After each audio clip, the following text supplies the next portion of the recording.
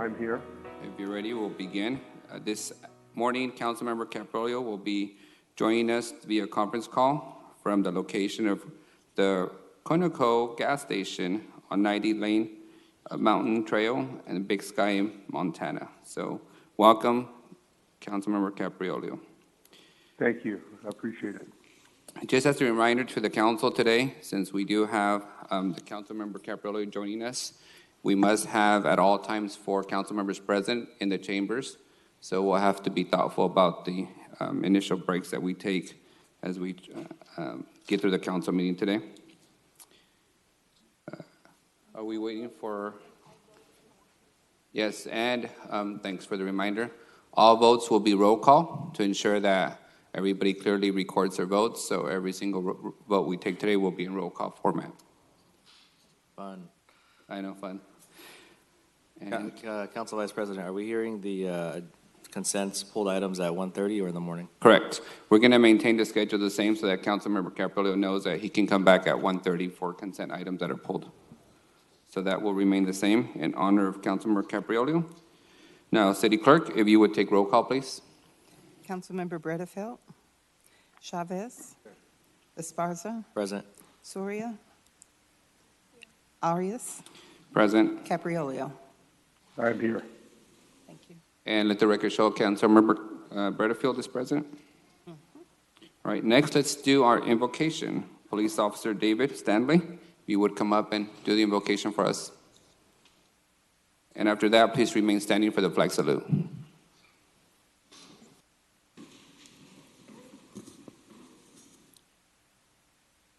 We could all please bow our heads. Heavenly Father, we welcome you into this space this morning, Lord. Lord, I thank you, Lord, that we come to you first in the beginning of this meeting, Lord, before a single person is honored and before a single decision is made. Lord, I just pray for your presence over us, Lord. Lord, I pray for your wisdom. I pray for a spirit of unity within this city, Lord.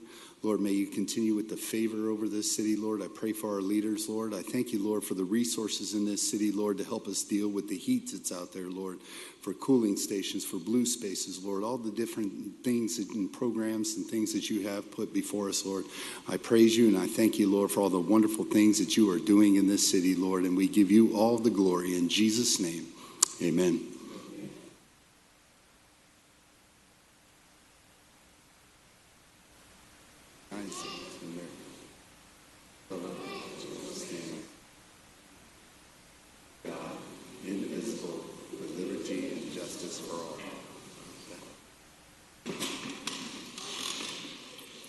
No.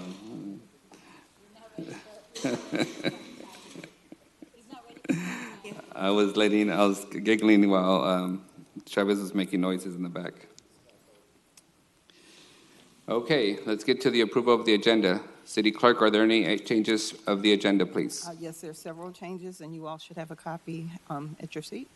The first change is the agenda was revised to add item 5G as in George. It's a conference with property negotiator, property involving land within the city's North Fulton District real estate resources as described in the exclusive negotiation agreement by and between the City of Fresno and Tertullian and Company, Incorporated, for North Fulton Mall development opportunities. The second change is file ID 191732, which is approval of amended minutes of June the 10th. And the change was, a discussion was added to it regarding the airports department. The third item is item file ID 1911049, which is 1BB. And that's the bill for introduction, amending section 3125 to the Fresno Municipal Code relating to stipends for city council interns. And that's actually being removed from the agenda by Council Vice President Arias. Next is item 1W, actions pertaining to the property located on the southeast corner of Broadway and Elizabeth, APN number 452-114-34T. The following changes to the environmental findings section of the staff report to council should read: The environmental findings section of the staff report shall be deleted and replaced with the following. The project has been previously assessed under CEQA and found to be categorically exempt under CEQA Guidelines Section 15061B3 because there is no possibility that the project could have had a significant effect on the environment and is therefore exempt from the CEQA. A notice of exemption will be filed on or before July 25th, 2019. The next change is under timed item 1020, which is scheduled communication. Appearance by Sharon Rodriguez to discuss parking issues that has been removed from the agenda by the speaker. The last change I have is item 1030 timed, which is a resolution certifying the final EIR SCH number 2018111043 for relocation of the Darling Rendering Plant. That's going to be continued to August 15th at 10:30 a.m. That's all the changes I have. Do any council members have changes to the agenda? I did. I do have a few changes myself before we take a motion. We will remove and table the following items to the next meeting. Item 1A, 1B, 1F, and 4A. Those will be heard at the next council meeting. The items 1A and 1F are time sensitive. Understood, but we're still waiting for information, so they should be okay for the next council meeting. I would like Andy to speak to that, if you could indulge me. Sure.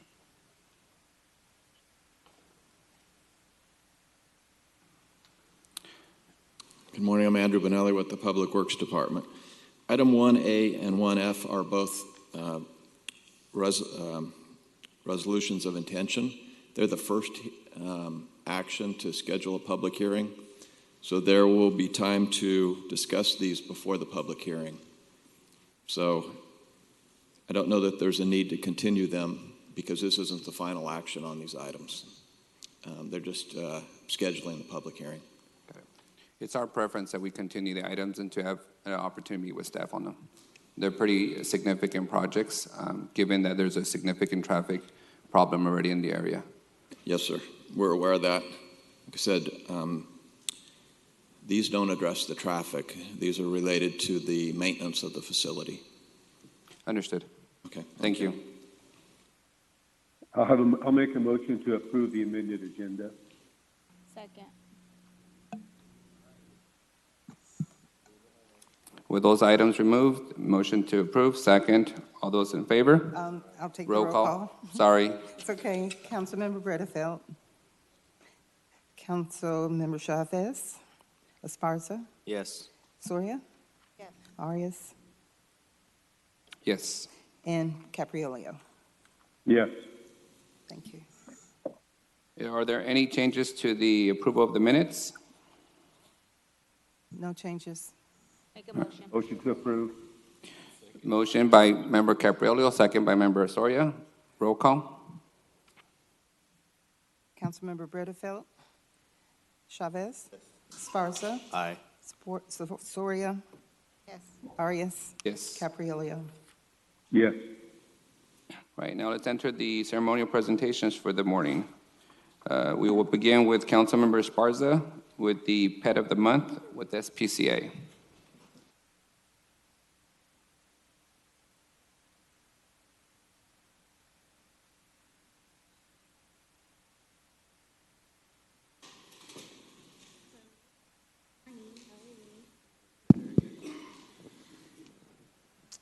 Good morning, folks. This is our, I'm Councilmember Nelson Esparza, represents Central Fresno and Southeast Fresno in District Number 7. This is our friend here. You want to introduce him or her? This is Ruth right here. She is a 5-year-old Yorkshire blend. She came into us about, she's a little wild. She's excited. She came to us about a week ago as a stray. She recently just got put up for adoption, passed all her behavioral assessments with flying colors.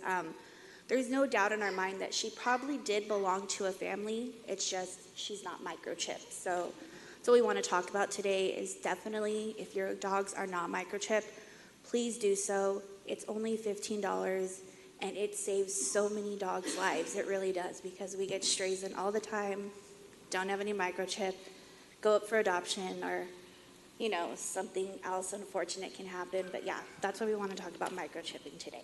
But she will be available for adoption immediately when we get back to the SPCA.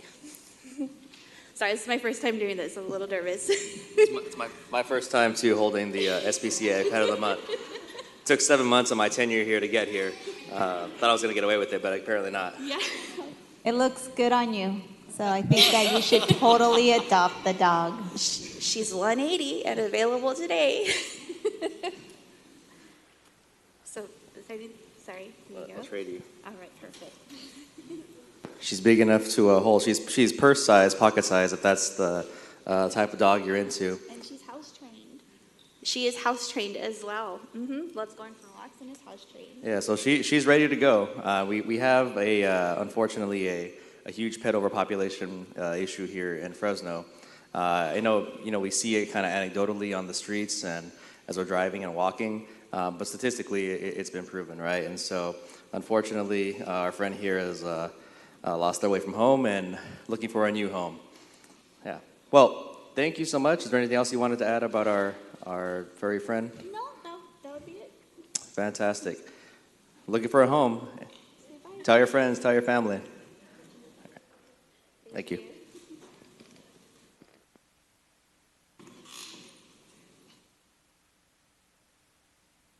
Council Vice President, before we move on to the next item, I just wanted to add, because I forgot to do it upon the adoption of the agenda, I'd like to request that the City of Fresno adjourn in memory of Central Unified Assistant Superintendent Kelly Porterfield.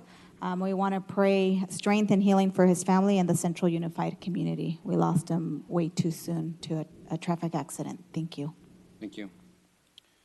All right, now we are on to Councilmember Soria with the Page Morales Day and the parks after that.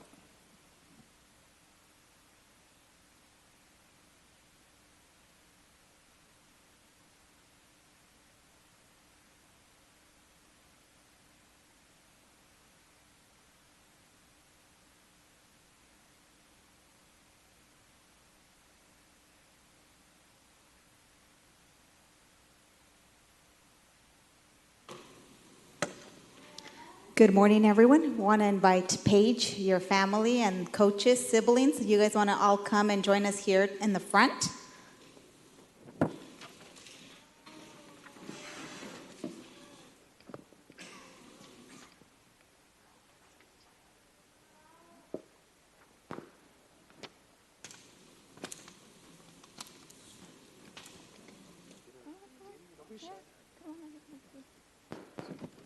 So, good morning, everyone. Proud to be able to present this special proclamation to Paige Morales. She's a very deserving young woman, a young 14-year-old, just finished middle school at Aspen Elementary and Aspen Academy, and will be going to Central Unified this next year, Central High.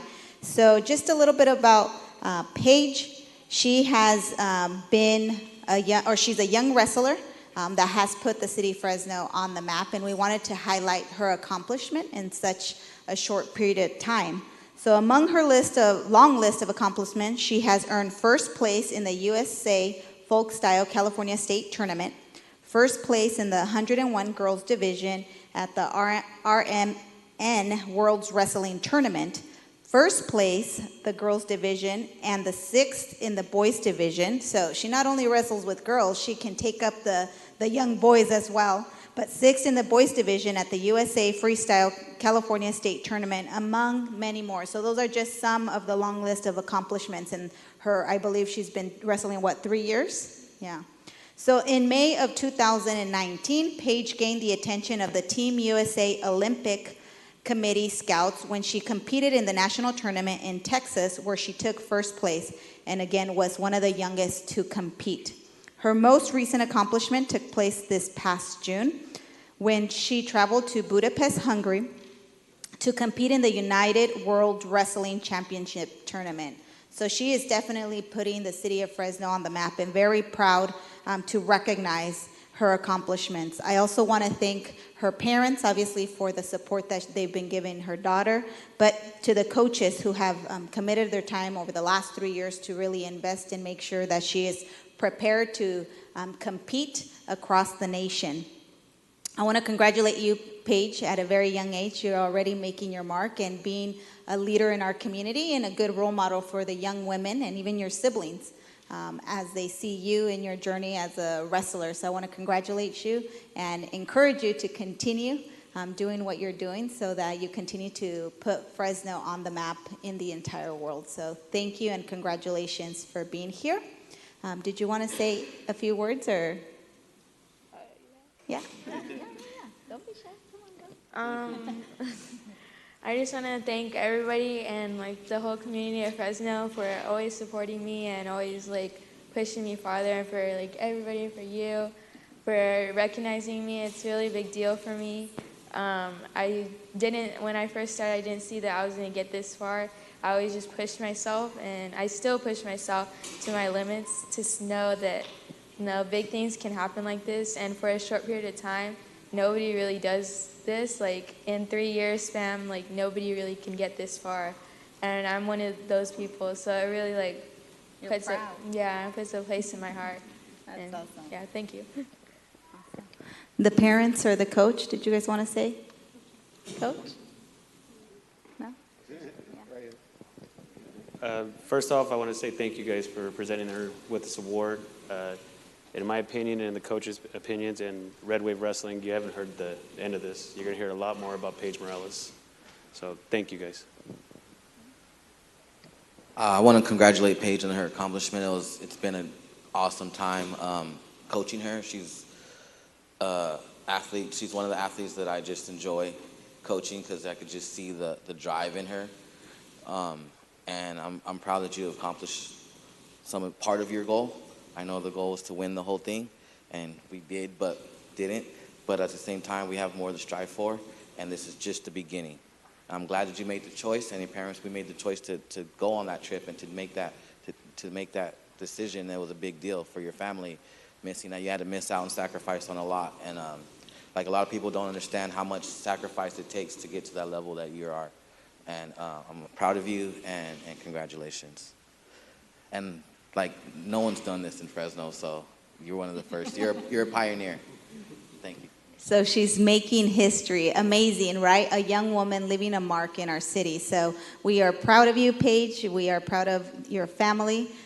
We expect a lot more from you, so continue working hard. And I can already see that you're not letting anyone tell you that you can't do it, because, like you said, you can do it. In the short period of time, you've accomplished a lot, and so we're hoping to read about you, to hear about you in the news as you continue in your journey as a young athlete, okay? So what we'll do, we'll go ahead and have the city clerk read the proclamation for the record. Whereas the city of Fresno is proud to honor Paige Alexis Morales, a 14-year-old wrestler attending Aspen Valley Preparatory Academy, whose impressive wrestling skills has been recognized on an international level. And whereas in May 2019, Paige traveled to Irving, Texas to compete in a national tournament where she was among the youngest to compete. With ease, she swept all of her opponents, taking first place and gaining the attention of the Team USA Olympic Committee scouts. She was even invited to begin practicing at the Olympic Training Center in Colorado Springs. And whereas her most recent achievement occurred in June 2019, when she traveled across the world to Budapest, Hungary, to compete in the United World Wrestling Championship Tournament. And whereas Paige has accomplished all of this success with the help of her coaches, head coach Damani Buckley, who has been by her side since she first began wrestling, and Coach Cleo Lane, who has worked with Paige for a year now. She has trained at the Red Wave Wrestling Club for 3 years with the support of assistant coach and owner Sergio Montoya. Now, therefore, be it resolved that the City of Fresno Mayor and City Council does hereby proclaim July 25th, 2019 to be Paige Alexis Morales Day in the City of Fresno.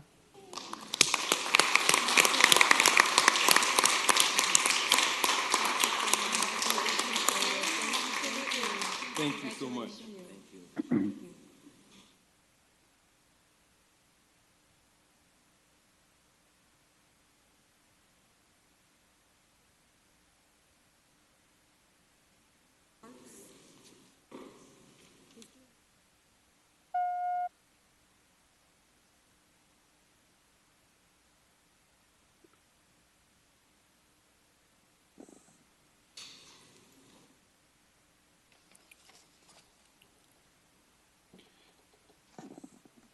Councilwoman Council Soria, Vice- you have the floor with the Parks resolution. Councilmember Soria, if I could kick this off, I'd appreciate it. Councilmember Capriolo is going to lead the proclamation from Montana. So you have the floor, Councilmember Capriolo. Take it away. Thank you very much. Hey, listen, it's an honor and a pleasure to sponsor this proclamation proclaiming the month of July as the City of Fresno Park and Recreation Month. And obviously, I regret that I can't be there to personally hand the proclamation to the most deserving people in our community. And last but not least, I want to, yes, sir. I want to encourage you to continue the great work you're doing, and especially in District 4. Thank you. Thank you, Council President. I think we're still trying to find the proclamation. It's somewhere in the room. Yeah, we're currently looking for But, it. So. but as we are trying to find the proclamation, I do want to thank all the women up here that are really leading the charge in the Parks Department. I also want to thank the entire staff, the ones that are on the ground, doing all the programming, planning for the year, making sure that the swimming pools are staffed, that the recreational centers are staffed, and that you guys are engaging our young people. The work that you guys do is totally transformational in our community. It is so critical for the health and the well-being of our entire city. So I want to thank you guys, commend you for the work. I've appreciated working with you guys in the planning as we look at opportunities to rebuild existing parks and to bring resources to build new parks in our city, which we know we desperately need. So I want to thank you guys and commend you for the work that you do. Thank you. I want to thank everyone on the behalf of the department. They're all out busy serving our community. July is one of our busiest months. We've got aquatics, we have various camps going on, cooling centers. So we just want to thank everyone for appreciating us on this day. Anyone else? You guys are good? Do you have the proclamation language? Sure. So, Madam Clerk, if you could read the proclamation for the record. Thank you. Whereas the parks and recreation programs are an integral part of communities throughout this country, including the city of Fresno. Whereas our parks and recreation are vitally important to establishing and maintaining the quality of life in our community, ensuring the health of all citizens, and contributing to the economic and environmental well-being of a community and region. And whereas parks and recreation programs build healthy, active communities that aid in the prevention of chronic disease, provide therapeutic recreation services for those who are mentally or physically disabled, and also improve the mental and emotional health of all citizens.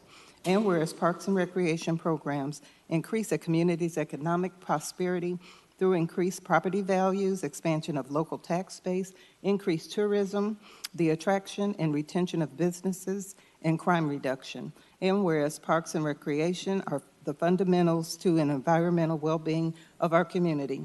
And whereas parks and natural recreation areas improve water quality, protect groundwater, prevent flooding, improve the quality of the air we breathe, provide vegetation buffers to development, and produce a habitat for wildlife. And whereas our parks and natural recreation areas are ecological beauty of our community and provide a place for children and adults to connect with nature and recreate outdoors.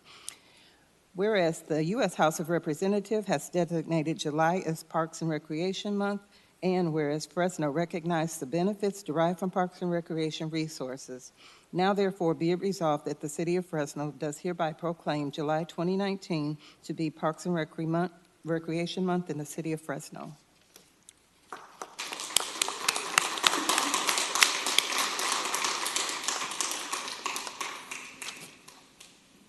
Thank you, City Clerk. As now let's move on to the next portion of our agenda. Council member reports and comments. We will start this morning with Council member Capriolo. I really don't have anything to report at this time. We're continuing our efforts to get our community center in District 4 of the City of Fresno, as well as the other projects that I'm working on from Montana. Thank you very much. Thank you, Councilmember Capriolo. Any other council members? Councilmember Soria. Thank you, Council Vice President. Just have a couple announcements. One, I want to give a big thanks and shout out to a couple people a number of people that helped us on the Olive and Wishon, the Echo and Welding crosswalk art projects. We had hundreds of volunteers that came out, but I want to thank the Fresno Arts Council, all our local artists that were engaged in this project, especially because people were committed for, I think it was 14-hour days trying to get these crosswalks painted. If you haven't had a chance to go out and look at the end product come out, they're really a source of pride in the neighborhoods, and they look beautiful out there. So we're very excited that we were able to pilot this project in District 1 and in partnership also with Councilmember Arias. So I want to thank everyone that made that possible, including our city staff that helped us navigate through the process to make sure that we could have the road closures and so forth. So thank you, everyone, for making it possible. I also want to just announce there is a Hello Summer event at Wilson Elementary in my district. It is happening on Saturday, August 3rd from 11 a.m. to 2 p.m. There will be games, music, food, and other exciting activities, again, coordinated by our Parks Department. So get out, bring your family out, your children out there to enjoy. Also, movies in the park are still going on. In particular, I just wanted to make sure folks know that at Inspiration Park, which is west of the 99, there are free movies in the Thursday evenings during this summer, and they're going to go through August 9th. And those are the comments for me. Thank you, Council Vice President. Councilmember Esparza, you have the floor. Thank you, Council Vice President. It's been a busy last month since we were last in council in District 7, but I did want to share a couple, just two of the highlights. First off, in partnership with Habitat for Humanity, had the opportunity to help a constituent, Rosemary, rehab her home. Their house has been a home to her family for generations, her now being in her later years. She still has a younger family living there as well. And so that was a great feeling to be able to help her out, and great to see our CDBG dollars here from the city of Fresno hard at work. The other highlights, we've been conducting a series of Beat the Heat events in District 7 at Romaine Park. We've been out there the last two Thursdays, July 11th, 18th, and we'll be out there again tonight. So the public is invited. We've had barbecue, we have a water slide, prizes, games, raffle for the kids. So come on out. The District 7 and the entire community is very much welcome. And I think the success of the events so far is a testament to what we just saw in terms of praising our park staff and my staff and my office working together to put on a successful series of events this summer in the district. So Romaine Park will be there tonight between 5 p.m. and 8:30 p.m. The first half will be the food and the fun, and then the second half will be the movie. We've shown a different movie every week. I think the movie tonight is the Lego Movie 2. So hope to see some of you there. Thank you, Councilmember Esparza. Now let's move on to the consent calendar. Would any council member like to pull any item from the consent calendar for discussion at 1:30? I'd like to pull items 1P, 1Q, and 1S. Okay, so for the record, 1P as in Paul, 1Q, 1S as in Sam. Correct. Any others? Yes.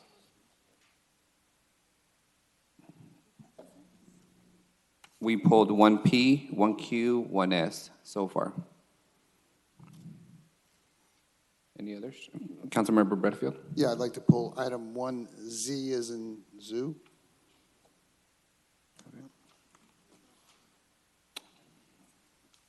No, it's not. It's on the general agenda. All right. If I hear no others, then I will pull item 1G and 1W. Actually, let's not pull 1W. Everybody's here, so let's not make everybody come back at 1:30. So just 1G.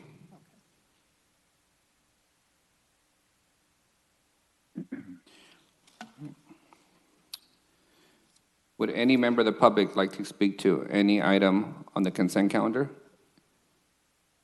All right, we have a couple people for 1W. Kyle? Come on up.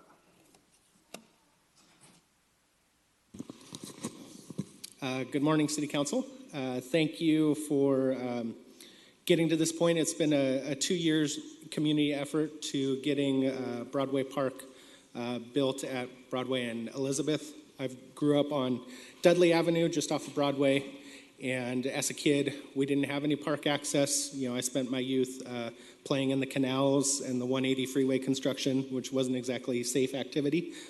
So I feel really proud that we've come together as a community to put this effort to provide park access for the South Tower neighborhood.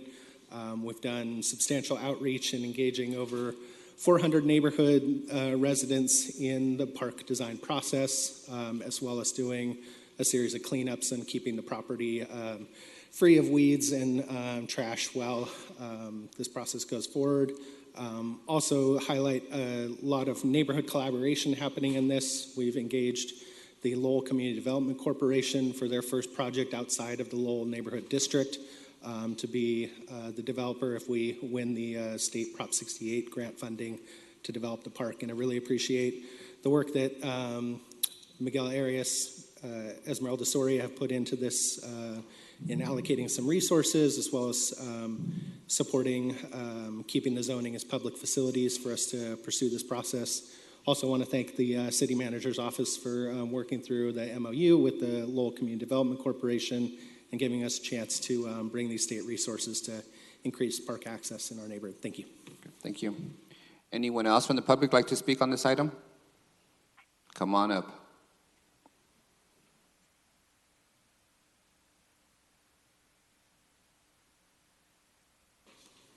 Hi, thank you for having us and allowing us to speak this morning. I just wanted to give you a little information about who's represented in the community engagement that's happened.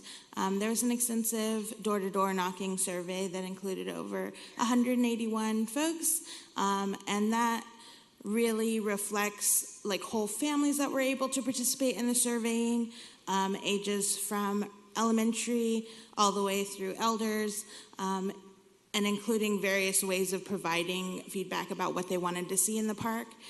So we're very happy to be able to collect this information for the city and also provide capacity to apply for the many parks we want to continue to support in the city, because we really appreciate the work the Parks Department's doing and want to be able to continue that growth. So thank you. Marcy, you didn't state your name. Oh, I'm Marcela Lopez Schmidt.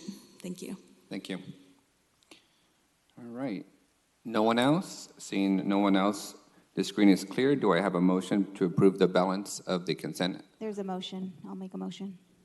Motion by Member Soria, second by Member Chavez. Can we have roll call, please? Councilmember Bredefeld. Councilmember Chavez. Councilmember Esparza. Aye. Councilmember Soria. Aye. Councilmember Arias. Yes. And Councilmember Caprielio. Council President, yes. Thank you.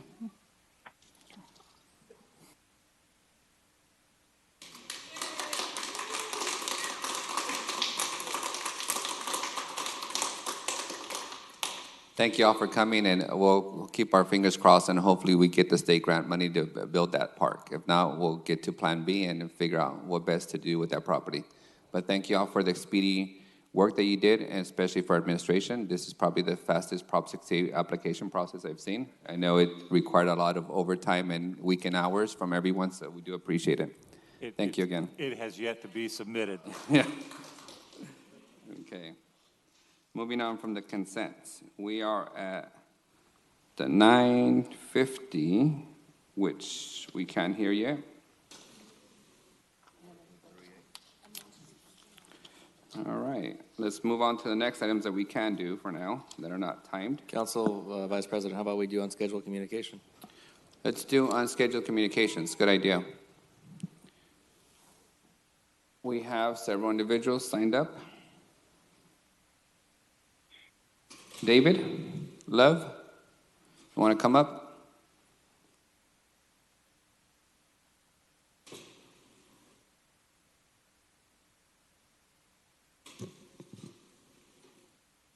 Let me get 10 minutes. 3 minutes. Don't start yet. I'm going to voice out Terry and Alex, Richard and Luis Parra, a Caleb ministry that represents Satan of dry bones.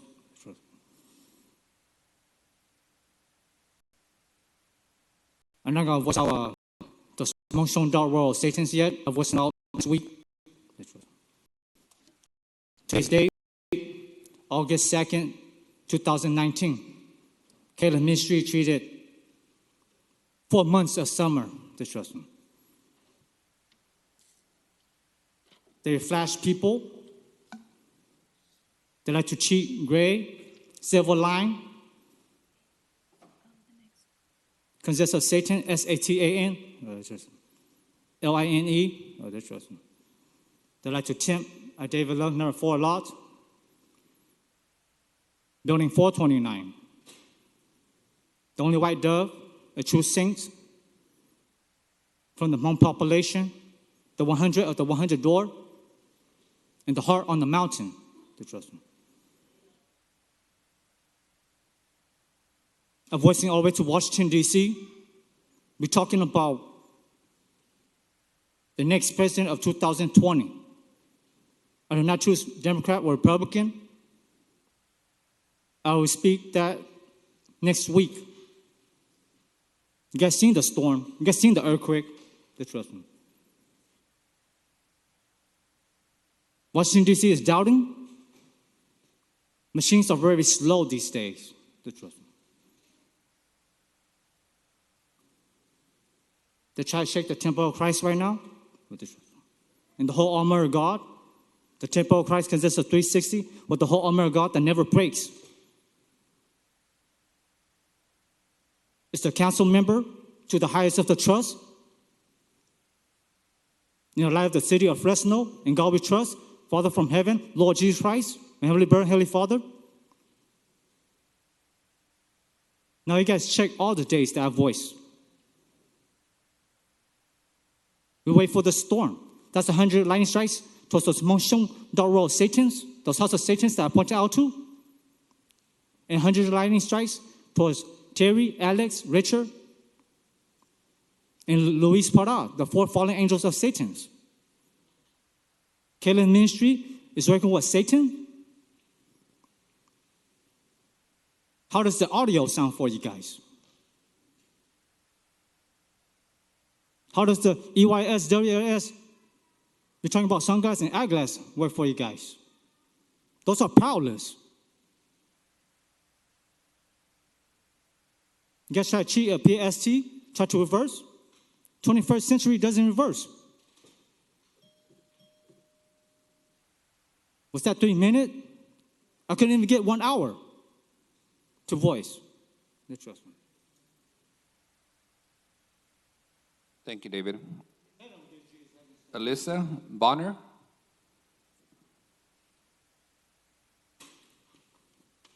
Did I pronounce your name correctly?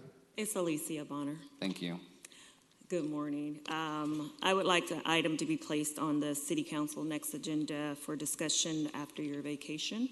The status of the environmental impact report required by the CEQA to evaluate the proposed regulation and permitting of commercial cannabis activities.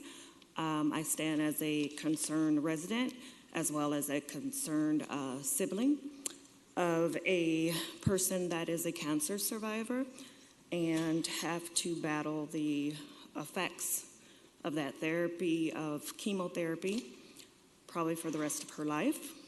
So it is the use of cannabis give her access to living more dignity in her life.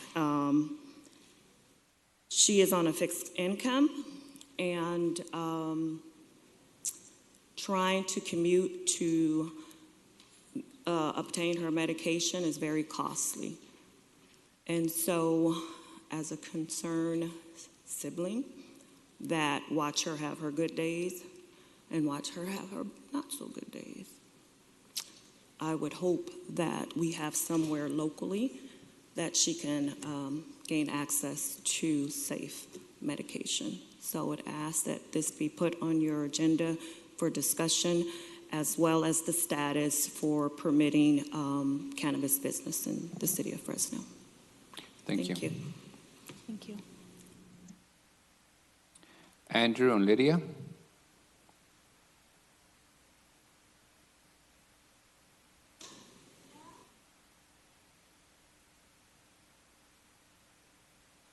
Morning, City Council. We're Andrew and Lydia and Uriah Wickwire, and we live in Councilman Esperanza's district. And we were just cited for our 3 backyard chickens, and so we request to place this topic on next town or city council meeting after your vacation. For Can you further be more discussion. specific? Yeah, we have 3 backyard chickens, and we recently got a citation. Yeah, they're hens. They're not roosters. They just lay eggs. Yes, and so we moved from the city of Nashville, where it was a pretty common sight to see chickens in the backyard, and so we didn't think much of it. I received a very nice coop from my husband for my birthday, and so for about a month now, we've had a couple of chickens, and our son loves to play with them and chase them, and they lay eggs for us. And we were surprised about the citation, and we would like to discuss this further. We have received the code violation, and we'd like to see if we can do something and maybe set some limits or see what can be done about this. I think my staff collected some of the documentation from you guys this morning. You're very welcome to get on the agenda for the next meeting. The city clerk's office out the doors and to the right side, they can help you out as far as getting on the actual agenda to come out and discuss it further on allocated time as opposed to the unscheduled communication. And then I will take a look at your documentation with my staff and confer with the city attorney, who is now running our code enforcement division. Council, I will have our code enforcement supervisor meet you in the back of the room if you'd like, and she can talk about it with you. Thank you very much. In our code, is that Yeah, not I think legal? I'd have to look at the code again as far as hens versus roosters, but generally livestock is not permitted inside the city. It says farm animals. Right. But, I will have Erica. So Erica will be coming in. She can talk to you about it. All right, thank you. All right, she is. There she is in the back. Thank you for coming and bringing it to our attention. Thank you. Next speaker, Mary.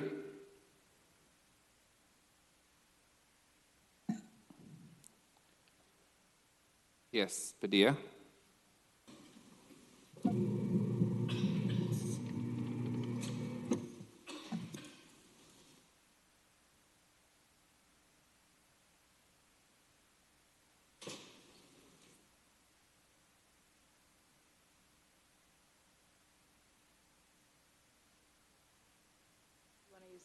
Which is easier? Okay, this is Mary Padilla. I'm Rochelle Anderson. I'm her caregiver. I'm just going to interpret somewhat if you guys can't understand what she says. Of course. Take your time. Good morning. I find it a privilege and honor to come before you. I tell them I was involved in a traumatic accident in 1989, a motorcycle car, and they had me in a body bag, but they saw something on me move which indicated life. I was in the coma for 2 years. But God Almighty has saved me for such a time as this. I would like to put a motion that we establish prayer and the 10 Commandments back in our school and all this gang violence. What Chief Dyer was trying to pass, paint the people that are in gangs. Well, first of all, we need to know that we have to care about everyone, and maybe those gang members have not had good life, so they turn to violence to get attention.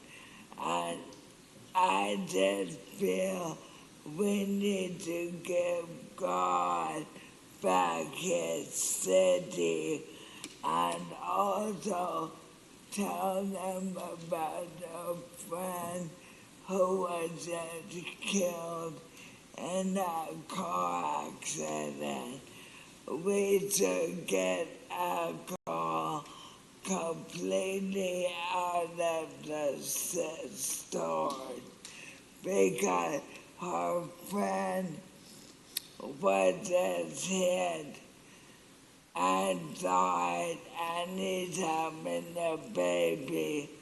All this alcohol and drugs and killing. Why is it happening? Because we don't trust God or the Ten Commandments. The Bible says, seek or look for its kingdom and righteousness, and all these things shall be added unto you. So I just wanted to present my case. I know I talked about a lot more, I'm sorry, but I would appreciate your mercy on some of my requests. You guys understand her, okay? Yes. Okay. Yeah, I told you you'd be fine. I know, okay. Okay, is that all you wanted to say? Yeah. Okay, thank you. Thank you. Thank you for coming. Do you guys mail me the results? Should I like us to mail you the what? She said you. The results? It's just something they consider when they're discussing their other motions and stuff, that what you can just say, okay?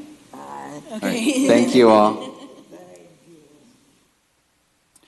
All right, council, we're on next item on the agenda, 9:50.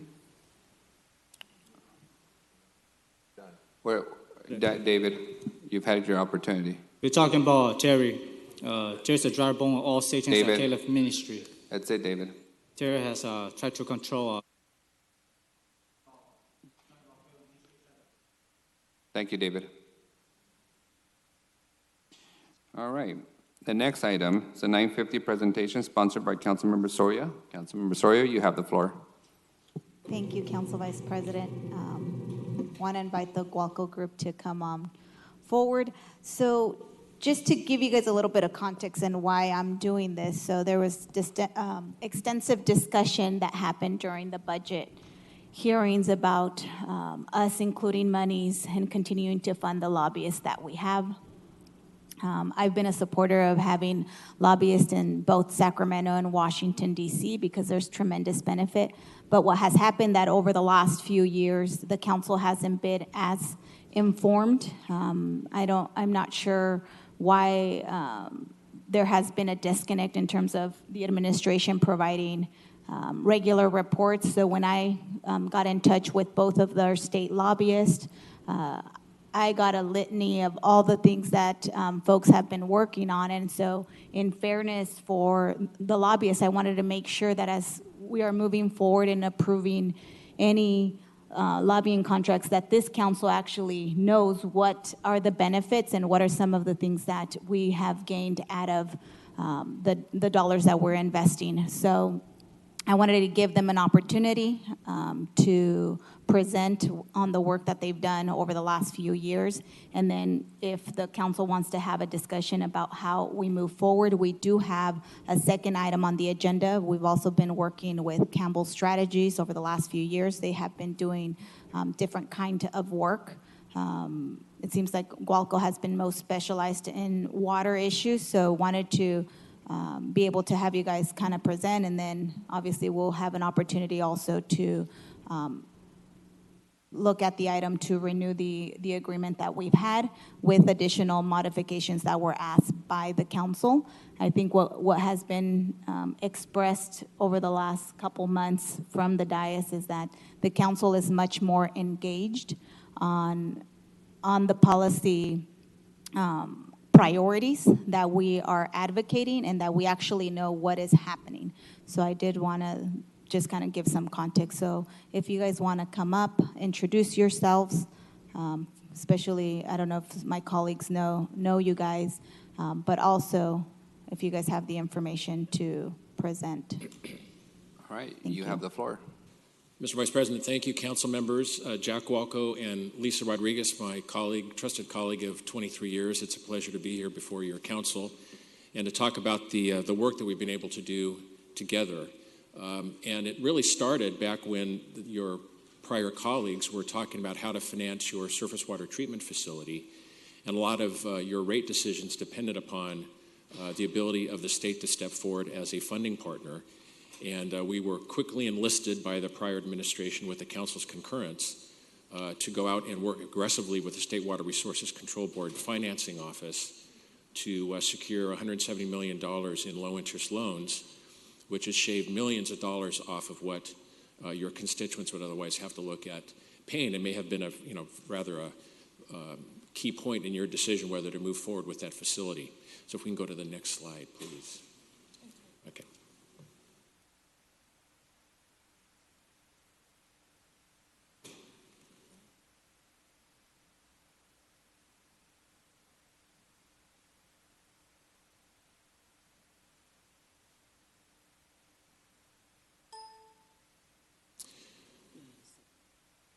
So we've had over a 3-year relationship with the city, and we are focused, as Councilwoman Soria indicated, exclusively on water issues, and our friends and colleagues, the Campbell Strategies, are here to talk about the rest of what they do.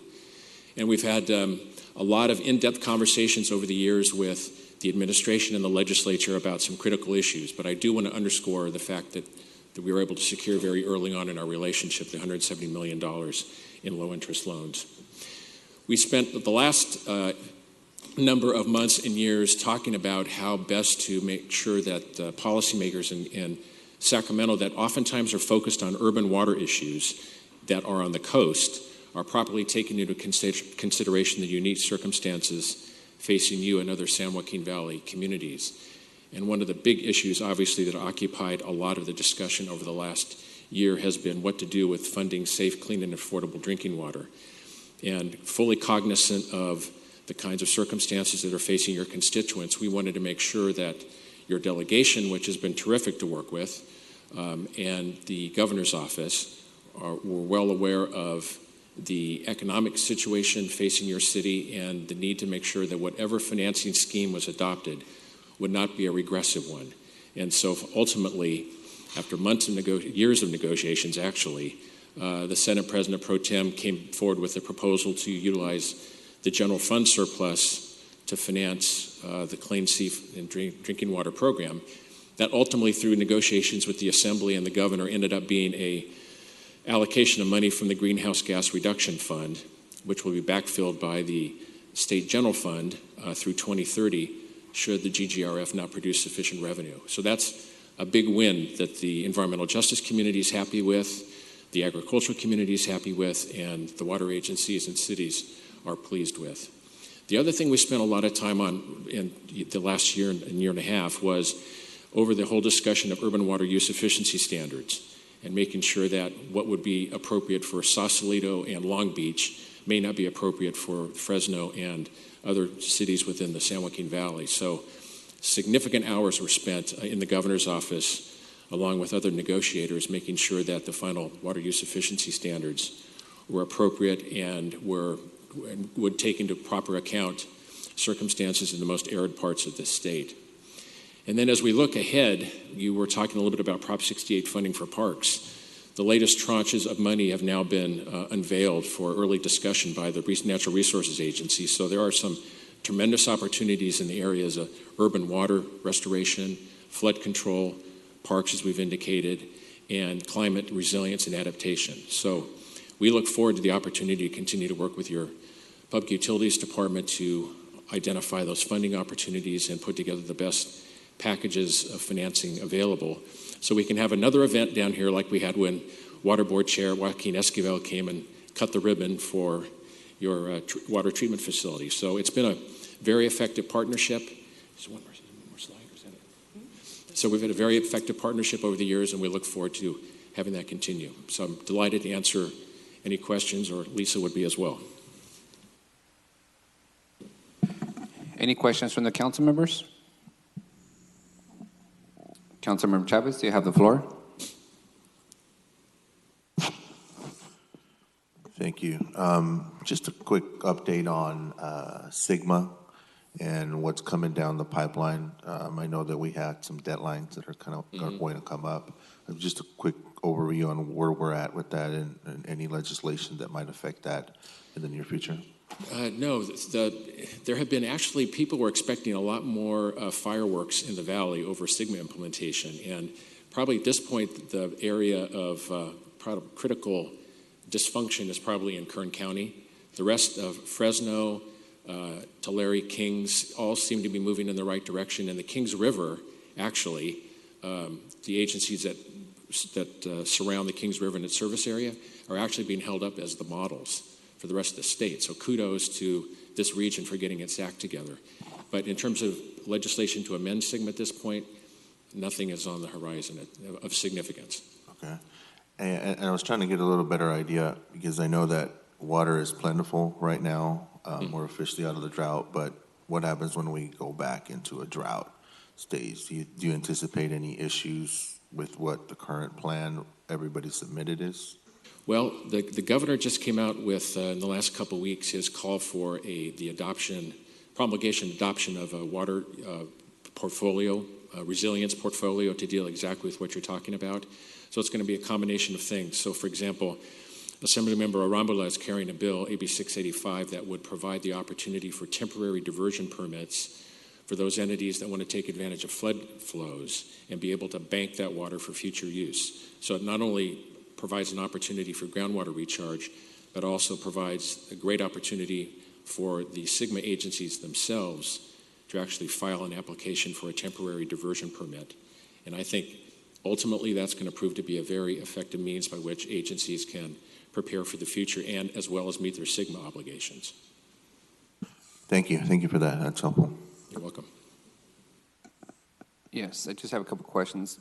Do you see anything in the foreseeable future that would help cities like ours deal with contaminated groundwater wells? Yes. Besides litigation of the pollutants? Yes. So as part of this workout, and the governor was in the valley yesterday to sign SB 200. So that's actually the measure that provides for the establishment of the cleanup fund and provides direction for the water board and how to implement it. So there is going to be, $300 million, $130 million a year that's going to be available for that. So that's going to be one pot of money for, dealing with the whole question of drinking water. But there's also Prop 68 money that's available to do groundwater remediation work. So that's one of the areas that we would like to work with the city to identify how to put together the most robust funding application to ensure success. Thank you. Seeing no one else, Councilmember Soria. Perfect. So just a couple other questions that I wanted to bring up. So I know that there's been conversations within this building about looking at another water rate increase. Are there other opportunities that your firm can continue to help us, as you guys did in the previous Recharge Fresno project, where we can look at so that the rate increase is not so dramatic for our ratepayers? Absolutely. yes, there are other opportunities through the Division of Financial Assistance at the Water Board. Okay. So, the main reason, just for purposes of my colleague, that I thought it was important for us to hear directly from the Gualco Group was because we had pretty much no knowledge in terms of, any of the direct updates that were being given to the administration or to the Department of Public Utilities. I know that we're going to be making a vote today on extending the agreement with one of our other lobbyists who has kind of done more general work on a number of different issues. And so I wanted to kind of extend a courtesy and see, when I was having the conversation during the budget, I was kind of upset and frustrated that we hadn't received the information that was been given to the administration, and the council kind of just left out of the loop on both of the contracts, and the council really not providing much direction. But after both sitting with both lobbyists and understanding what kind of work that they've been doing and the benefits that we've been able to leverage, or the resources that we've been able to leverage, I'm more open to the conversation of being able to keep also kind of the expertise that you guys have developed with the lobbyists regarding the water issues, in particular because they've already gotten to know the challenges with the city regarding the issue of water, our Recharge Fresno project, and any of the other future work that you guys may be wanting to do. So I wanted to make sure that you guys knew that that's where I was. I'd like to see if there is support from the council to move in that direction. I think that there is tremendous value in kind of the work that they've done. And so I'm very open to that, to bring both back. I'm supportive also after several conversations also with the agreement that we're going to have before this council shortly on our other lobbyists, because of the benefits that we have derived from both of the contracts. So that's why I wanted to make sure. So I don't know if the administration has a position on that. I know that initially that's what you guys wanted to do. But I think that the case wasn't made as strong during the budget. I know Tim Orman's in the back. I don't know, Tim, if you want to address council on this, but I will tell you that and Mike Carbajal as well, what we are doing is moving forward based upon the motion that was made and approved during the budget, that we were working with Campbell to handle everything. And because of that, DPU was going to help offset the cost that the general fund was paying for the Campbell contract. And so that's the plan that we are, enacting. We have, as you know, the 10-15 item, we have Campbell Strategy here to talk about their agreement. And that's how we were going to move forward. I don't know, Tim, is there anything else you wanted to add? Right, and then so if there is Tim, openness. Can you come to the mic? We have Councilmember Campriolo that can hear the side conversations. Right, so we would have to identify additional funding if you have a desire to approve both contracts. Okay. Well, she just said what I said. Okay, perfect. Well, we just have to juggle the money if we do that, and probably be the first $50,000 we'd want to take from carryover probably to fund it. Okay. Well, I am open for that. Obviously this is not an action item, but maybe I can make that motion in the subsequent agreement when we do the approval of that. But what I do want to make clear is that the same, additional requirements that the council put on the contract for Campbell Strategies are added to any other future contracts if we do decide to bring another item and extend our agreement with them, in terms of having the council significantly involved and actually informed of what is going on. And that is our understanding of your budget motion, is that any lobbyist contracts, when we renew the federal lobbyists, we will do the same thing. Perfect. Okay. So I'll go ahead, and when the motion for the extending of the other agreement, I'd add that to my motion. All right. I would just be cautious with putting the cart before the horse, as the next item hasn't been guaranteed passage. From my perspective, I'm one of the ones who voted against continuing lobbyist contracts because, one, we had no idea what the return on investment is or has been. Two, they were never lobbying for priorities of the council. They were strictly lobbying for the priorities of the administration. And three, if we're going to do this, we need to find a permanent structural way to do it right going forward. Because ultimately, Councilmember Butterfield and I famously disagree on a lot of things, but there's a lot more things that we agree on.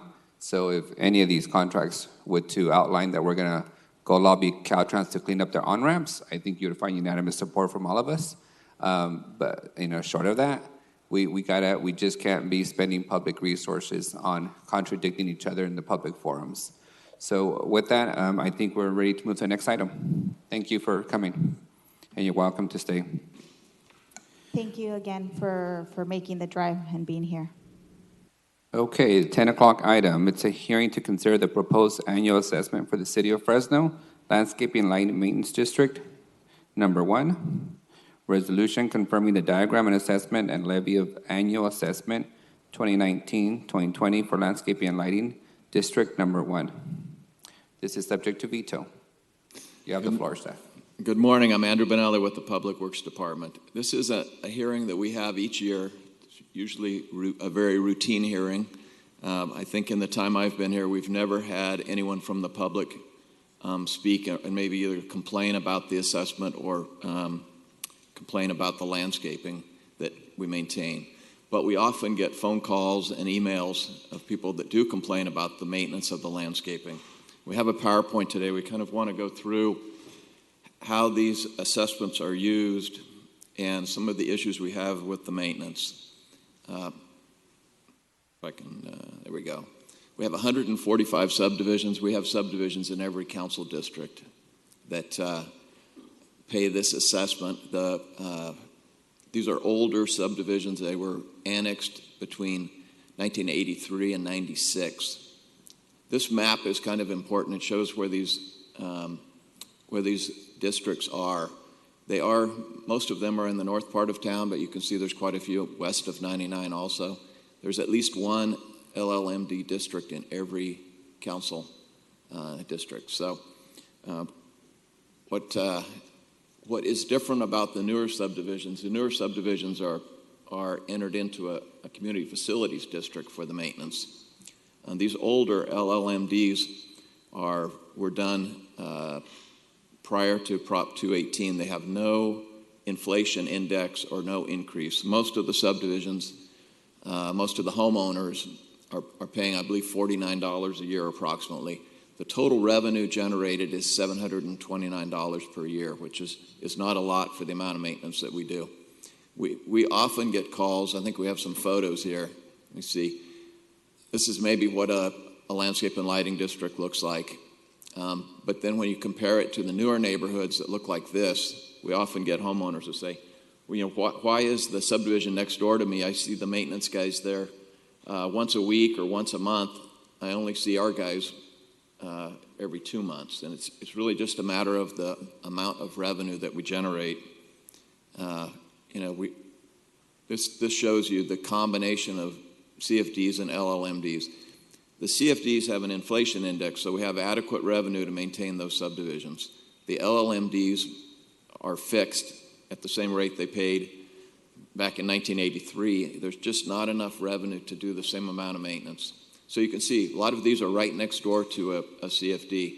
The homeowners will call us or the council district and say, you're just not doing a nice job on our landscape, but we're doing what we can to maintain them with the revenue we have. The revenue is not keeping up with the cost of the maintenance. We're currently at a 60-day cycle in all of these neighborhoods.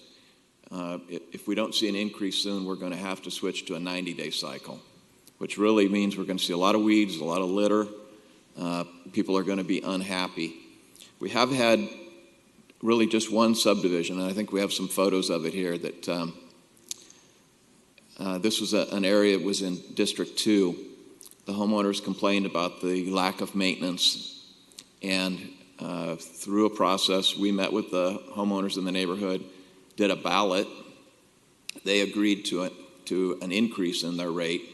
We went in and re-landscaped the entire subdivision, and they're paying a higher rate, but they have much higher level of maintenance. We're now maintaining it, I believe, at a 30-day cycle. So really, this is something we do every year for the hearing. but we wanted to bring to your attention just the challenges we're having in these neighborhoods and see if I don't know, I think if we are getting complaints in your districts, the option is to ballot those neighborhoods. It's really the only way to increase the rate.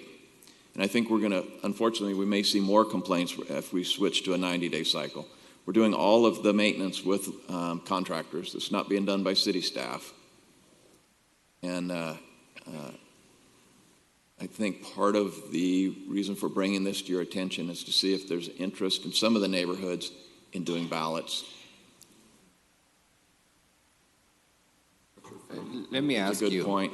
what do we need to do to get the same quality of maintenance in the other facilities? It requires a ballot. It's a homeowner ballot or a property-driven ballot. It's not a general election ballot. It's a mailed ballot. We count just the ballots that are returned. We need a 50% approval. And some of them, I mean, the homeowners can decide what rate they'd like to go to, what level of service. If they'd like monthly service, we can determine what that rate would be. Some of them may want weekly service, especially if they have turf. But monthly service does a nice job in most of these landscaped areas. Yeah, I mentioned that. In District 2, the one subdivision that we did, I can back up to those photos. It's this subdivision here, tract, well, it says track there, but it's tract 3884. Councilmember Brandow, when he was here, contributed some infrastructure funds to do the balloting. He and his staff assistants also went door to door, talked to all of the homeowners. We had the one neighbor that initially complained. You know, it's interesting. It's something that started with a complaint. But the one neighbor that initially complained sponsored a party or a gathering in his backyard, brought food and beverages for all of his neighbors. We went with the neighbors, went through the issues, showed them really the revenue projections and the reasons why the maintenance was not being well maintained, and that started the ball rolling on a ballot. So it was really a grassroots effort by the neighbors to try to get better maintenance in their area. But it also, Councilmember Brandow contributed $30,000, which was used for staff time to do the balloting and to meet with the neighbors and to do some of the work. He funded the same. Good morning, Council. Scott Mosier, Public Works Director. Just wanted to add, Councilmember Brandow, prior to the balloting, opted to use $30,000 of infrastructure funding to actually do a pilot re-landscaping. And then the question to the neighbors was really, do you like this? If the ballot succeeds, we'll be able to maintain the new landscaping that was installed. But if the ballot failed, then that landscaping would basically die over some time because it was too intensive for the assessment that was done. So we just wanted to bring this forward. The rates are held constant without a ballot of the neighborhood. I want to add by comparison, Clovis has LLMD type structure. They choose to ballot every 5 years, and it's an up-down vote. They primarily had them succeed. Recently, part of the City of Clovis, for example, chose to reject it, and so then the service levels go down. So that's really just an opportunity. Today's vote is only for shall the city levy the assessments or not. Thank you. All right. Councilmember Bredderfield, you have the floor. So what you would think would be the best way to go is to convert the LLMD to the Community Facilities District, right? Because the rate then stays we would have current. there's really two options. Ideally, if we can put them in a CFD, then they'd have an annual increase in inflation index, which is what all the new subdivisions have. But if the homeowners weren't comfortable with that, you can do a ballot and just raise it. You know, if they're paying $49, we could raise it to $79, something that would increase the level of service. A lot of these are in, I don't know, we've had trees that have died, they've been taken out, the bushes have died, the irrigation system needs to be replaced. I mean, they needed just quite a bit of investment to even look good. It's more than just the maintenance. Over the years, they've deteriorated, and there's been no restoration or no maintenance really to keep them up. Okay, and the way you convert is you have to do the ballot for the people in that district. That's correct. Okay, and why does it cost so much money? You said it was spent $30,000 just to do the. A good part of that was done as a pilot project to landscape some of the area so that the homeowners could see what they would get out of it. Okay, so what is it if you want to convert? I mean, what's involved in that if you want to convert from LLMD to CFDs? It's primarily the ballot, but also the outreach effort. The reason that this project succeeded is because of the outreach that was done by the council members and their staff. Really going door to door, we had 2 neighborhood meetings. It was, like I say, a grassroots effort. We had about 6 or 7 homeowners that were real supportive. They also talked to all their neighbors. And it wasn't unanimous in support, by the way, but it did pass. Pass 50%. You have to have 50. Need 50%. If I have a couple of people that we do business with that live in that subdivision, and they've been real happy with it. How often does this happen where you get a conversion from the LLMD to CFDs? Is it once a year? Does it not happen? This was the only one that we've done that I'm aware of. Okay. And Clovis does LLMDs, but they review them every 5 years. Every 5 years, they mail a letter and a ballot to the homeowners and explain to them what the LLMD is and what the request or ask them to vote whether they'd like to raise the rate or keep the rate solid. And do they give them the option to look at what kind of rates they would raise? I mean, do they provide the homeowner with, if you go to this, you can continue with this level of? I don't think they do. Their LLMDs tend to be a much larger. What we have done is more neighborhood-based or more subdivision-based. But we could do an overall ballot of all the LLMDs, but some of them are a little bit different rates. The $49 a year is the average. They're based on the amount of landscaping surrounding that neighborhood. Okay. Well, so I'm wondering about some kind of policy change that the council may want to bring forward to address this problem. One of the things we've talked about is, we have built parks in the past, don't maintain them. We've got subdivisions, they're not maintained.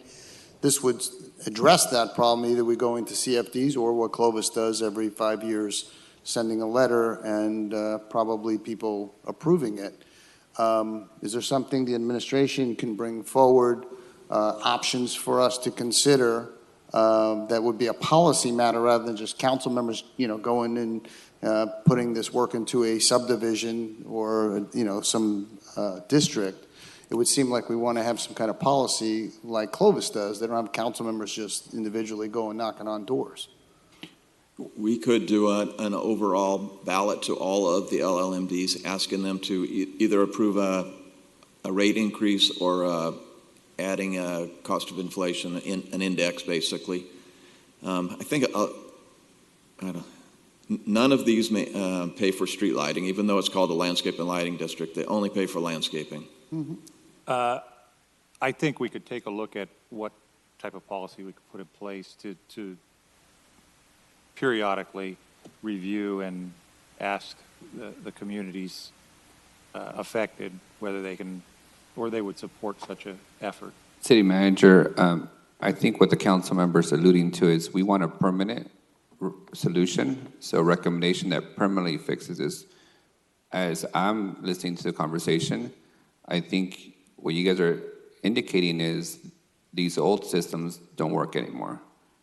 We need to go down the path of the Clovis way, which is make automatic adjustments, let people vote for them. I think we need to look at something that converts all of them.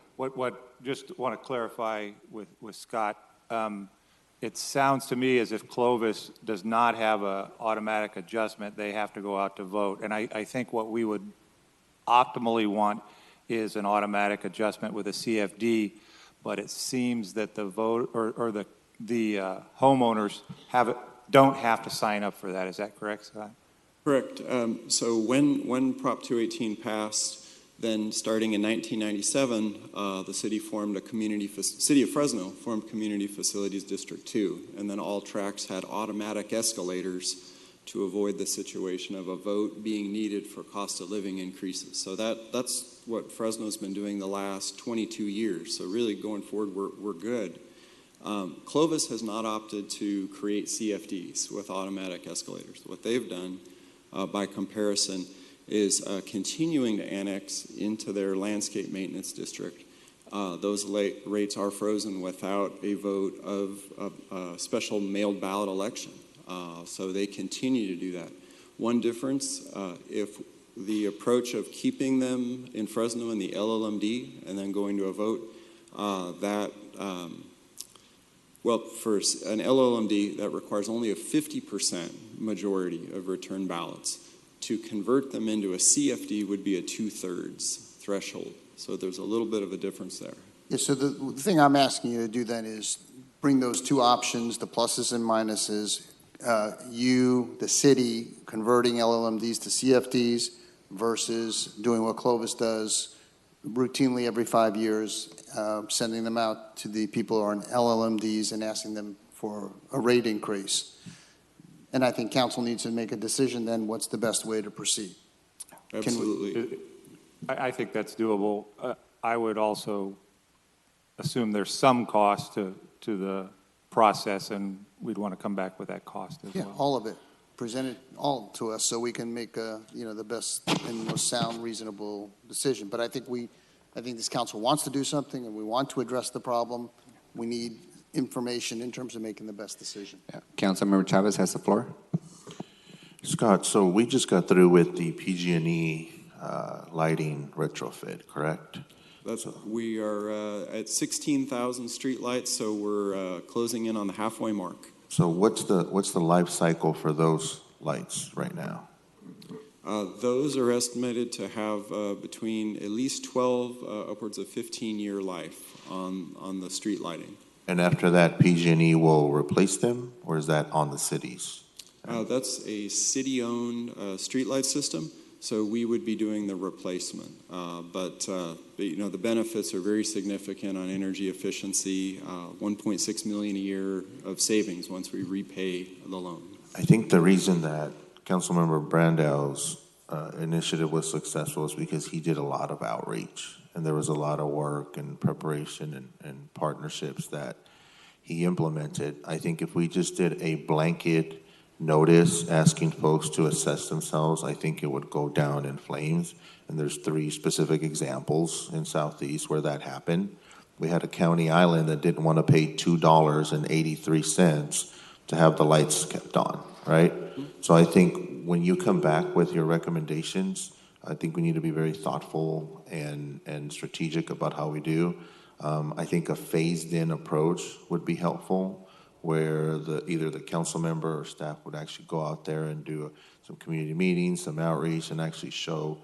The biggest complaint that I get, and I'll reference the neighborhood that I have on Willow and Peach, that hasn't had an increase in assessment since 1984.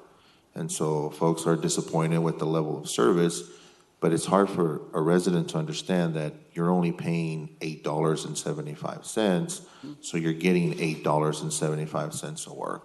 And so I think the community outreach piece is going to be critical. Just factor that in when you bring back some recommendations on what the approach will be. Thank you. Scott, do you know the success rate of Clovis in increasing those LMD fees? Yes, I can speak to that briefly. So Clovis handles their, and again, theirs is called the LMD, just Landscape Maintenance District. They break it up in zones around the city. We've researched this kind of so to be able to compare. They have a zone north of Herndon, and they have another one more in the Clovis East High School area, and they have one other kind of further out to the east. It had historically always passed. And then about 2 years ago, for the first time, they had a no decision. And this was the first time, and it was in the Clovis East High School area. With that, City of Clovis, they indicated to the voters they would follow through on that, and so they've maintained their service levels. For example, north of Herndon is getting better service in Clovis than the Clovis East area. They've actually reduced service levels. And then Clovis would intend, about 3 years from now, they would then ballot a Clovis East type area again to see if they would like to increase that. Thank you. All right. When can staff come back with recommendations? Let's see. I think we could come back with recommendations maybe the last council meeting in August. Okay. And as long as you know it's citywide recommendations, so something that covers everything. Absolutely. We can work with our city attorney's office just on those and CFD and LLMD processes. But glad to do that. Great. So that'll come back. The hearing today, is there any specific action that you need us to take on this item? Yes, Council. Today's action is just approving a resolution for the levy. And really, the only options for the council today are either to levy the assessments or not. So it would be to collect the $700,000, as has been done the past many years, or collect zero, in which case we'd have a big maintenance delivery problem. Okay, so I think our choices are clear. Councilmember Capriolio, would you like to make any comments? No, it's more than adequate time to.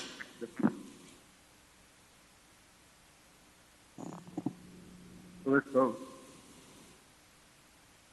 In District.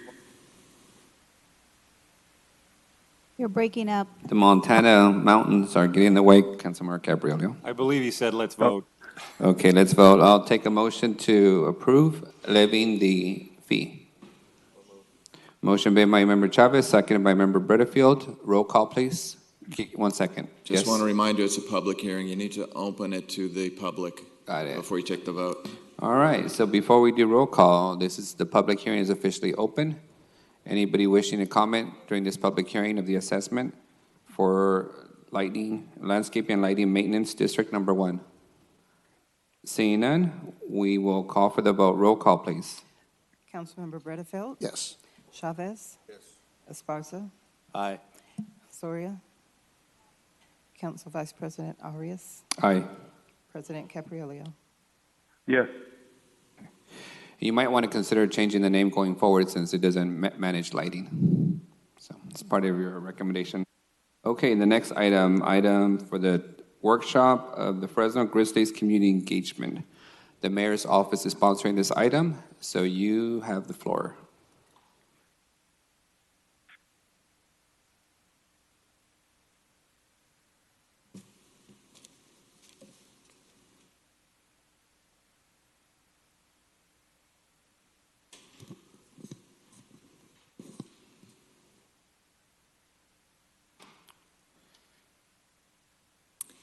Good morning.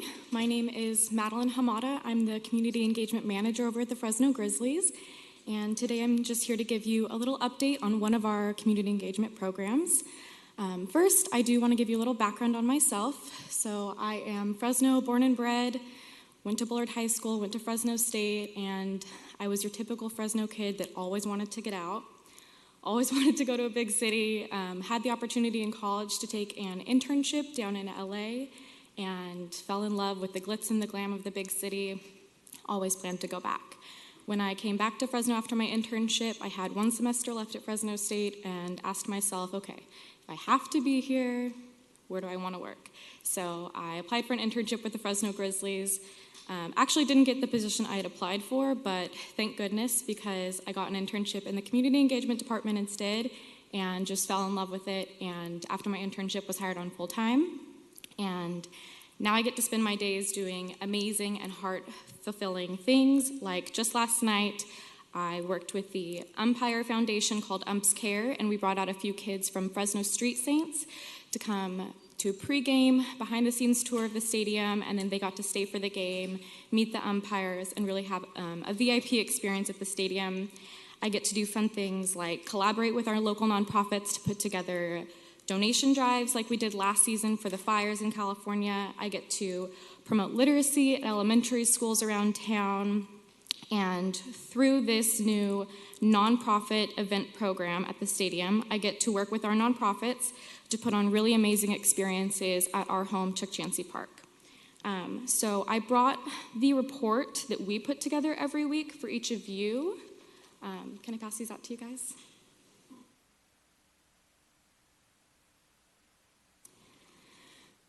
So the Chukchansi Park, as we all know, is a city-funded facility, and we understand at the Grizzlies that that means it's a taxpayer. The taxpayers funded it, and our community owns the venue. And our new nonprofit event program really allows us to give our stadium back to the community and to the people that paid for it. And we're really proud that this program really owns that. So what we're able to offer to our local nonprofits is that the venue is 100% always free to nonprofits when they want to host an event at the stadium. We also made the commitment that for any event with 50 people or less, we will cover all the costs. So that means if there's any cleaning costs, if we need to bring in any labor before or after the event, we will always cover that so the nonprofits can focus on their good work and not the finances. If they have an event that they want to bring out more than 50 guests to the stadium, and we've had events with upwards of 3,000 people, we'll work with their budget, but that's when they're going to want to bring in security, housekeeping, etc., but we'll work with their budget on that. We also have worked with our in-house catering company, Professional Sports Catering, to provide an at-cost menu for these events. So they don't have a set menu, but if they want to do hot dogs and hamburgers, they're welcome to. If they want to go big and do a full steak and pasta dinner, they're welcome to. They'll work with their budget on that. And our annual commitment to the city was to meet one of three goals. It was either 100 events, 10,000 guests in park, or a value of $100,000 through all of these events. And we're proud to say in 2018, our first year of this program, we hit 128 events, over 30,000 guests in the park, and a value of over $130,000. And we're well on our way to meet that goal in 2018. This year, as of July, as of today actually, we hit 81 nonprofits have already happened at Chukchansi Park. This number has bumped up. We already have more than 20 more scheduled for the rest of the year, and we have plenty of time to go in 2019. We've held over 15,000 guests at the park, and our value is well over $68,000. So we're on our way to hit our goal again this year. These nonprofits have shown us all of the different ways we can use our stadium in ways we didn't imagine. We knew we could hold a simple board meeting, we knew we could hold a luncheon, but in working with these nonprofits, we've been able to explore some really unique ways we can use our park. We can do anything from a huge session in the Kodiak Club and then do breakout sessions on our club level. We can do full galas in our Tulare Plaza. We can use our splash park, any of the suites, the party deck, and simple things like in the stadium seating itself. And we're really excited that we've been able to utilize our stadium in all these different ways. I wanted to show you guys a few of those specific events. So our first one is the Habitat for Humanity Volunteer Appreciation Dinner. We got to host that one in January.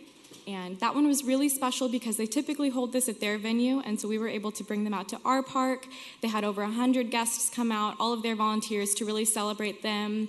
They used the cantina as is with picnic tables, but they spruced it up with tablecloths, balloons. They brought out some yard games like the Jenga you see, and really made it a fun event for their volunteers.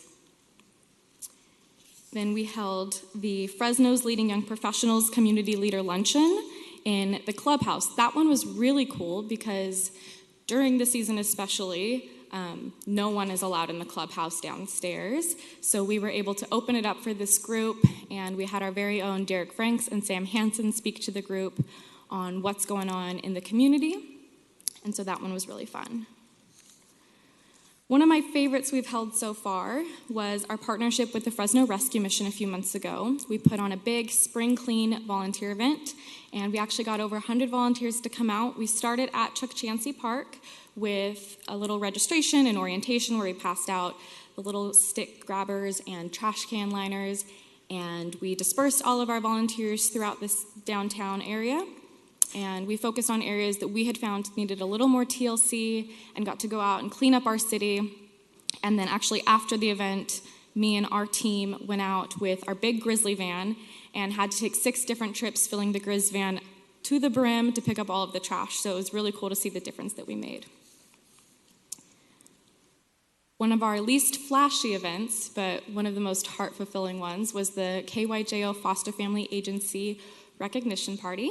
We had probably less than 20 people at this event, but it was really special because, again, they typically hold this at their venue, and we were able to hold them in our Kodiak Club, which was newly renovated, and most of these people had never been to the stadium before, so we had lots of smiles in the room, and it was really fun.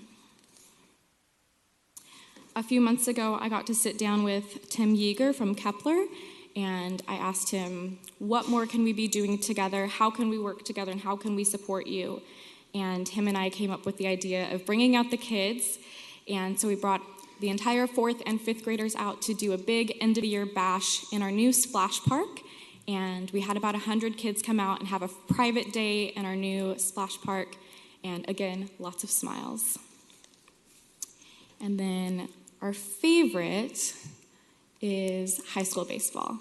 So just in the spring season, we had over 10 high school and middle school baseball games, plus a few clinics.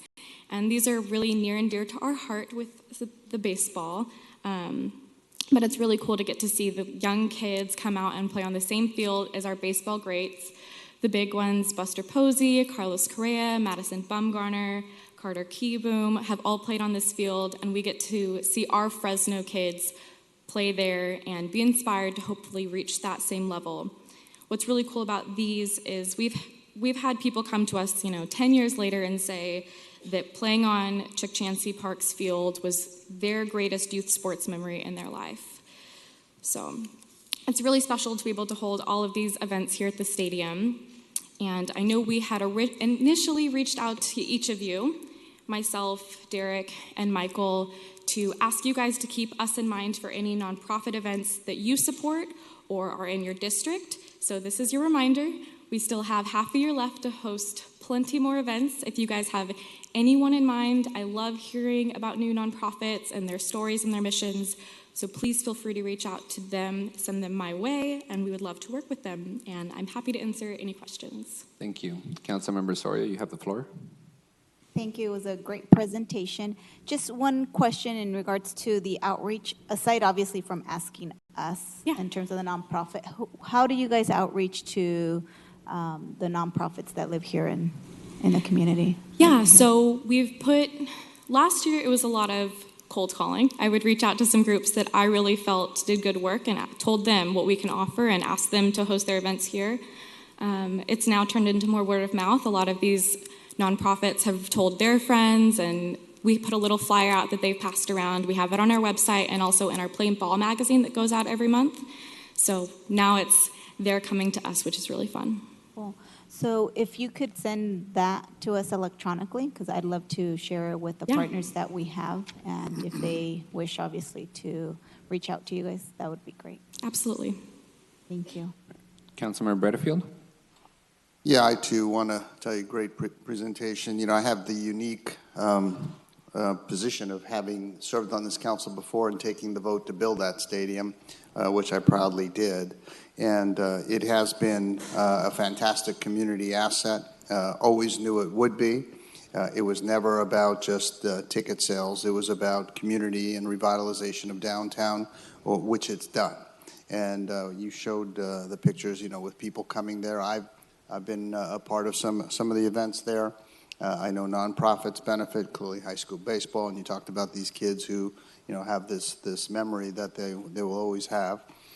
So it has fulfilled its potential. It's realized what I had hoped it would become, and it continues to be. And I think the new ownership has done a great job. I think our administration and working with the new ownership has done a great job, and it's been a tremendous asset and benefit for everybody. So great job to everybody.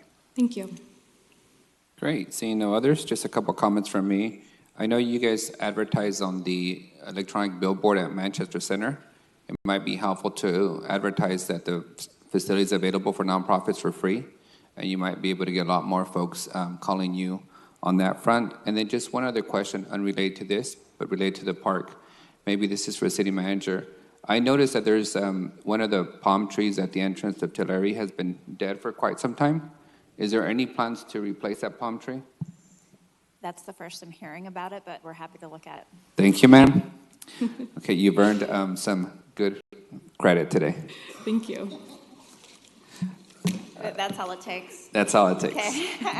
It's only been dead for like 5 years, but thank you for your presentation. We appreciate the value and the asset that the stadium is to everyone, and the fact that everybody's enjoying it. So great, thank you. Thank you, guys. I will be seeing probably some of you guys tonight at the ball game, 7:05, right? Yep. This evening. It is Pride Night, which I want to say thank you guys for keeping being cognizant of the diversity that exists in our community. And so I'm proud to see all the different types of events that you guys have hosted throughout this year. So thank you.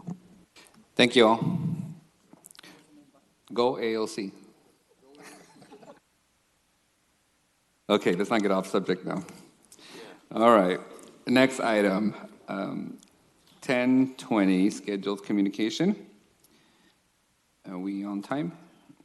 I'm sorry, 10:15. This is by the Mayor's Office, approval of a consultant agreement with Campbell Strategy and Advocacy, LLC, for the amount not to exceed $180,000 for professional lobbying and consulting services in California. Mayor's Office, you have the floor. So, Tim, are you going to kick this one off, or? Okay. Yeah, so as we talked during the 950 item, this is the agreement that we spoke at during budget to bring forward to extend the agreement with Campbell Strategies. We have Greg and Angie here, and I know they've met with some of you. We also are in agreement that we do need to meet with the ad hoc committee that we spoke about during budget meetings. Has that committee been formed? Yes? Who's on that?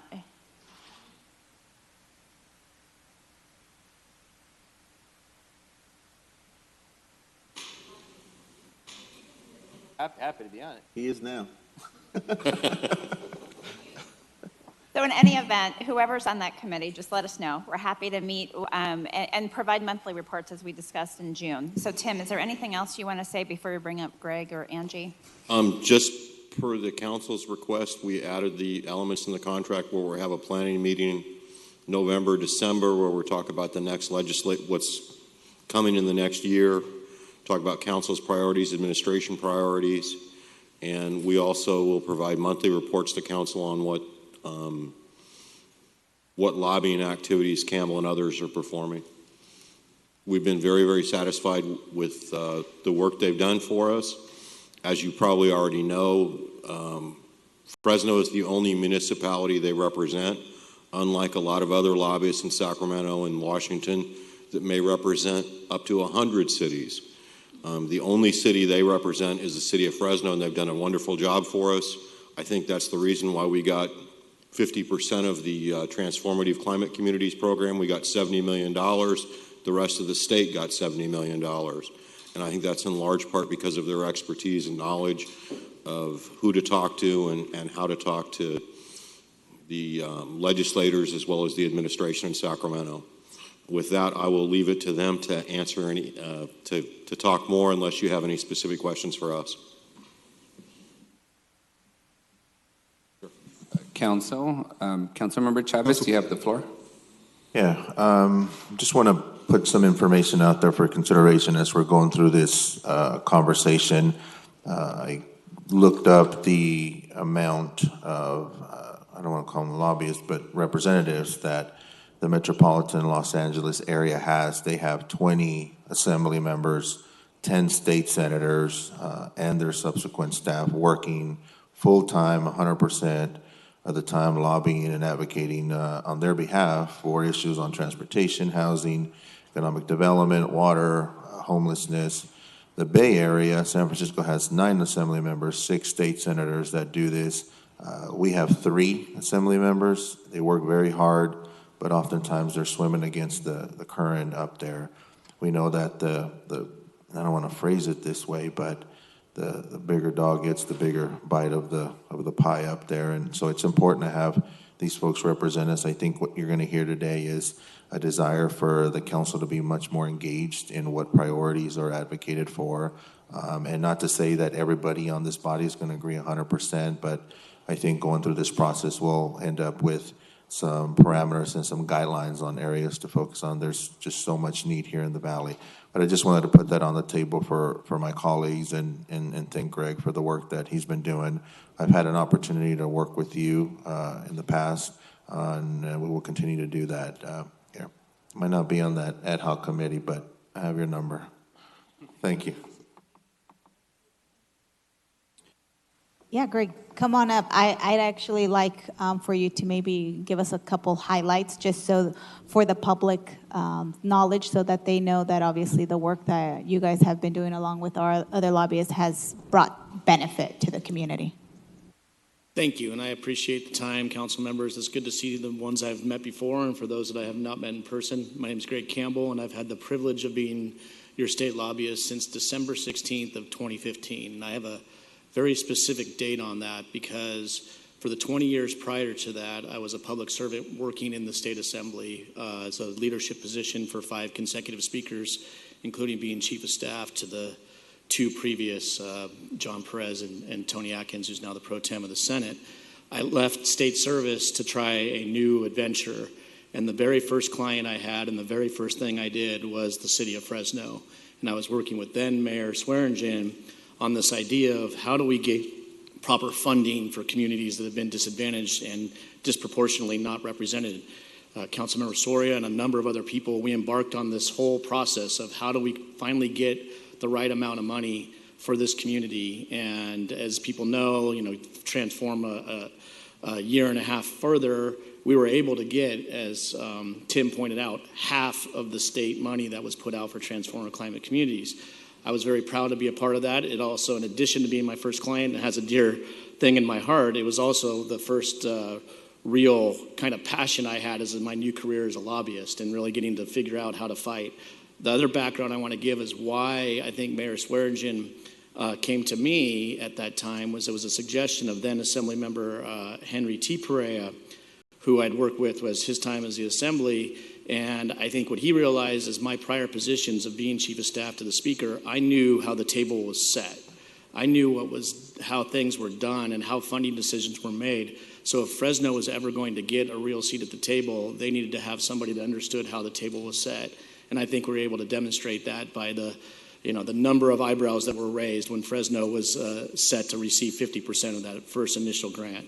And then since then, I've have plenty of time to work. We've worked on a number of different issues. When the federal government announced their new tax plan, and they put out the call to the states to have opportunity zones listed in each individual state by the Department of Finance, we worked with the city, and we got every single census tract that Fresno wanted to be designated as an opportunity zone, designated by that list by the Department of Finance. Councilmember Soria worked very hard, and we were able to assist on the Blackstone-McKinley Transit-Oriented Development Program that got $16 million for Fresno. She did a lion's share of the work. We were able to help and assist and work with the Strategic Growth Council and use our connections to make sure that we got that.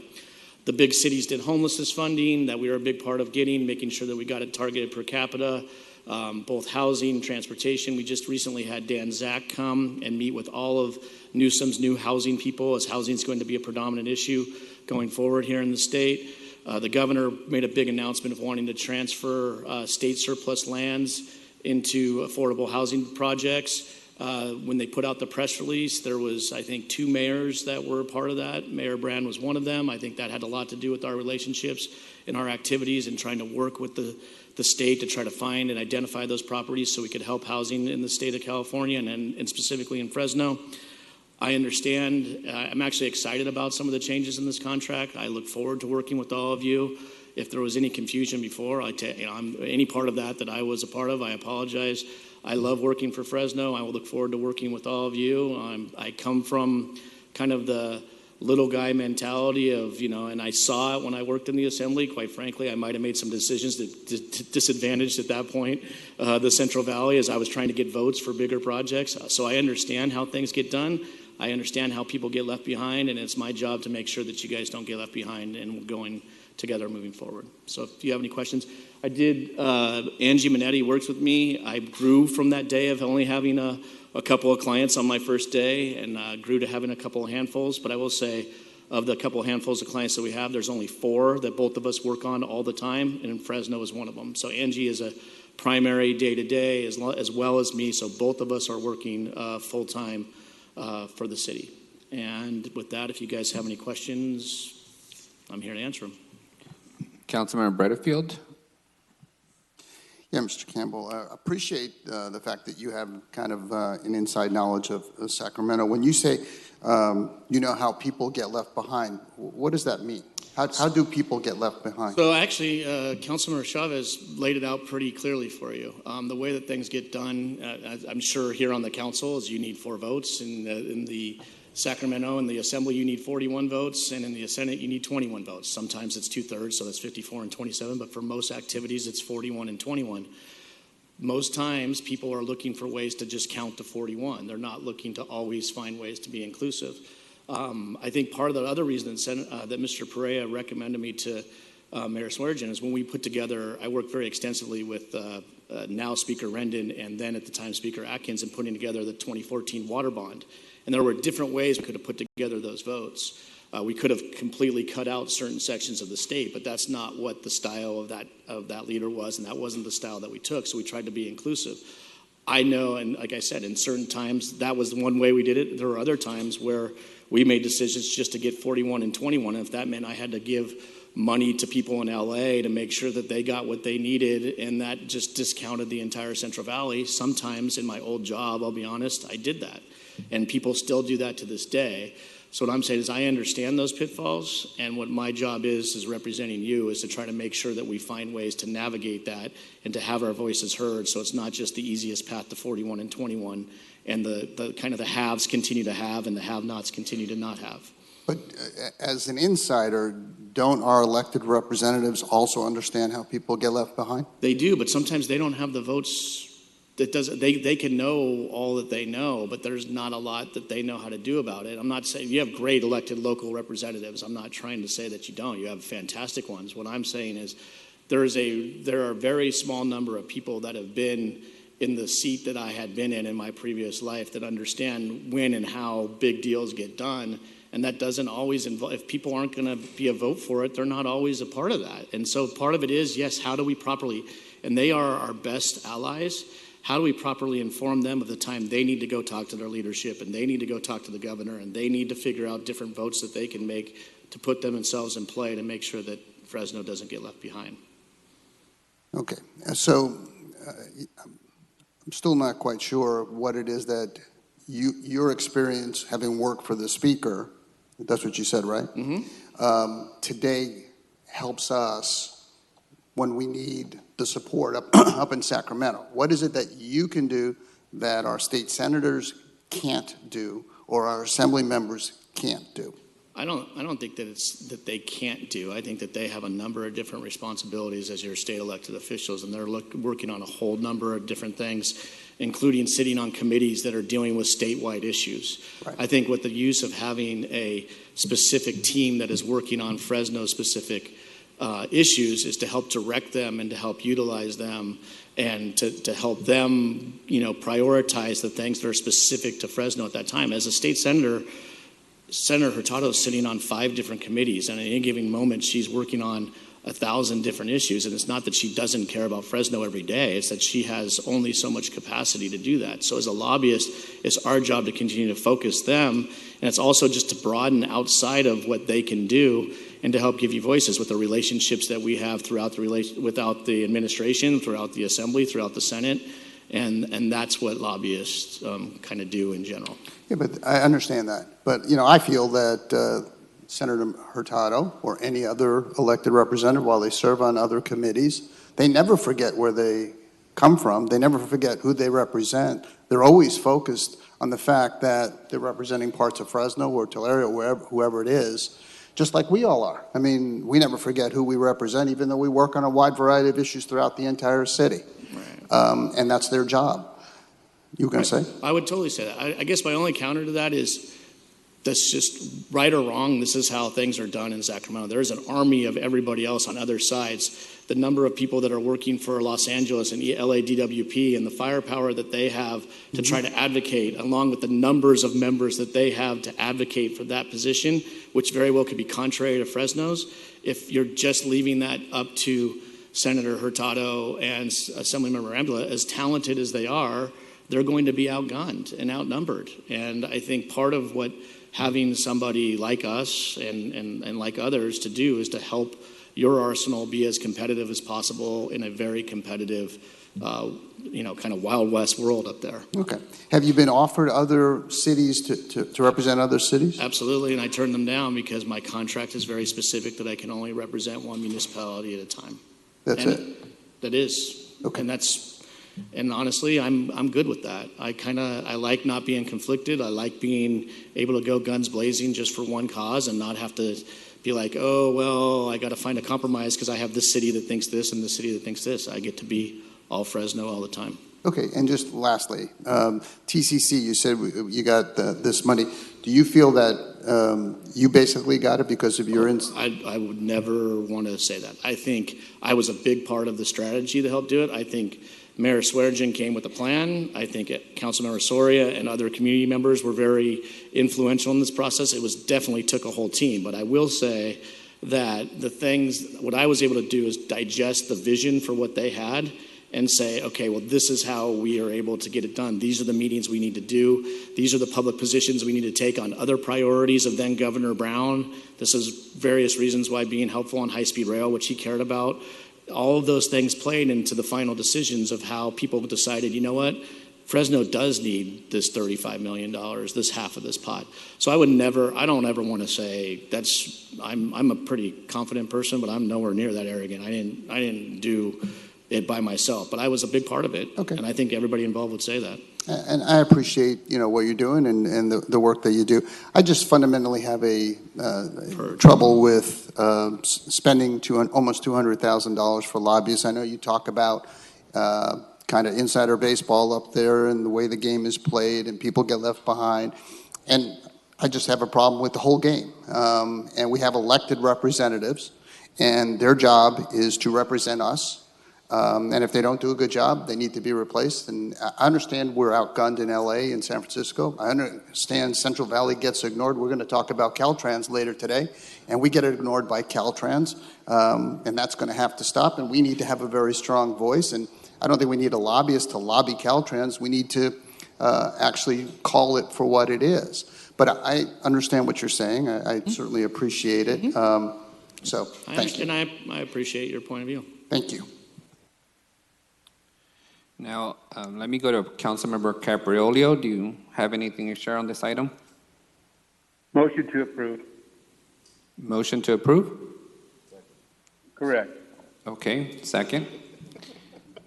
All right, before we take a vote, I do have some comments to make.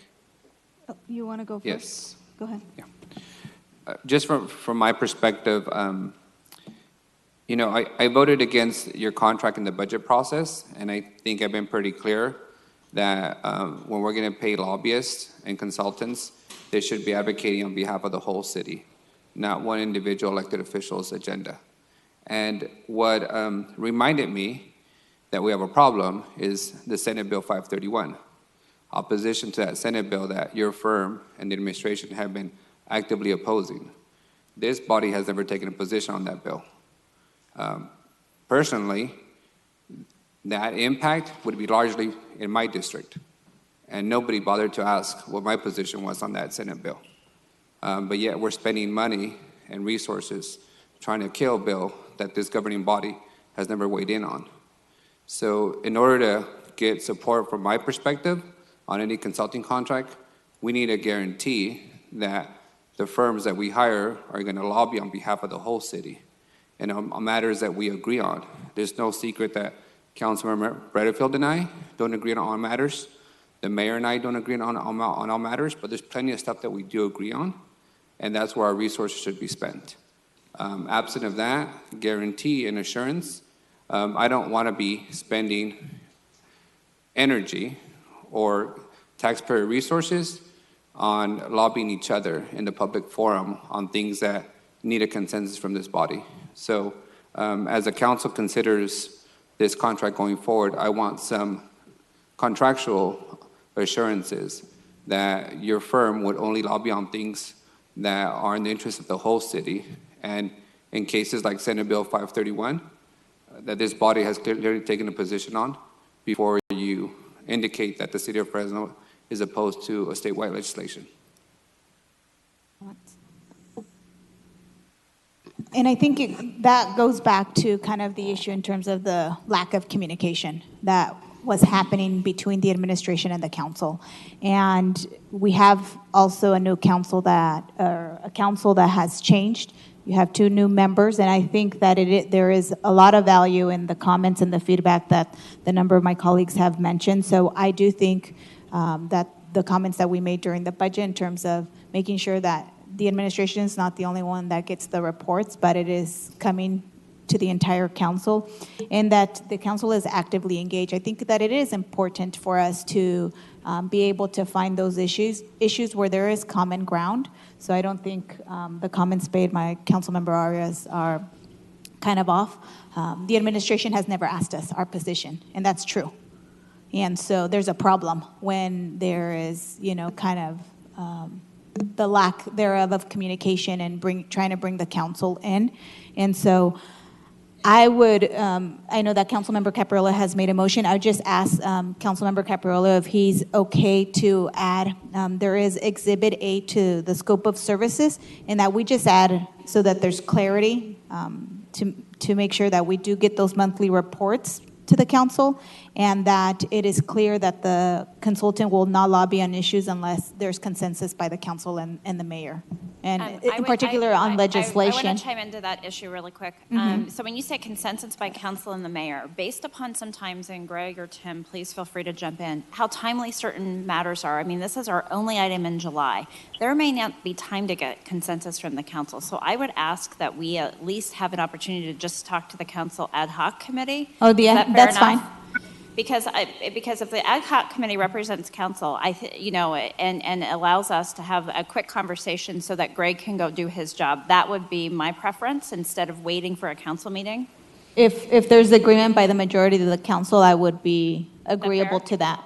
There's agreement to that, but I also want to add a disclaimer that there's some things that the council ad hoc committee is not going to be representative. For example, if you're going to lobby against something related to Fresno State and Councilmember Caparola is not on the ad hoc committee, you should be touching base with him before you publicly put the city in a position of opposition or support. There's very specific things related to all our districts that we want to be kept in the loop on. And I do want clarity if you plan to continue opposing Senate Bill 531. Because this council has never taken a position on that bill. We will take position on Well, yeah, we should. Got it. So we're going to pause on that matter until we get consensus from the council or this ad hoc. How would the council like to proceed? Yeah. No, you go. Council Vice President, I made a motion. I call for the question. Okay. Did you accept the amendments submitted by Councilmember Soria, Council President Caparola? No. Okay, those amendments were not recommended, so we're going to do a roll call on the straight approval as a contract as submitted with no amendments. Do we want to do a roll call vote on the amendments first? He didn't accept the amendments, so we have to take a vote on the contract by itself. Councilmember Story asked for a friendly amendment. The alternative is she can make a motion to amend the main action. Okay, I'll make a motion to amend the main action. All right, there's a motion to amend. A second? Seconded by Member Chavez. All right, we're going to do a roll call on the motion to approve with the amendments by Councilmember Soria. Councilmember Soria, can you clarify the amendments for the record? You would be voting on just the amendment first. Just the amendments. Just vote on the amendment. To make sure that we get the monthly reports and that we have consensus within the ad hoc committee when there's pressing matters on issues to lobby. The only thing that I was interrupted before I wanted to say, because I wanted to add the issue of the Gualco group and the water stuff that they've done. So if there's an opportunity to come back at a later time to look at the extension of their contract, I'd like the administration to come back. Can you just add that That to in your mind, amendment? Council Vice President, I did not understand the first amendment. It sounded more broad than the current amendment, so I'm willing to accept the current amendment to my motion to approve. Okay, the amendments by Councilmember Soria. Councilmember Soria, can you clarify your amendments for the record clearly? My amendment is to make sure that the scope of services includes monthly reports to be provided to the council, the entire council, and that the consultant will not be lobbying on any issues unless approved by the ODHAC committee with, in conversations with the administration's office, along with bringing back the Gualco contract So I want to clarify. at a later time. So you're not wanting Campbell Strategy to represent us on water issues? Is that what I'm hearing? I'd like to see the Gualco continue doing the work that they've done. Yes. And are you okay with, we will have a funding shortage, so we talked about getting the money from the carryover, if need be, because. Well, we're making the approval of the 180, and then we'll come back at a later time. He mentioned that there'd be additional dollars. Tim? If I can just clarify, my understanding is DPU has money already appropriated for Gualco for July and August. Mm-hmm.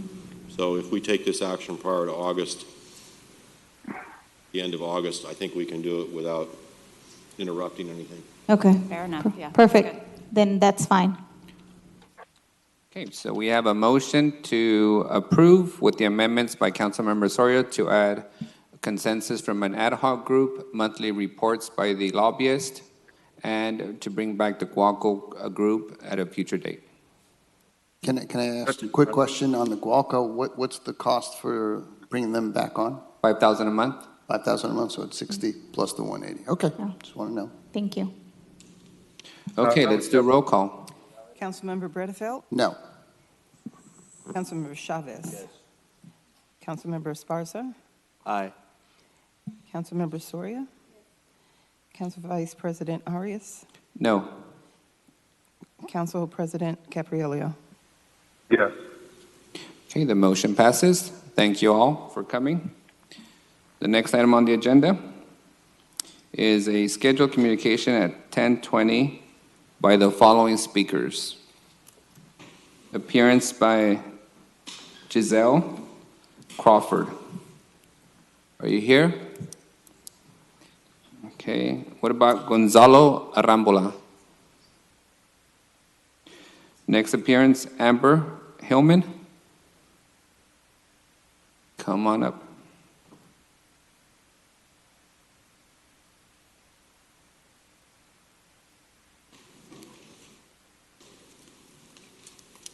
Good morning. My name is Amber Hillman.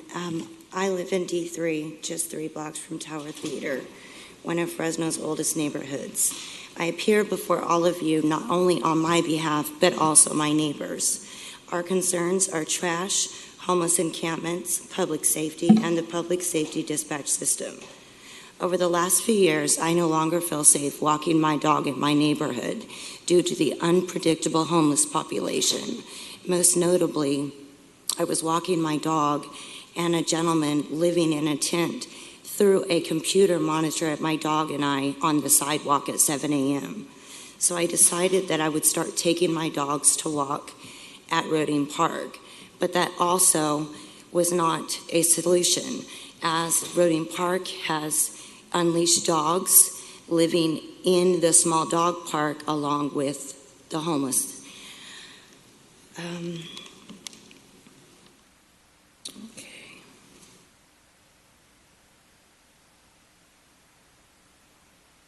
So I understand that we don't have enough shelter beds. That's very evident.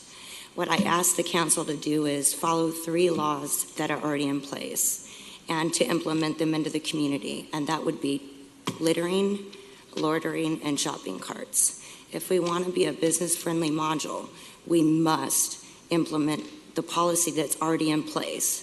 I'm not asking for any new laws or any funding. I simply just want some accountability so that my neighborhood is clean and safe for all of us. I know that with the dispatch system, I waited on hold 9.5 minutes to report a dog getting mutilated on Weber Avenue. I waited 18 minutes on the non-emergency line. Both of those are unacceptable to me, and I understand that it is the council's position is there is money in the budget for these positions. However, they haven't been filled yet. I urge whoever is responsible to please fill those, because those are important. Our public safety is important. I'm open for suggestions. I definitely want to be part of the solution as far as volunteering. I understand that we have to all be understanding and empathetic of them, but also I want to know that all of our opinions matter too, my neighbors and I. Mostly D1 and D3. I know it's Caltrans' problem as far as the freeway, but these aren't acceptable. I mean, literally, my husband almost hit a gentleman on 180 in Fulton. We have to love these people enough to encourage them to be safe. And I thank all of you for the opportunity to speak. Can you remind us again the neighborhood and your address? Oh, yes. You want my address? Yes. Okay. I live in D3. My address is 723 West Hammond Avenue, Fresno, California. Apartment C as in cat, 93728. Great. Thank you. Butterfield, you have the floor. Yeah, Ms. Hillman, thank you for coming. I share most of your sentiments. I don't think it's a problem with not enough shelter beds. I mean, we're adding more shelter beds. We should be enforcing shopping carts. We have laws on the books. I've seen some around, but I'll tell you, I mean, we just had a budget, and we have 5 officers in the homeless task force. Chief Dyer stood up there and said he needed 15 to 20 more. We hired none. We need 10 more 911 dispatchers. Yes, we need to fill positions, but you can't put people in positions that you haven't funded. And you waited 10 or 15 minutes on the line. We've heard that before. We hired no new 911 dispatchers. You're right, it comes down to accountability. Accountability here and accountability for people who are choosing to live in the streets, and it is a choice. Some of them have hardship, but many of them have made a choice to engage in meth, alcohol, and other substances, and you see it, you experience it when they are verbally attacking or threatening. I hear it from my constituents as well. And this council hired no new sworn officers. The mayor didn't. No new 911 dispatchers, no homeless task force officers. And so we've turned a blind eye to this problem, though we mouth a lot of support for you. We didn't do anything in the budget for you except get some shelter beds that people may or may not use, and if they show up, they can come in drunk under the influence of drugs. There is no accountability. Use the word accountability is where it's at. And so I sympathize with you, I understand, but we, in my opinion, haven't done enough to really address this problem. And my fear is because we haven't, the problem will continue to fester and grow out of control. I agree. Just being honest. I agree. All right. Thank you, and our staff will meet you in the foyer to follow up on a couple of items. Great. Thank you again. Thank you. Thank you. Next speaker, Megan. Come on forward. Good morning, council members and concerned citizens of Fresno. My name is Megan Antijunti, and I live in District 3 on Olive, in between Hughes and Marks, on a corner double-sized lot.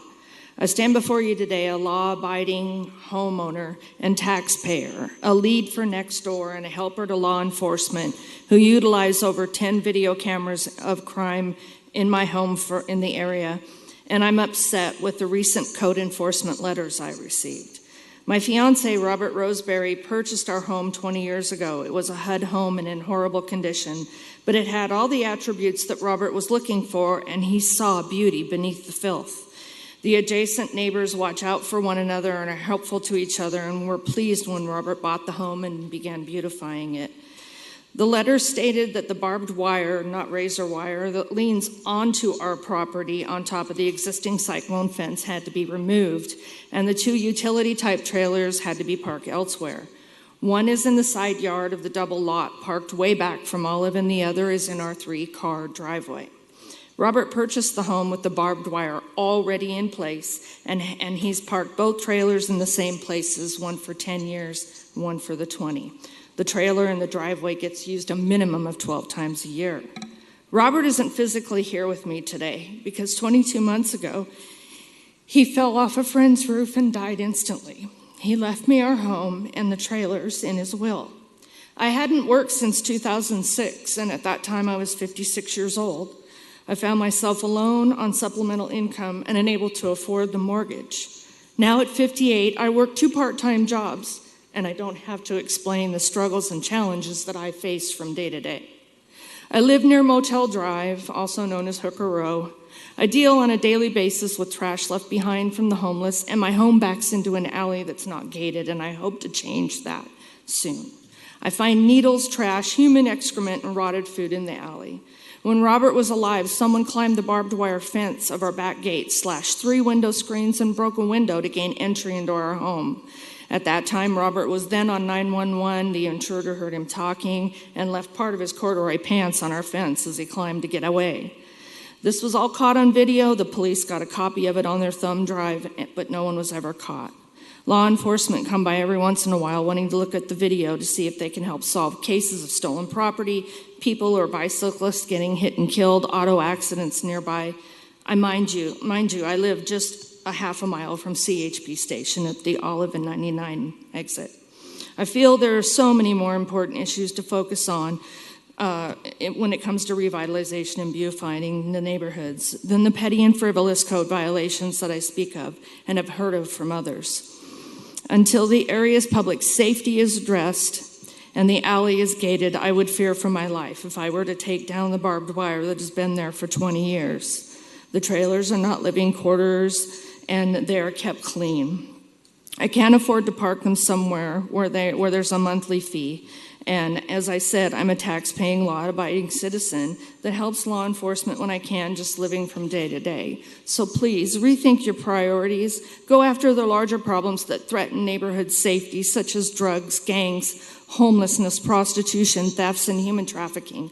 And leave the hardworking, tax-paying, law-abiding little guy to live out their day-to-day life, doing just what they can to survive and stay somewhat safe. Leave us alone. Thank you. Thank you. And our staff is right behind you that are responsible for code enforcement, so they can talk with you a bit. Okay, thank you. Thank you. Next presenter, Sharon Rodriguez. Okay. And Mary Padilla is done. Any other speakers wish to address the council? All right, seeing none, let's move on. General administration. Actually, before we do that, the public hearing.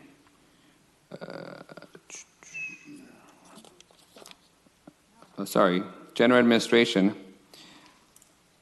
Item 3A, approve agreement with Kingsview Corporation, the amount of $671,947 for homeless outreach and assessment services. The mayor's office. This is the one that H emailed about and wondering if he could take it after 11:30. Can we postpone that It's one? 11:20. All right, are we ready for item 3B? Shared mobility workshop? Yep, thank you for doing Sure. that. Okay, the shared mobility workshop, city manager's office, assistant city manager. You have the floor. Are you going down on your scooter? I'm just kidding.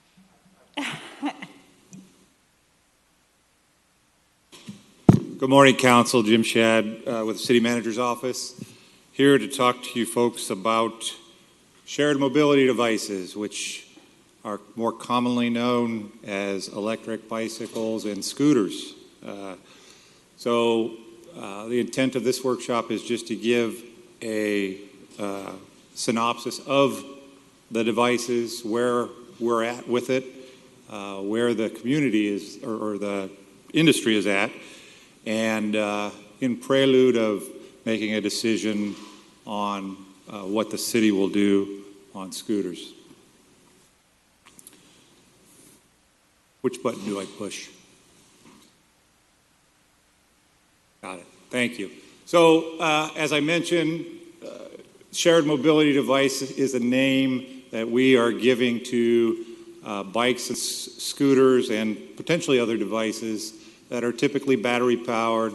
They may be docked or dockless, meaning that you may have to park them at a location and lock them in place, similar to what you would see in the city of New York, or you park them anywhere there's available space in the dockless realm of things. The dockless is the most prevalent nowadays. They allow for electronic payment of some sort, typically a mobile phone or credit debit card. Once again, the most prevalent is mobile phones at this point. How do I get that little thing out of there? They're charged at night either by company representatives or third parties. Some of the big providers are Lime, Bird, Jump, and City Bike. Here are some of the features. As I mentioned, electronic payment. There are some cash payment options for those who don't have a means of, they don't have a cell phone or a bank account. Very important, GPS tracking is pretty standard on all of these devices, and they are not only tracking those devices nowadays, but doing some controls such as geofencing, slowing the scooters down, stopping them, and so on. The other advantage of GPS tracking is to get origin and destination data, trip data. It's not trip data for individuals with names, but it's been kind of scrubbed so that you would get some generic data, which is valuable to not only the companies, but to the city as well. State statutes do not require helmets for those over 18, but most of the scooter companies will make helmets available, not on the spot, but they would mail or provide helmets to potential riders. And there are programs for the disadvantaged, usually involving reduced rates. The benefits are they're fun. I can't speak to that personally. I have not ridden one. Convenient, easy to use, highly maneuverable, and zero emission. And I have zero in parentheses because I will have people opposing that statement because of the manufacture of batteries and such. Some of the disadvantages, two major disadvantages that we've seen in our research are safety related. We have accidents due to operator inexperience or lack of protective equipment, making those accidents worse. And then, of course, there's a lot of interaction with automobiles, pedestrians, and bicycles. The other major issue we've seen is parking. Parking in the right-of-way in spots that aren't necessarily conducive to other traffic. ADA accessibility, parking them in a manner that blocks the path of travel for somebody with disabilities. And then just blight. You can see some pictures up there where we have large piles of scooters that have been discarded. In this case, that large pile of scooters was probably piled up by opponents of the scooter movement. Some legal risk issues, ADA lawsuits for operation on or blocking sidewalks have been common. Personal injury lawsuits, basically the rider hurts themselves when riding the scooter, and they may sue either the scooter company or the municipality if there was negligence on both parts. And then pedestrians, particularly are suing the city for, or municipalities for non-enforcement of scooters if they're laid in a path of travel. That's slightly different than the ADA issue in that these are just non-disabled people. Some of the risk mitigation methods that we've seen and worked with the attorney's office on are we can require the companies to assume pretty much all risk and indemnity and have pretty stringent insurance requirements. We can also designate docking stations or parking areas, and you can see some pictures of municipalities that have done that here. And we can require users to sign waivers of claims against the city. The scooter companies already offer that or require that when the rider signs up to ride for themselves, but we could tack on, if I'm correct, Doug, we could tack on something that would indemnify us as well.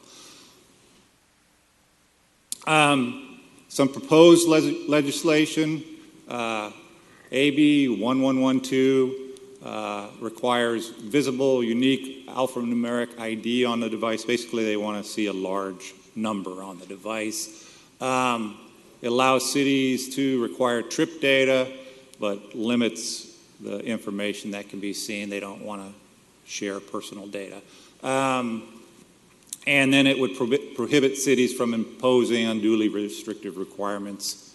You can see these are basically costing people out of the market or pricing people out of the market,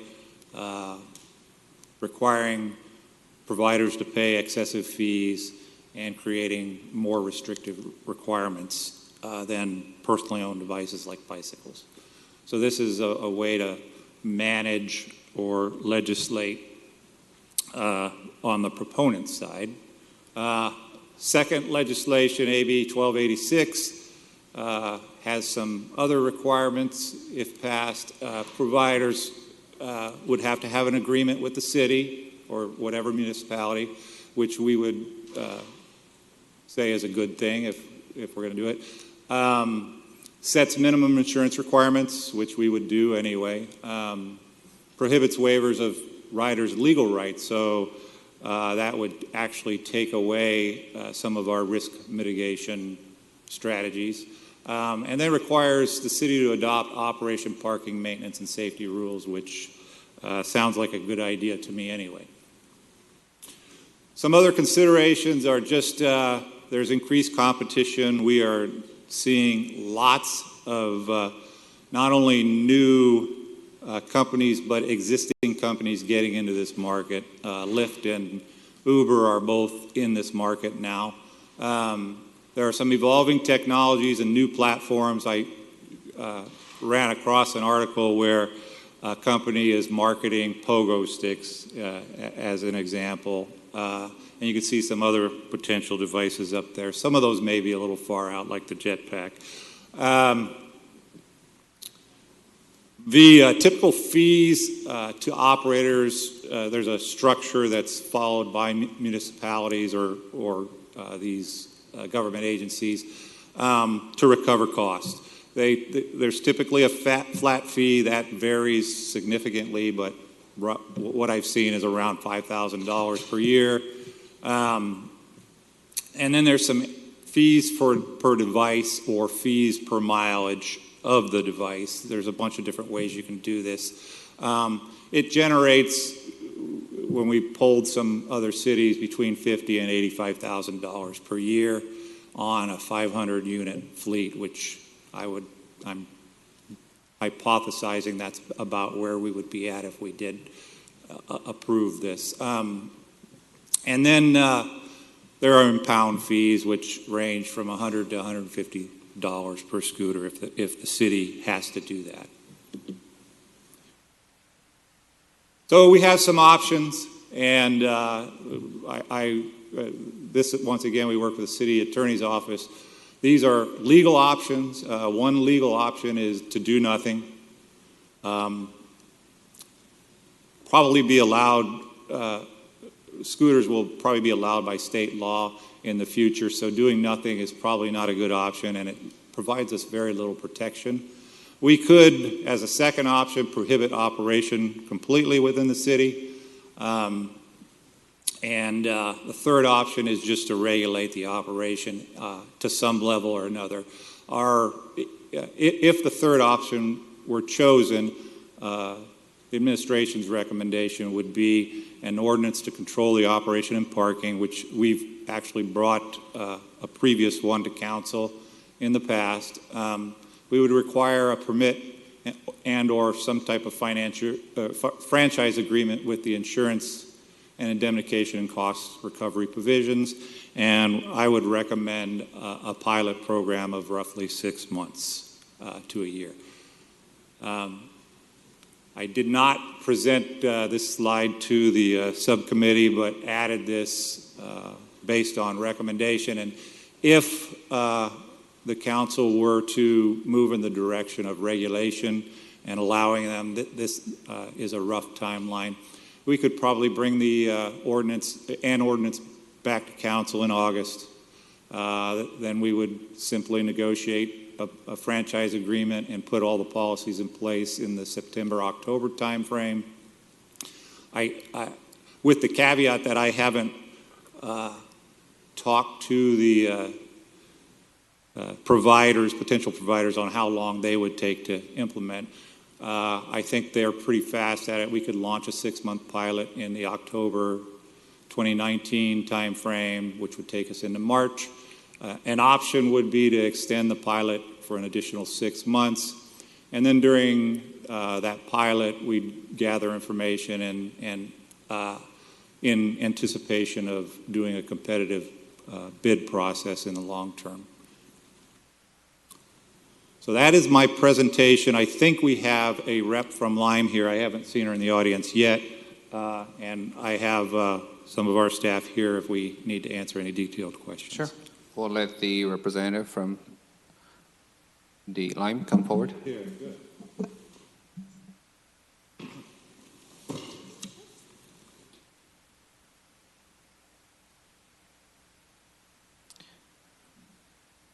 You have the floor. Thank you. Good morning. My name is Carla Owane. I am Lime's Community and Government Affairs Manager. First and foremost, I just want to thank Council for allowing me to speak today.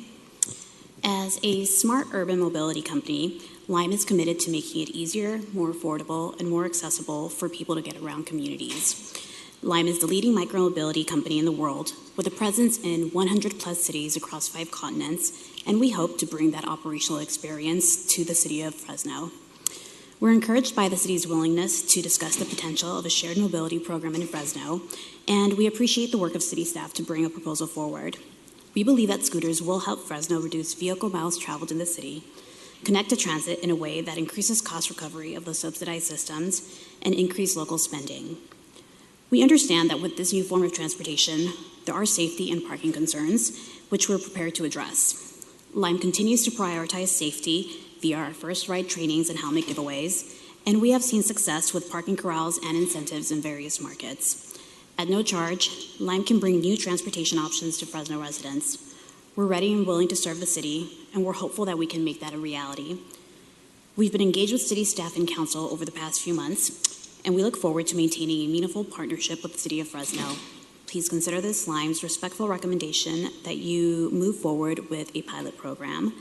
Thank you again for your time and consideration and for allowing Lime to be a part of this public decision-making process. Thank you. And Fresno State, I know you're in the audience. We also want to give you an opportunity to address the council on the matter. Mr. Salinas, you have the floor. We are also expecting a representative from the disabled community in future. Perfect. All right. Welcome, Mr. Salinas. Good morning, Vice President Arias and members of the council and Council President Capriolio by phone. My name is Larry Salinas. I'm the Executive Director of Governmental Relations in the Office of the President at Fresno State. And on behalf of Dr. Castro and Vice President A. Stone and the university, we appreciate the opportunity to comment on this important issue. I'd first like to thank the city staff, and in particular Jim Schad and City Manager Wilma Kwan, and of course Councilman Capriolio for the leadership that you guys have provided and the guidance you've offered to the university over the last several months. I'd like to take a few seconds here just to make a few points of information and concern. First, as you're considering this ordinance and the parameters therein, I would like to respectfully request that the ordinance would indicate that Fresno State be designated as a no-ride area and further designated as red zones or geofencing perimeters. I don't know if Fresno Pacific has been consulted in this process yet, but I know that Fresno City College has for Councilmember Soria, who has been engaged with President Goldsmith, but I spoke with President Goldsmith this morning, and they're online with us in terms of the item on geofencing as well. But I'll pose that question to Councilman Chavez for FPU since they're in their district. I did have brief communication with my counterpart there, and they want to have further discussion with you on that. So specifically for Fresno State, we'd like to propose a half-mile radius of geofencing boundaries, and to this point, we also want to be mindful, if it is adopted in a geofencing radius, to be mindful of any negative impacts to our neighbors who would then be impacted by that. And that's what we would need additional clarification from Lime or whomever you guys decide to go in business with to understand how this would be implemented, the geofencing, and what best practices are employed to mitigate any problems for neighbors. We would further ask that the ordinance should limit the total number of shared mobility devices per company and be distributed throughout the city based upon an established percentage of the total number of units.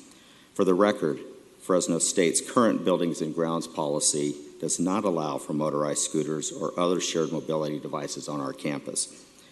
Currently, all CSU campuses, with the exception of CSU Monterey Bay, disallow motorized scooters on the campuses, and Monterey Bay is just a one-year pilot. Fresno State will coordinate with a company on the locations for the drop-off zones on the perimeter of the campus, and then I refer back to that item on the geofencing, which you guys will discuss further. In consultation with student leadership, there's been a lack of interest by our students in e-scooters in particular, given the Bulldog Express Shuttle and other alternative transportation modes that we have on campus. If students, however, were to choose, we suspect it would be more off-campus use for these devices rather than on campus. Finally, any e-scooters or other devices which are left on campus will be collected and held at our Office of Parking and Transportation Services for pickup. There should be an item in the ordinance to determine a time frame for any pickup by the company as well. And at this time, Fresno State will not be entering into any agreements with Lime or any other company at this time. So that's the end of my remarks, and I'll open to questions. Thank you. Thank you. Do we have any other speakers on this item? Thank you very much, Council. Doesn't look like the gentleman is here yet. Shannon is keeping an eye out. I did want to clarify, we did reach out to FPU, the administration did, and they have very similar concerns. All right, thank you. All right, we'll bring it back to dais for questions. Councilmember Chavez, you have the floor. Jim, I got a couple questions. So I read on your presentation that the indemnification clause would be included in the agreement. I understand that to be for liabilities for accidents or things of that Yes. sort. What happens when one of these devices goes missing and they have to retrieve it? Do they contact police department? Will then police department have to do their due diligence, or are they responsible for collecting them? They are responsible for the device and collecting it. So if it's missing, they would typically know and want to know. If it's missing and say it's completely shut down, there's no way to track the device, then it most likely would become a nuisance type of item. If somebody reported it, they would collect it, and if they didn't collect it, the typical would be if this company doesn't collect it in a period of time, then the city would have the option to collect it. There are impound options or and fees associated with that to cover our cost of doing so. So the city would be reimbursed for retrieving That's the these devices. typical method of recovering our cost for scooters that are causing a problem for us, yes. And we would have that written into our franchise agreement with the scooter company. And then I haven't been part of the conversations with the vendors or city folks, but I know that there are a number of concerns, not just with what Fresno State mentioned, but FPU, City College. What I like to see included in the language with this agreement before we go online with them is that there be a requirement that they go through each of our council district implementation committees to have the opportunity to vet and see if this works for the area that they're selecting. I think you would have Fresno State at the table, FPU in my situation, Fresno City and District 1. So as you're going through this process, that's the language that I'd like to see in there. And I know that Councilmember Capriolio was supportive of that as well, because as you heard, there are some concerns with this. And I don't know, maybe Councilmember Capriolio, did you want to chime in at this time?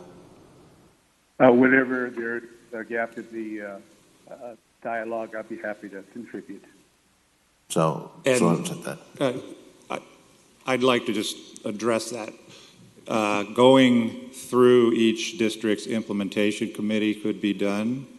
However, I think it would make things more complex in the agreement potentially if each district was looking at different parameters to operate these devices. I'm not saying it couldn't be done, but it may increase the time to come up with the contract. I certainly think that will happen. And then is it going to be something that is manageable by the provider to have different rules per se for each district? And I know we've had similar conversations on other issues in front of council, and so there's a trade-off there if we're wanting to customize it for each district. I think a lot of it can be done with geofencing, and that's certainly doable. But if we're talking about significant rules differences beyond the geofencing capabilities, that might be difficult. I think the focus is on the geofencing. I think that'll be essentially what works. But as since you can we see, have her here, there is no one size fits all, Jim, and I think that's the challenge with this, where this device might work maybe in the Tower District or in another part of the city, but you already see some concerns. It's something new that we need to work through, and I think we need to be very careful about it. I totally agree. As I had mentioned in the committee meeting, I'm somewhat agnostic on this. If it's council's will to move forward with this, the administration's position is we'll implement. All right. Councilmember Esparza, you have the floor. Jim, thank you for the presentation. Found it to be pretty informative. I've ridden the scooters in 2 or 3 other cities now, primarily the downtowns, larger cities in California. I find them to be fun, useful. But the only issue I did have is, in these cities, their infrastructure is a little more well improved than ours. And I've hit some potholes, usually on a lower speed. On a fast speed, I kind of glide over them. But on a lower speed, kind of closer to the intersections as I'm slowing down, I think the potholes and the infrastructure we have here in Fresno have the potential to do some damage to scooters and people. And I wanted to know what the potential was for some of the providers to contribute towards helping us improve the infrastructure if we are going to allow the scooters here. We can certainly address that with them. I mean, it's a business proposition for them. And Councilmember Esparza, there's also the opportunity that the revenue that's generated by this industry could directly go back into improving infrastructures. I don't think it's that much. I mean, looking at the numbers, that revenue is accounted for, right? I mean, you base these numbers off The of. 50 to 80,000 is really not to deal with infrastructure. That's really more to deal with the management of the companies. If you're asking me, is that sufficient to manage the companies and do the enforcement?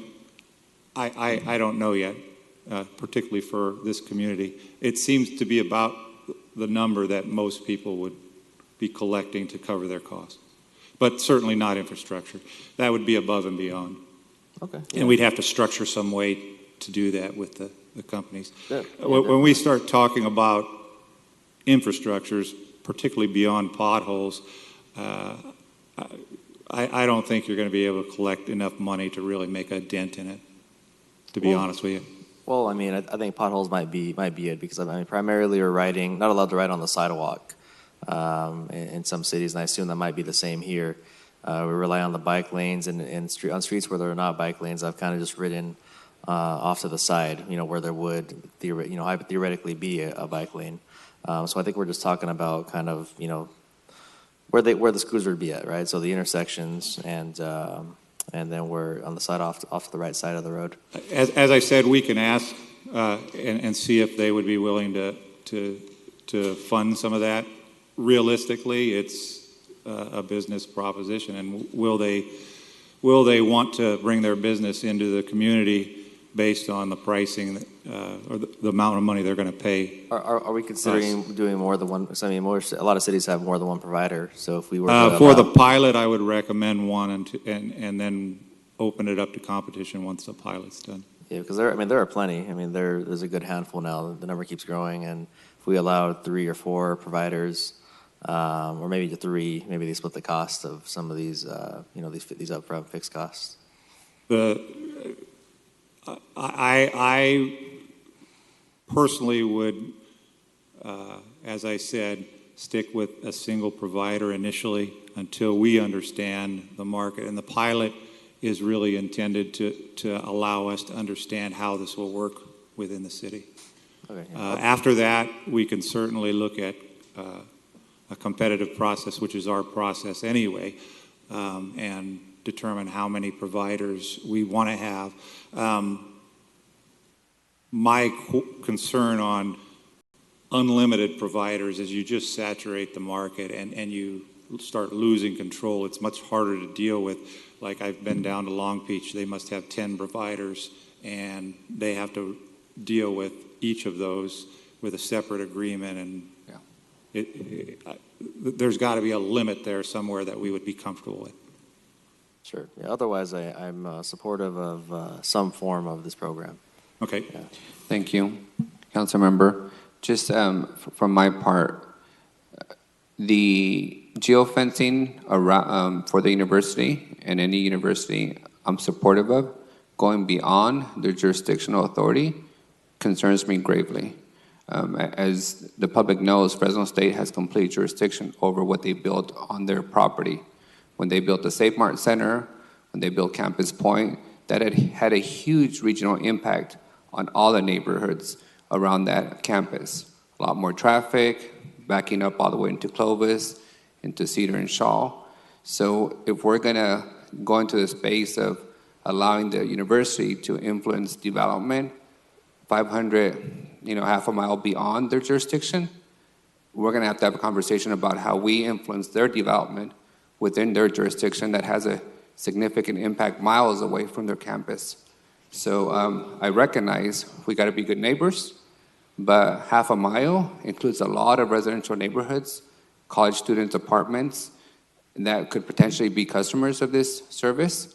And it would start a pretty significant precedence for us as a city, allowing a jurisdiction to go half a mile beyond their jurisdictional authority and influencing development or dictating development or private enterprise beyond their jurisdictional authority. I believe that all of you in the room, city management, administration, the university, Fresno City College, Fresno Pacific, are all right individuals that can come up with a solution that works for everyone with some safeguards. But I want to be very cautious about giving any entity authority over half a mile beyond their boundaries, because that becomes a very sticky situation for all of us. And that is the first time I heard of extending the boundaries beyond their university property.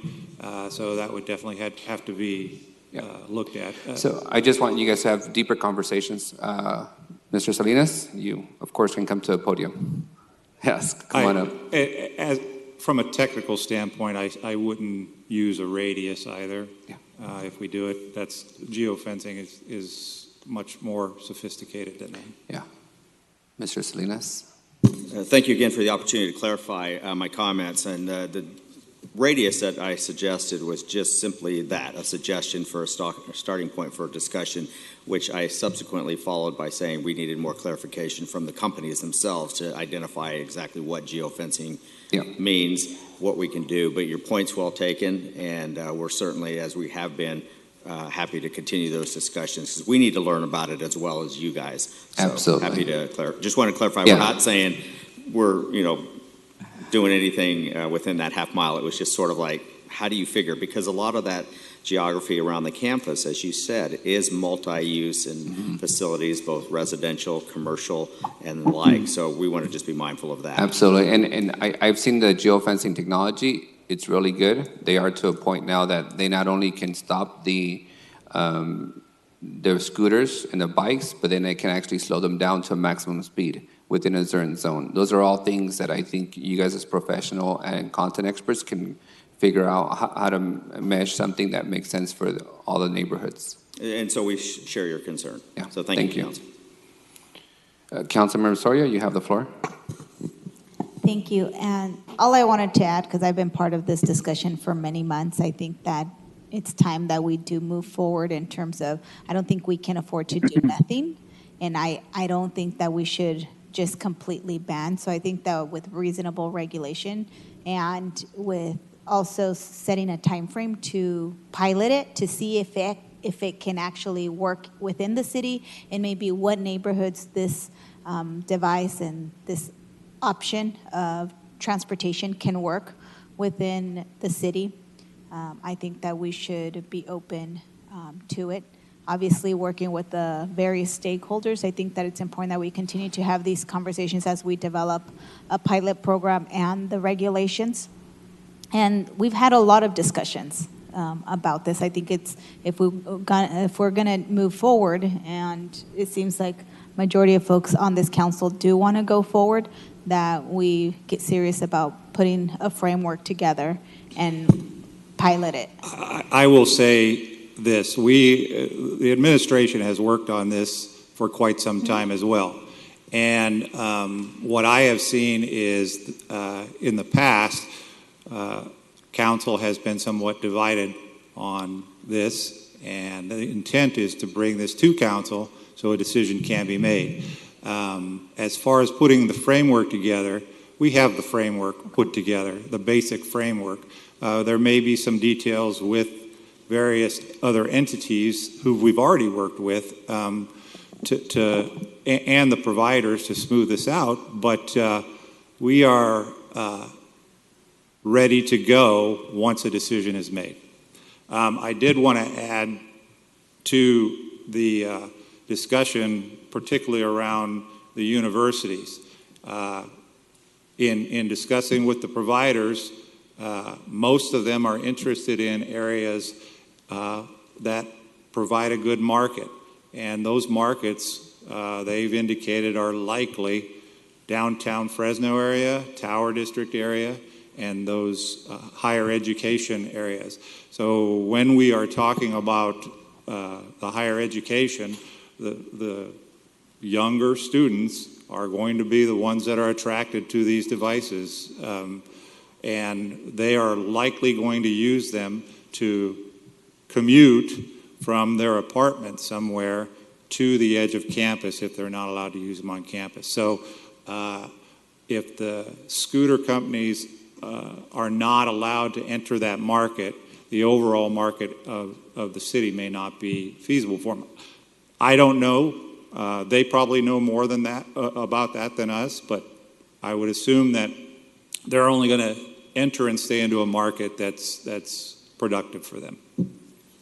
Great. Thank you, Jim. So what I'd like to, I'm sorry. Okay. And our representative from the disabled community is here. I don't want to leave him out. Okay. Councilmember, sorry, if I can have them speak before we finish. So if you're welcome to the mic, and you have the floor, sir. Thank you. And your name and your association for the record. Yes, the name is Vidal Medina. I'm a system change advocate for Resources for Independent Central Valley. I've been with the agency for 17 years. And it sounds like you've already come to a consensus to probably do this, but I want the disability community to be heard. So that's why I'm here today. I was slated for 2 o'clock, but then I got on the lift and I got here. I am a person with a disability myself, so I understand working with the disability community, and that's with other cross-references agencies that are here in the Valley, of course. Our agency goes from all the way from Merced all the way to Kings County, so we have a lot of interest in what happens in our city. We like to be involved. We want to continue to be involved. But I have a prepared statement, and I'm going to just go ahead and read this. RICV is Resources for Independence. I'll use that acronym. So RICV has over 40 years of community service to persons with disabilities, and would like to share our concerns with focus on safety, compliance, and enforcement of the proposed shared mobility device ordinance franchise agreement in the city of Fresno. And I broke this down in segments. So on safety, due to the nature of the device being considered, we're generally opposed to their use as they present a hazard to all pedestrian, motorists, and users themselves of the mobility devices. Our ICV's focus is on need for safe path of travels for persons with disabilities, seniors, and all pedestrians in their community. On compliance, compliance is crucial to the success of the franchisees' endeavors to share mobility devices within the city of Fresno. The success of any franchise depends on the strict compliance with city ordinance and the franchise agreement. The lack of consideration for any of the city's ordinance or franchise agreement should be grounds for termination of the franchise. Our ICV's consensus on this matter is any person hurt is one person too many. Put my pages here. On enforcement of the city ordinance and franchise agreement is also crucial for a positive outcome regarding public safety. Adherence to contractual stipulations and continuation of such shared mobility device programs in the city of Fresno would depend on the method and enforcement over such programs. Our ICV, that's us, is concerned regarding the compliance on behalf of the franchisees regarding public safety. Here are some enforcement issues: sidewalk use, helmets, devices equipped with lights, noise-making design devices, abandoned devices in public right-of-ways. RICV is concerned how adequate staff and oversight for the enforcement contractual agreements within the city ordinance and franchise agreement will be actually enforced and managed. Those are our concerns from this community. I appreciate being here and having the opportunity to speak, even though your decision sounds like it's made. If it is, then we would like to be part of the discussion in the future. Thank you very much. Thank you.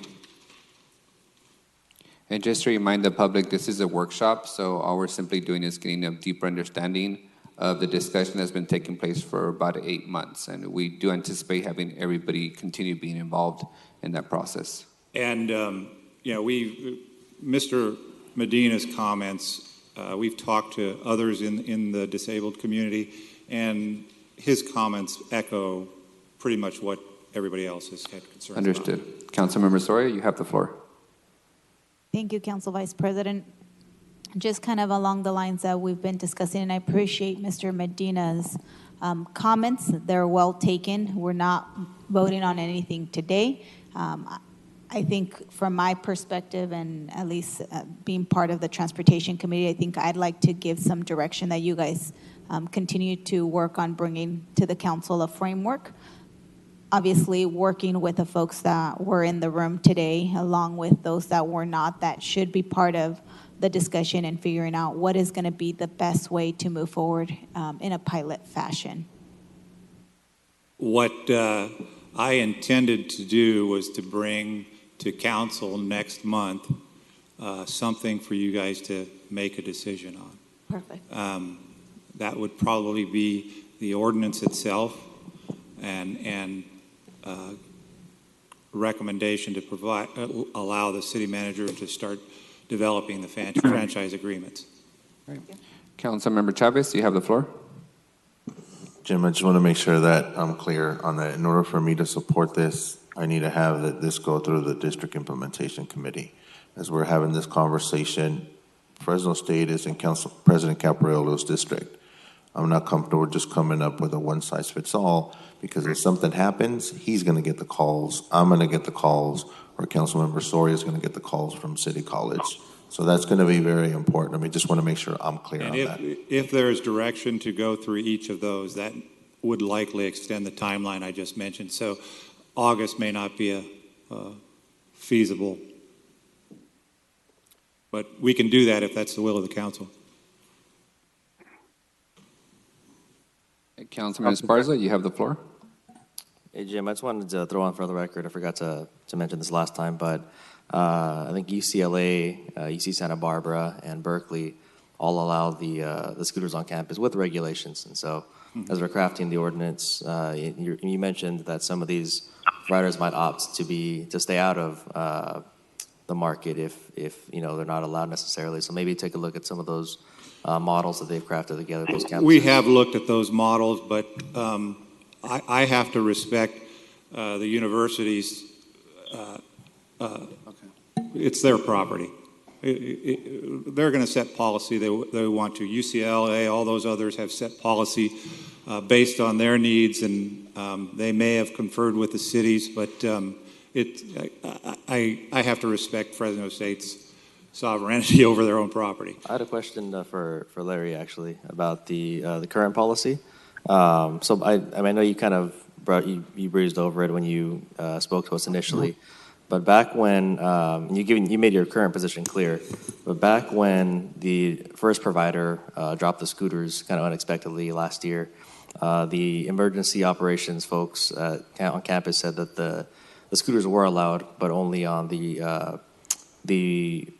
roadways. They were restricted to the established roadways on campus. Is that current policy? Yeah, nothing's changed there, Councilman. You're absolutely correct, except from where our concern was is that they were being scattered throughout the campus property on the core of the campus, which was a safety issue for us. And then as far as I can recall, California Vehicle Code, there is not allowable mobility devices allowed to be left on sidewalks because of exactly what Mr. Medina said, and for other pedestrians that there's just a safety liability issue. So, but you're correct. We're still in that same position. All right. Thank you. Welcome. All right. I think you have your direction, Assistant City Manager, to come back with some proposal in August. And I understand the concerns from Councilmember Chavez about the implementation committees, but I just want to remind everyone that what the recommendation is to pilot something, not to make it permanent. And I want to clarify the direction is the direction that we would visit with each district's implementation committee. I think that what I heard Councilmember Chavez say is that each implementation committee would get a copy of the plan, and the plan would be submitted to them so that they know what the restrictions are, the geofencing, what are the rules. Did I hear you correctly? I want them to actually weigh in on it, just like a project would, because they have a good pulse. Like my District 5 folks, they're residents that actually live there. And it's not just Fresno Pacific. I have a senior citizens village that has over 800 seniors that live right next to the university too. And I know this is going to impact them. What I'm trying to prevent, Jim, is calls from constituents that have issues. I'm trying to think ahead a little bit, and that's the purpose of having it go through the implementation committee. Council Vice President? Yes, Council President. Anytime I can speak, I'd sure appreciate it. Absolutely, you have the floor. All right, thanks a lot. I appreciate that. And I want to thank Jim Shad and his agnostic approach to this issue. He's worked very, very diligently. His whole team has. We've had several meetings. So I appreciate that, Assistant City Manager Shad. Number two, I appreciate the acknowledgement from Mr. Salinas on my leadership in this issue with the campus, but I'm just a team member. We met with the students, ASI, administration, transportation people at the university. It was really a team effort to try to come up with some safety issues for the students at Fresno State. So with that, I wanted to look at the proposal or the workshop. And under benefits, I'm sitting here looking and thinking about what is the issue here. So we're talking about fun, convenience, and ease of use versus the legal risk section of this, which is ADA lawsuits, personal injury lawsuits, pedestrians injured, tipping over equipment, etc., and potential death of the operator. I know there's at least 2 deaths related to scooters and bikes in Southern California. So this is a very serious potential situation. And Member Esparza, my good friend, I don't think we should be riding on sidewalks. You either stay in a bike lane or the street because it is a motorized vehicle, and pedestrians are not going to expect a 15-mile-an-hour scooter or bike to come barreling down on them. But we could discuss that. The other aspect is legislation ABA 1286 in the presentation. It prohibits waivers of riders' legal rights or remedies. So as much as we want to have a indemnification clause and reimbursement for any lawsuits, as an attorney, you will sue everyone that touches the issue that produced the injuries or death that's going to result in the court action. So I'm concerned about that. I'm very concerned about that. And quite frankly, we talked about feasibility for their businesses, that is Lime and these other industries. I'm not concerned about a profit-seeking industry as much as I am about public safety in District 4 and the community of Fresno. It's much more of a priority for me rather than having, to quote, fun and convenience. So I also heard the geofencing portion of this, and I agree with Fresno State and encourage that geofencing radius be extended, because what will happen is these scooters and bikes will be abandoned on Shaw Avenue and Cedar Avenue. And that's a problem for the university and for the residents as well. So there has to be a way we can come up with a solution that prevents the dumping that was done initially by the first company. As you all recall, we got hundreds of calls saying, what is going on? Why are these scooters in the street, on the sidewalks, blocking, creating, on and on and on. It was pretty awful. So I see that coming back again if we don't geofence effectively. On the issue of geofencing, I spoke extensively with the ownership and management of Fashion Fair. They likewise want geofencing for their business, the success and safety of the customers at Fashion Fair. So I also heard that there's an interest in the pilot program, and there were 3 areas listed: downtown, power, and the schools. We now have, I think, resolved the school issue by geofencing, especially the university. So that leaves 2 pilot areas that my colleagues who represent those interests support this, that is the Tower District.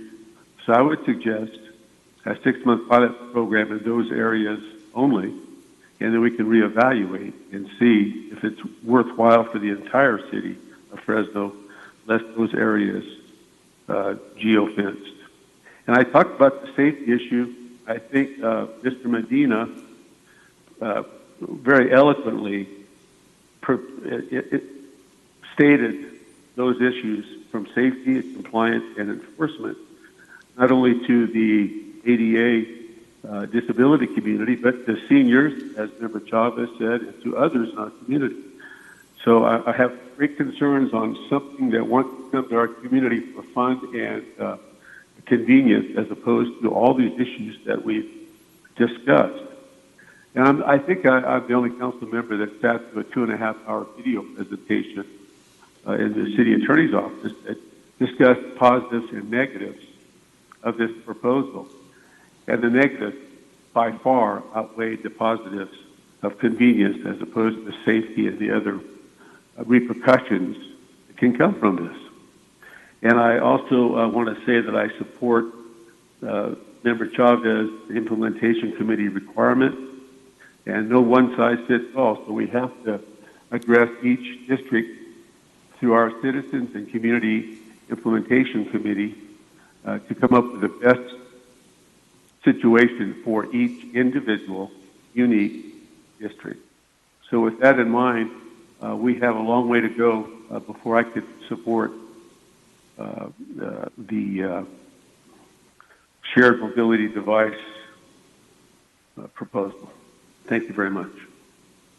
Thank you, Council President Caprillo. Those are all points that we've heard, I think, discussed and brought forward for months now.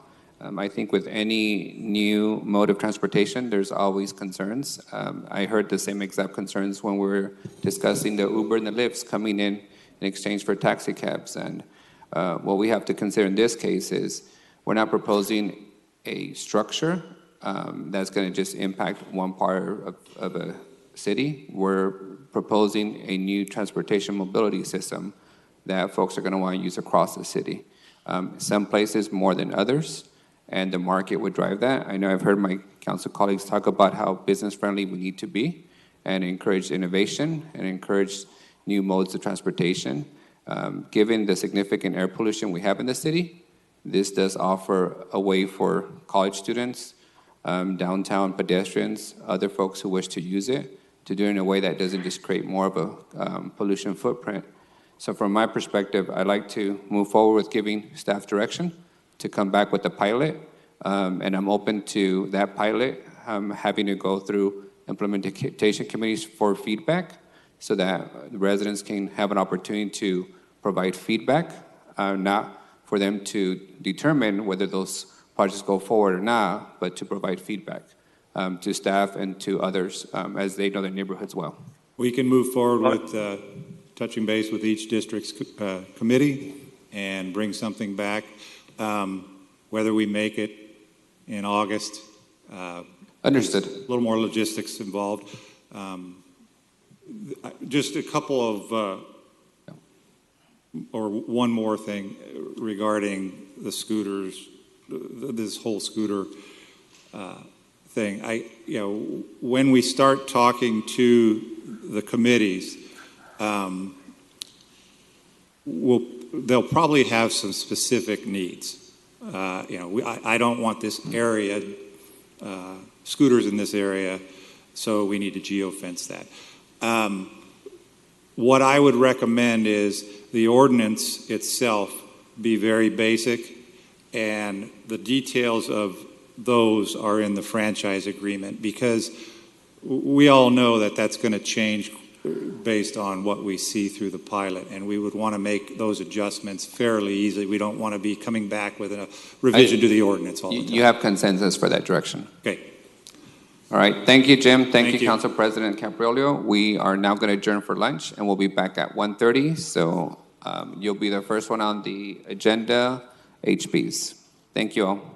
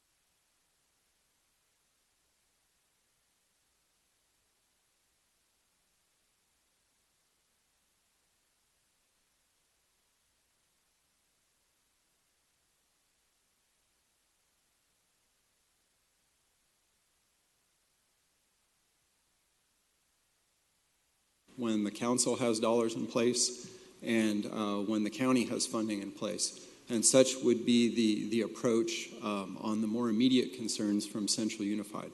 In terms of an update, both city and county staff have been driving roadways in the area.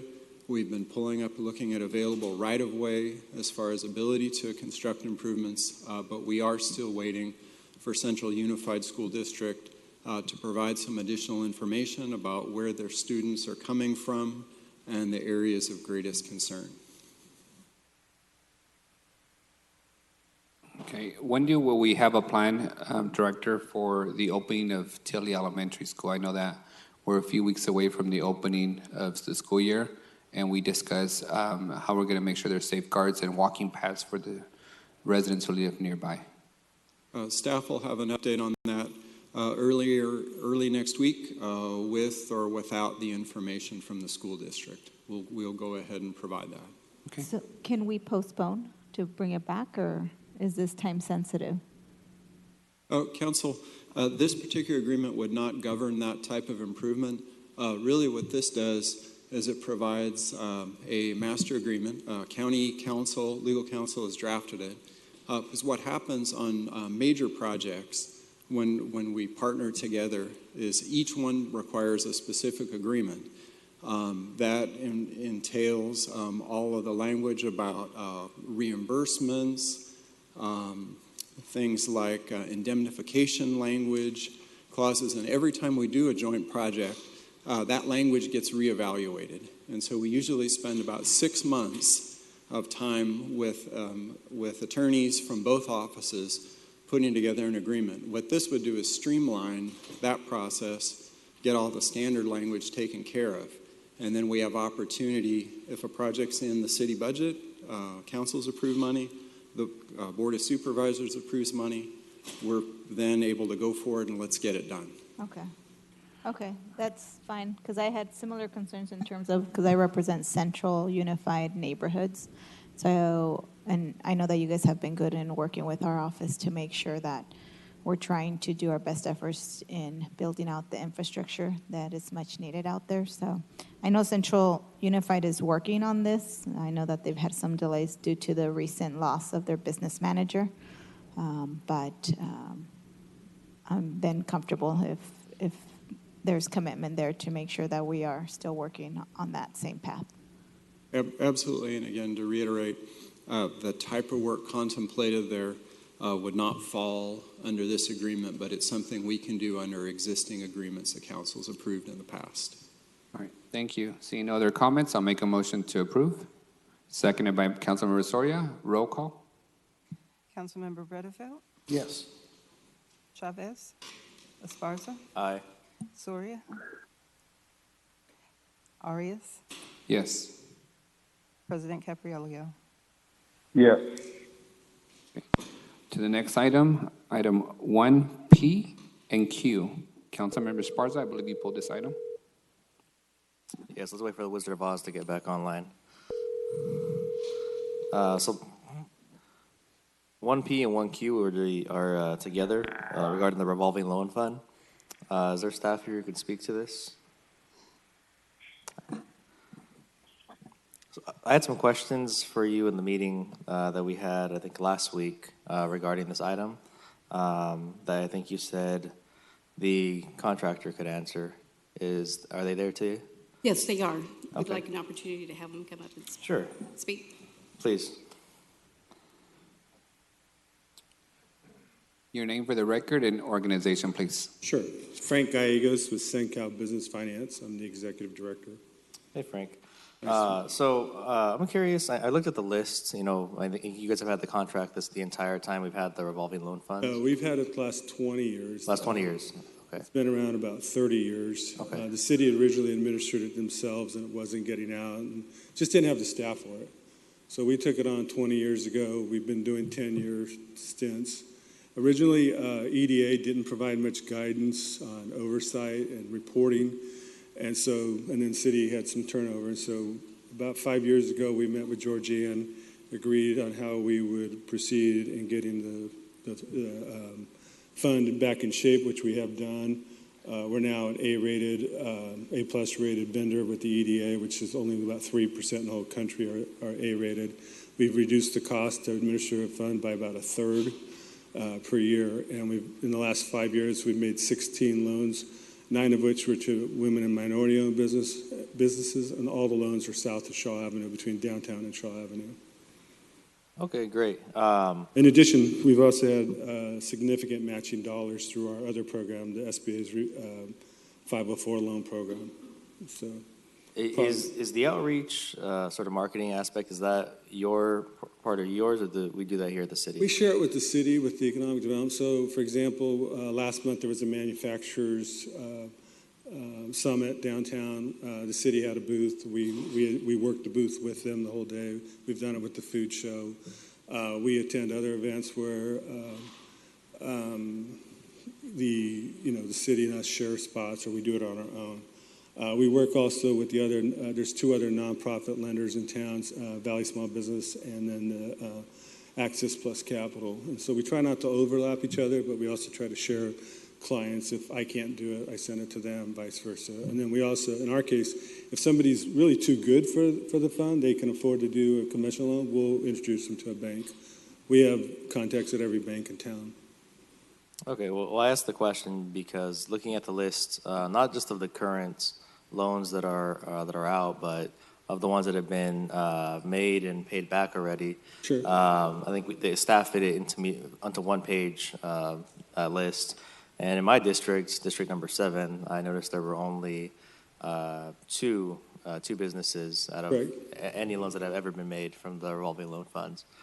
So I was curious about the outreach and what type of marketing yourself and staff have done to outreach, because and then the 2 loans that have been made in District 7, those are current ones.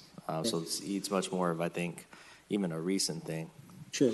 Well, our outreach, most of the outreach is 75-80% is us. The city does include us. They'll refer stuff. In the past, 5 years ago, we asked the city to put us in a better spot in the website, and it took us 5 years to get there. Just this month, Kelly was able to get us on the website to where it's really easy to find the program now.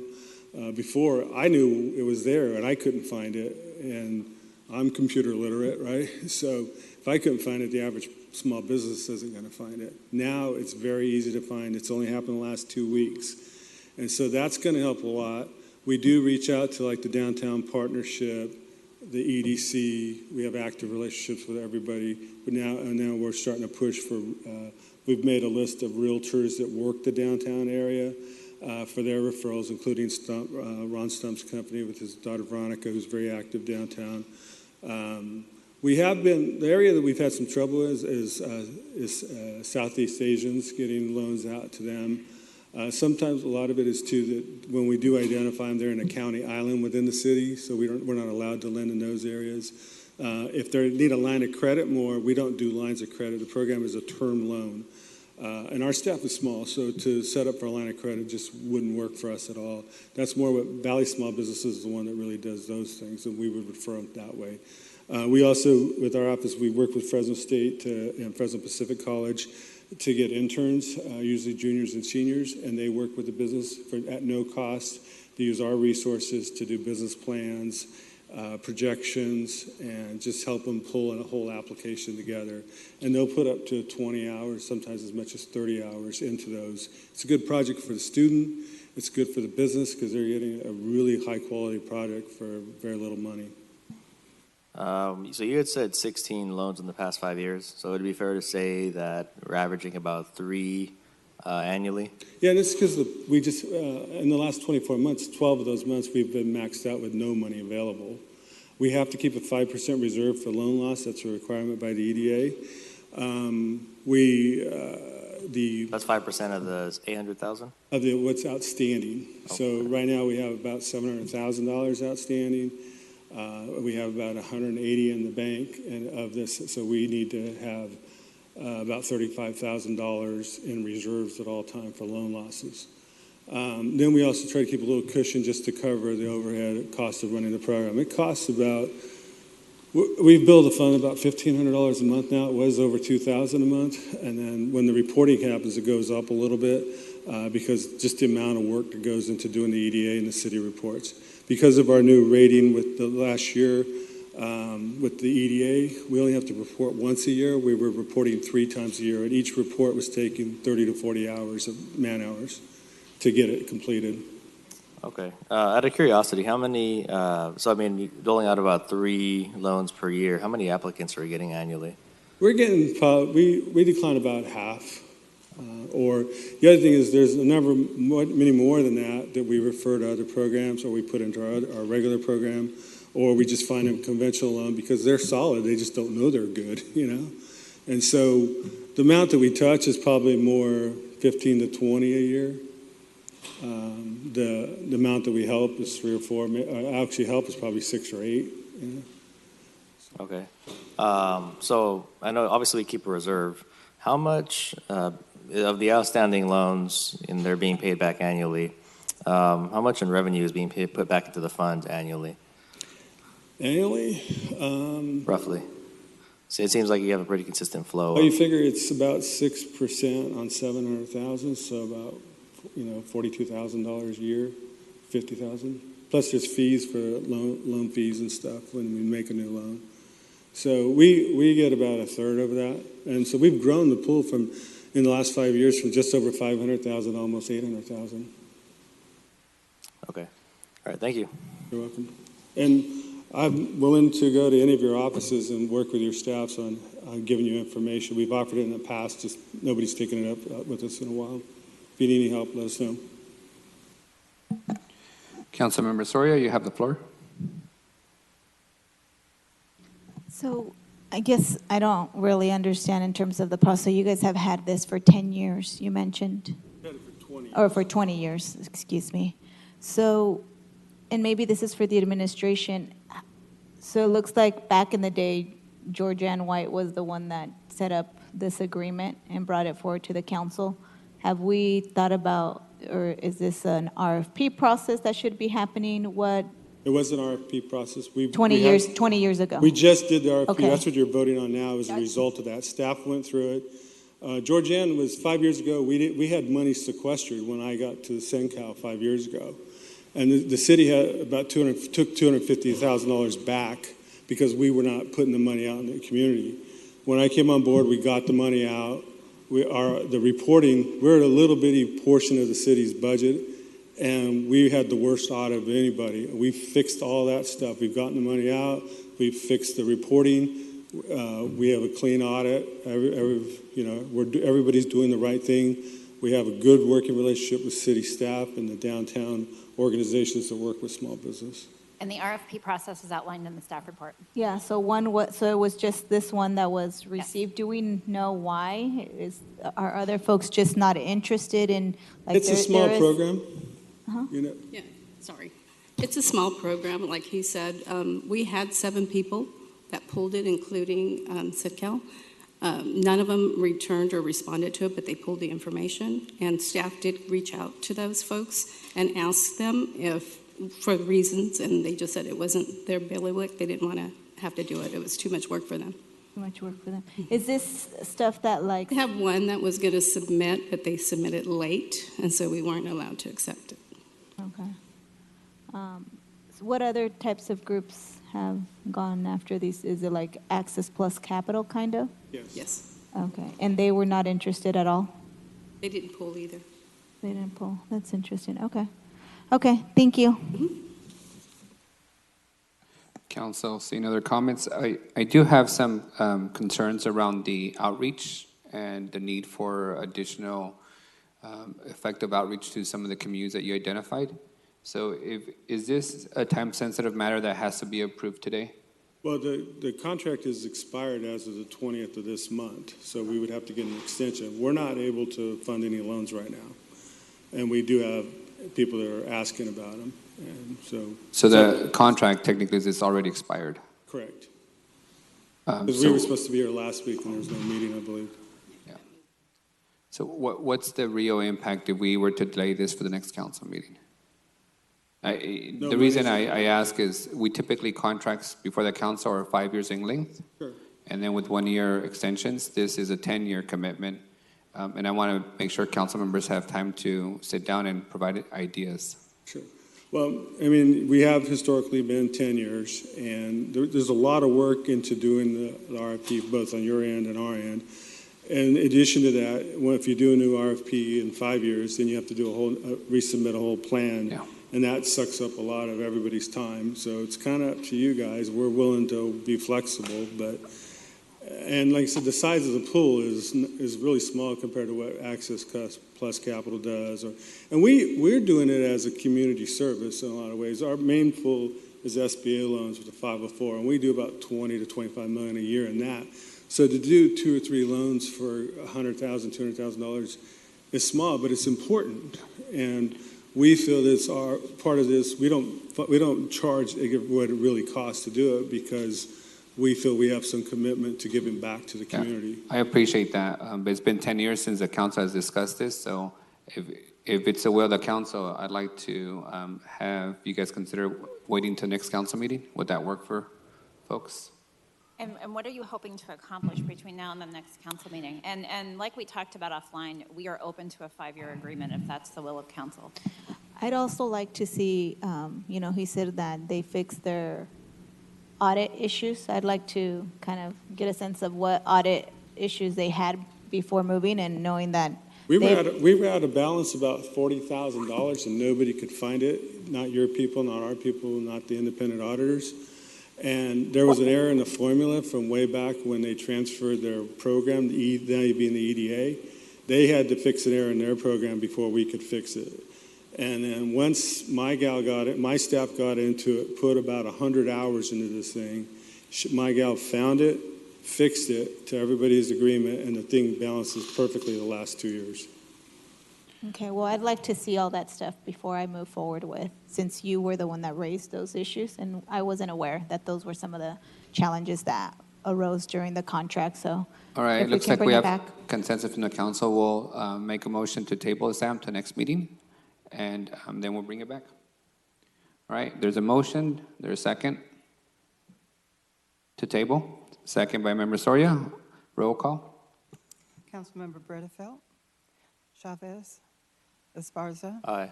Soria, Vice President Arias, Yes. and President Caprielio. Yes. Okay. Thank you. We'll see you soon. Next item is item 1S as in Sam. The intention of the City Council and the City of Fresno to grant a non-exclusive franchise for roll-off collection services for the City of Fresno and setting the public hearing for September 19th.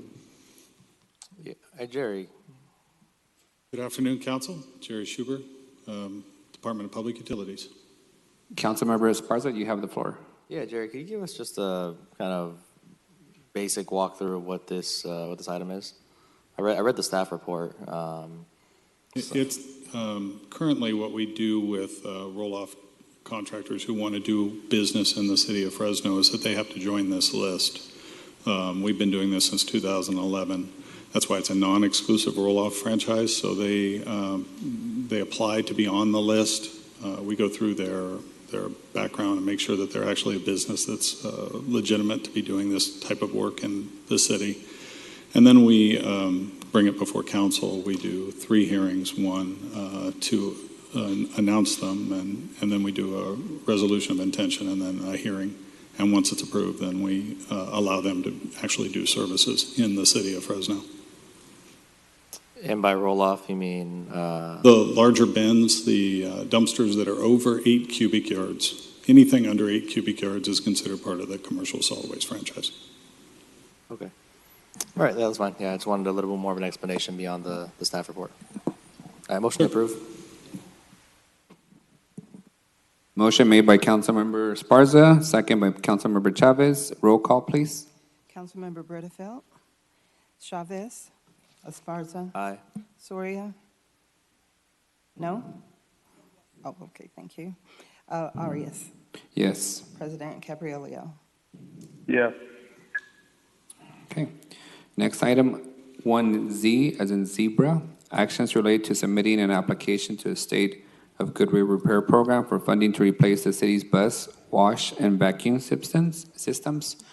Director Barfield, you have the floor. Good afternoon. I'm here to answer Councilmember Bredefield's questions. Yeah, so the question I have, this is replacing for $1.1 million a wash and vacuum system for the buses? Right. Currently, our system was state-of-the-art 30 years ago, and now it's deemed, according to the consultants working with us on this, the second worst that they've seen in the country. The system is not a vacuum system, it's actually a blower. So back when we used to have buses with plastic seats, we would blow out all the material out the front door and out the side door. It made sense then. Now we have cloth seats and a blower doesn't work. We actually need a new vacuum system. So this would replace the blower with a vacuum system. In addition, the bus wash has seen its day. And so this is about us investing in our facilities. This is our number one project on our list. And this grant is our way to get that piece funded. The building itself, the actual wash station, will also house our vault in the future. So we'll be able to wash, vacuum, and vault all in one location. What do you mean by vault? So every night when our buses roll in, we pull out the fare box, we dump it into the vault system, and it's counted the next day. And that's now done in 2 different locations. So that's actually done outside of our administration building, and then they have to drive over to the bus wash where also the fuel island is, and the blower system, no longer not really a vacuum system. And this is state dollars for this? This is state dollars. Okay. All right. Motion to approve. Motion made by Councilmember Bredefeld, second by Councilmember Soria. Roll call, please. Councilmember Bredefeld. Chavez. Councilmember Chavez. Yes. Okay, thank you. Esparza. Aye. Soria. Arias. Yes. President Capriolio. Yes. Thank you very much. Thank you, Director Barfield. Now, before we get to our 2 o'clock hearing, which we still need a couple of minutes before we get to it, I will go back to unscheduled oral communications. I missed one individual. Mr. Aaron Foster, you're next.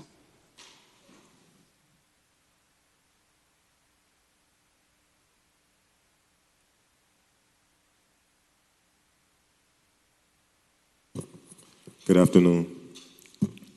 I came wondering, what are we going to do now that Advanced Peace is off of the budget, or if there are any steps that we can take towards that, being that since we've had this veto, we've had 2 babies shot and 3 people killed.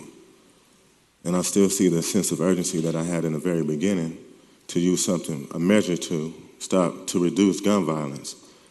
I believe that the narrative that has been set is absolutely false, being with the police data showing that we have 183 identified shooters that can't be prosecuted in Fresno, that we should have the means for at least 25 of these young men to have another option besides continuing this lifestyle.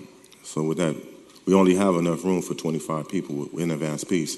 That means we only reach out to the people that want to change. This measure, this theory has been proven in Southwest Fresno for the last 2 years. We have a decrease in gun violence. So I'm still encouraging our city council to do something to continue, and Advanced Peace has a proven model that's been effective in Fresno. I want to know what the next steps can be or will be to implement this program or something. I would rather this program because I know that it works. Thank you. Is that it? I said I was just trying to figure out the next steps because before it was vetoed, we had 90 days to come up with a strategy. I want to know if that's still in place or what is it that we can do to do something, because what we have been doing as far as sending police officers, with 50 police officers on duty, we still get people are still being shot in the areas that they're patrolling. That happened this year and last year. Last year with 75 police officers on duty, We had Zed Chapman he was killed. So policing is not the answer. It never has been. It never will be. We have to do something besides that. City Manager, what's the position of the administration since the administration vetoed the item? You know, I'm happy to take a meeting with him and have, and get his contact information to meet with the mayor or mayor's staff. Okay, so it looks like the city manager, the mayor's office will be meeting with you on the follow-up on the issue of gun violence in the city. Is that accurate, city manager? All right, at the immediate time, that's the immediate next step, since the mayor vetoed the item. Okay, talk to you soon. Thank you.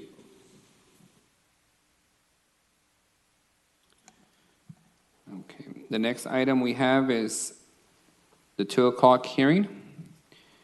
The hearing to consider the plan amendment application number P18-03569, rezone application 18-03569, modification to the conditions of zoning number 03569 related to environmental assessment, filed by Jeff Roberts on behalf of the Assimi Group. Staff, you have the podium. Good afternoon, Margot Lurwell, Planning and Development Department. Since the project was presented to Planning Commission, there have been no changes to the proposed project. Staff is available to respond to questions, and the applicant is here to address the council. Okay, is there any presentation from staff on this item, or were you just We do have a presentation if you would like to see it, but it does not specifically go past what you've already seen in your staff report. okay? Any questions from the council? Second. There's a motion to approve by Councilmember Chavez, second by Councilmember Bredfield. We will now go to the public before we take a vote. So any member of the public wishing to speak on this item, please come forward. Yes. You all, I believe, received a copy of this, or there's 2 pages, right? Yes, ma'am. First of all, let me say, my daughter lives in a Granville home, which is part of the Assimi Group. For 25 years, she's been there. And I know that Granville Homes, the Assimi Group, does a lot of good things for this city.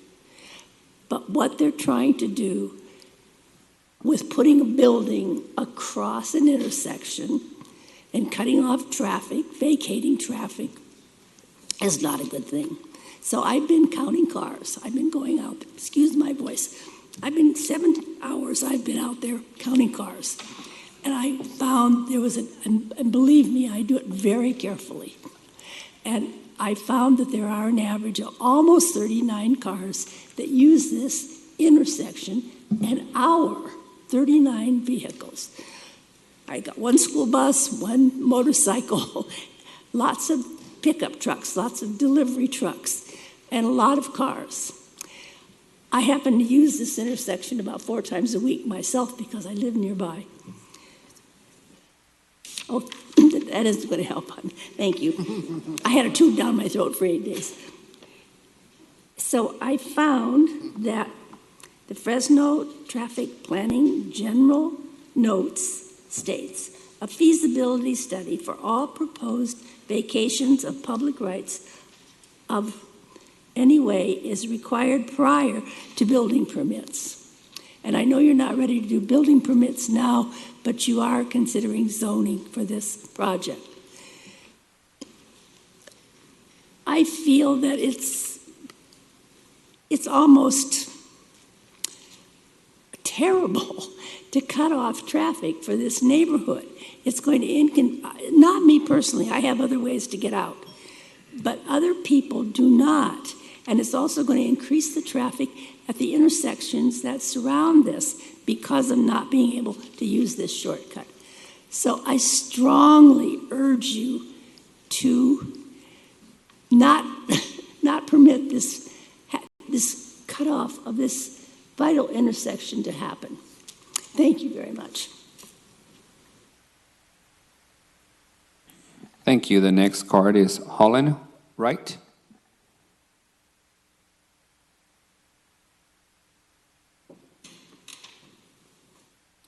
After that will be Shelley, followed by Stephen.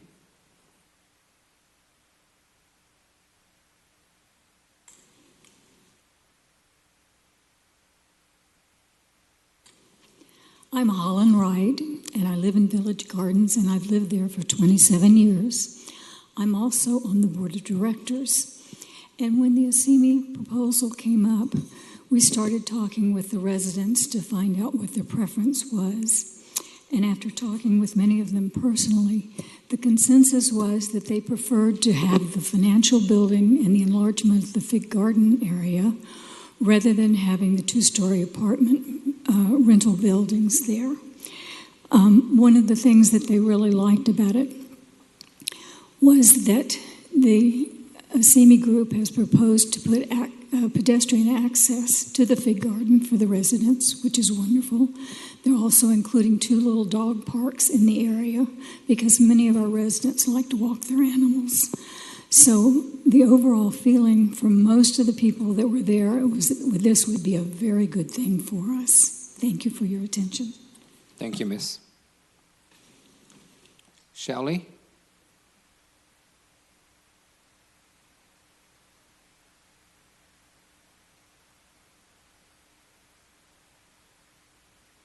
Good afternoon. My name is Shelley Glassrud. I live at 462 West San Ramon Avenue. I'm in favor of the Assimi proposal. Most residents did not want the 2-story apartments, and when we found out that they had a Plan B, we were really happy. And we had 62 out of 69 residents be in favor of this and write letters to support it. So we were very happy about that. We know it will be well maintained. We know that it'll be maintained a lot like the Fig Garden Financial Group area is, and kept very nice. And they've been good to work with. The leadership on our board has worked with them, and they said they've been great to work with. To speak to Joyce's concern about the traffic being cut off, most people that I've talked to think that's a good thing. The traffic going down San Jose, it's a straightaway, and people speed terribly there. When I go down Barstow and around Maroa, it takes about 1.5 minutes. It is easy. So I don't really think that that's a concern.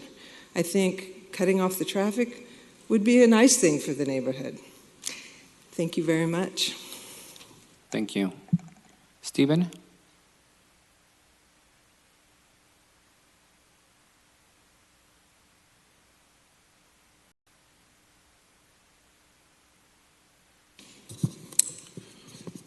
Good afternoon, Council. My name is Steve Reddick. I live at 450 West San Ramon, just to the south of the proposed project. I am also the president of the Village Garden Homeowners Association, which consists of 69 households, as you heard, 62 of which submitted letters of support for the project out of the 64 received. I'm here today to speak in favor of this project, as after considering all the potential proposals for infill in this area, we feel that this is the one with its combination of commercial and quality residential and street upgrades to help us maintain what we've been referring to as our sense of place. Our sense of place, the very reason most of us reside in the Fig Garden area, the ability to walk to local restaurants, shopping, or just for pleasure and health in a safe, comfortable environment. In closing, we had numerous large and small group meetings with the planning department and the Assimi group, and have found them to be very helpful throughout the process in answering our questions and addressing our concerns. Thank you.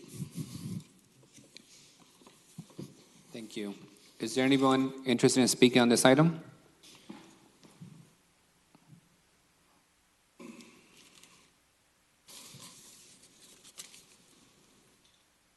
Good afternoon, Mr. President, members of the council. My name is Jeff Roberts. I'm speaking on behalf of the Assimi Group. We're the applicant, and our business address is 1396 West Herndon in the city of Fresno, Suite 110. due to the motion already on the floor, the first thing I'd like to say, we were very much in favor of the motion that's on the floor. I'd like to thank staff for their effort on this project, and I'm going to abbreviate my presentation that I was going to make here today, but staff has been very instrumental. The Public Works Department, Fire Department, Public Utilities, and of course the planning staff. I really want to thank the neighborhood. We've had a lot of neighborhood meetings, both ones that we've sponsored, ones where we've been guests in homeowners associations' clubhouses. We have met in homes. We have met at restaurants in Fig Garden Village, and we've had a lot of letters, emails, and a lot of phone discussions. So I'd like to concur with the staff recommendation, number one, with the mitigated negative declaration and all 11 mitigation measures contained in the staff report. Number two, concur with the recommendation on the plan amendment for the 1 acre site.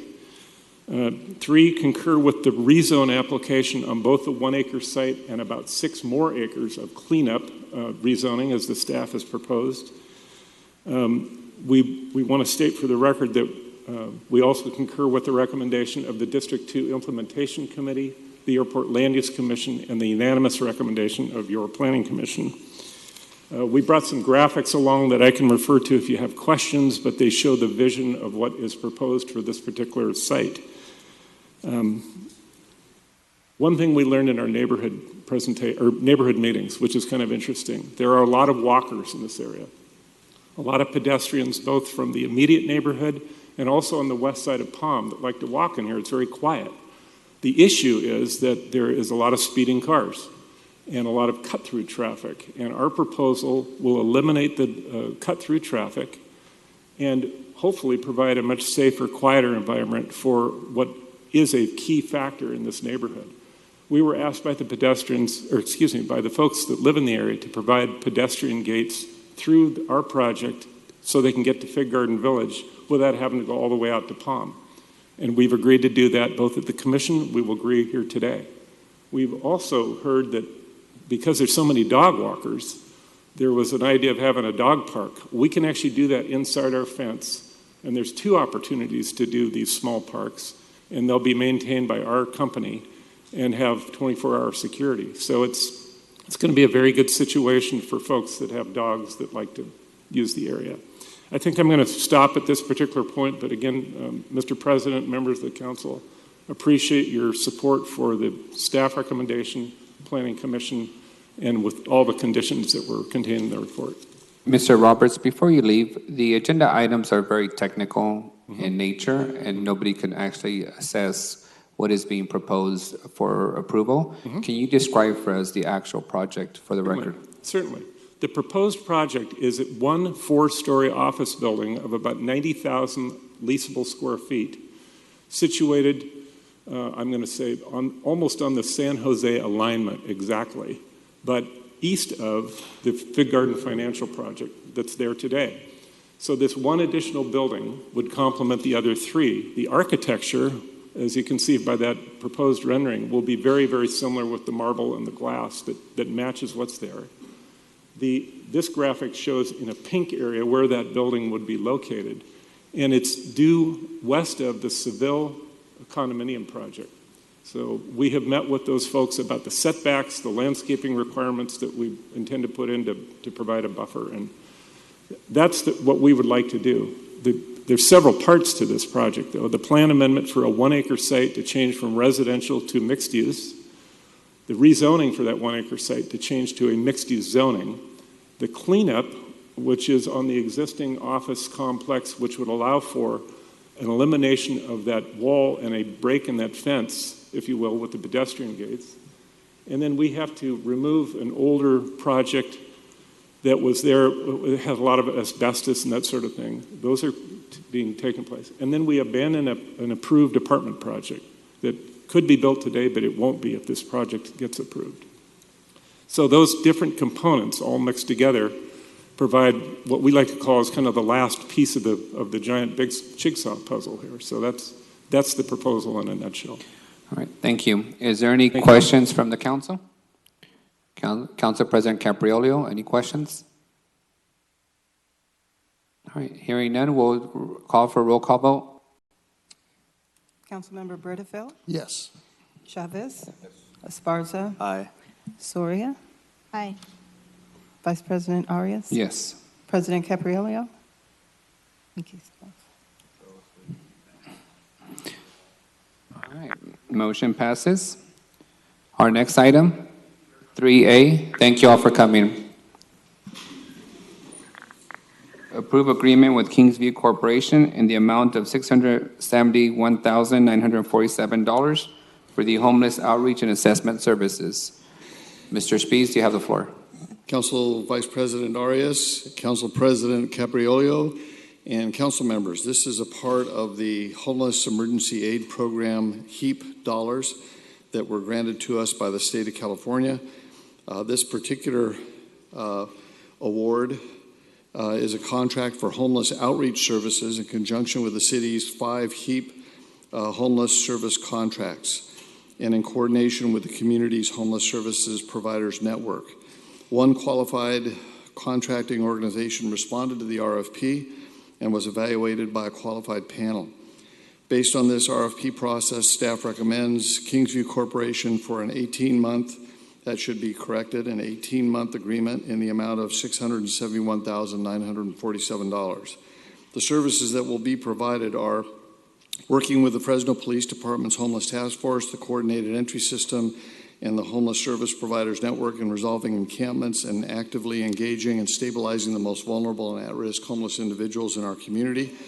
Number 2, connecting homeless individuals and families with services that may include screening, assessment, crisis intervention, community referrals, and linkages to the new triage centers, and short-term brief case management. Number 3, community outreach, engagement, education, and prevention to those potentially in need of services for mental illness and or co-occurring substance abuse disorders.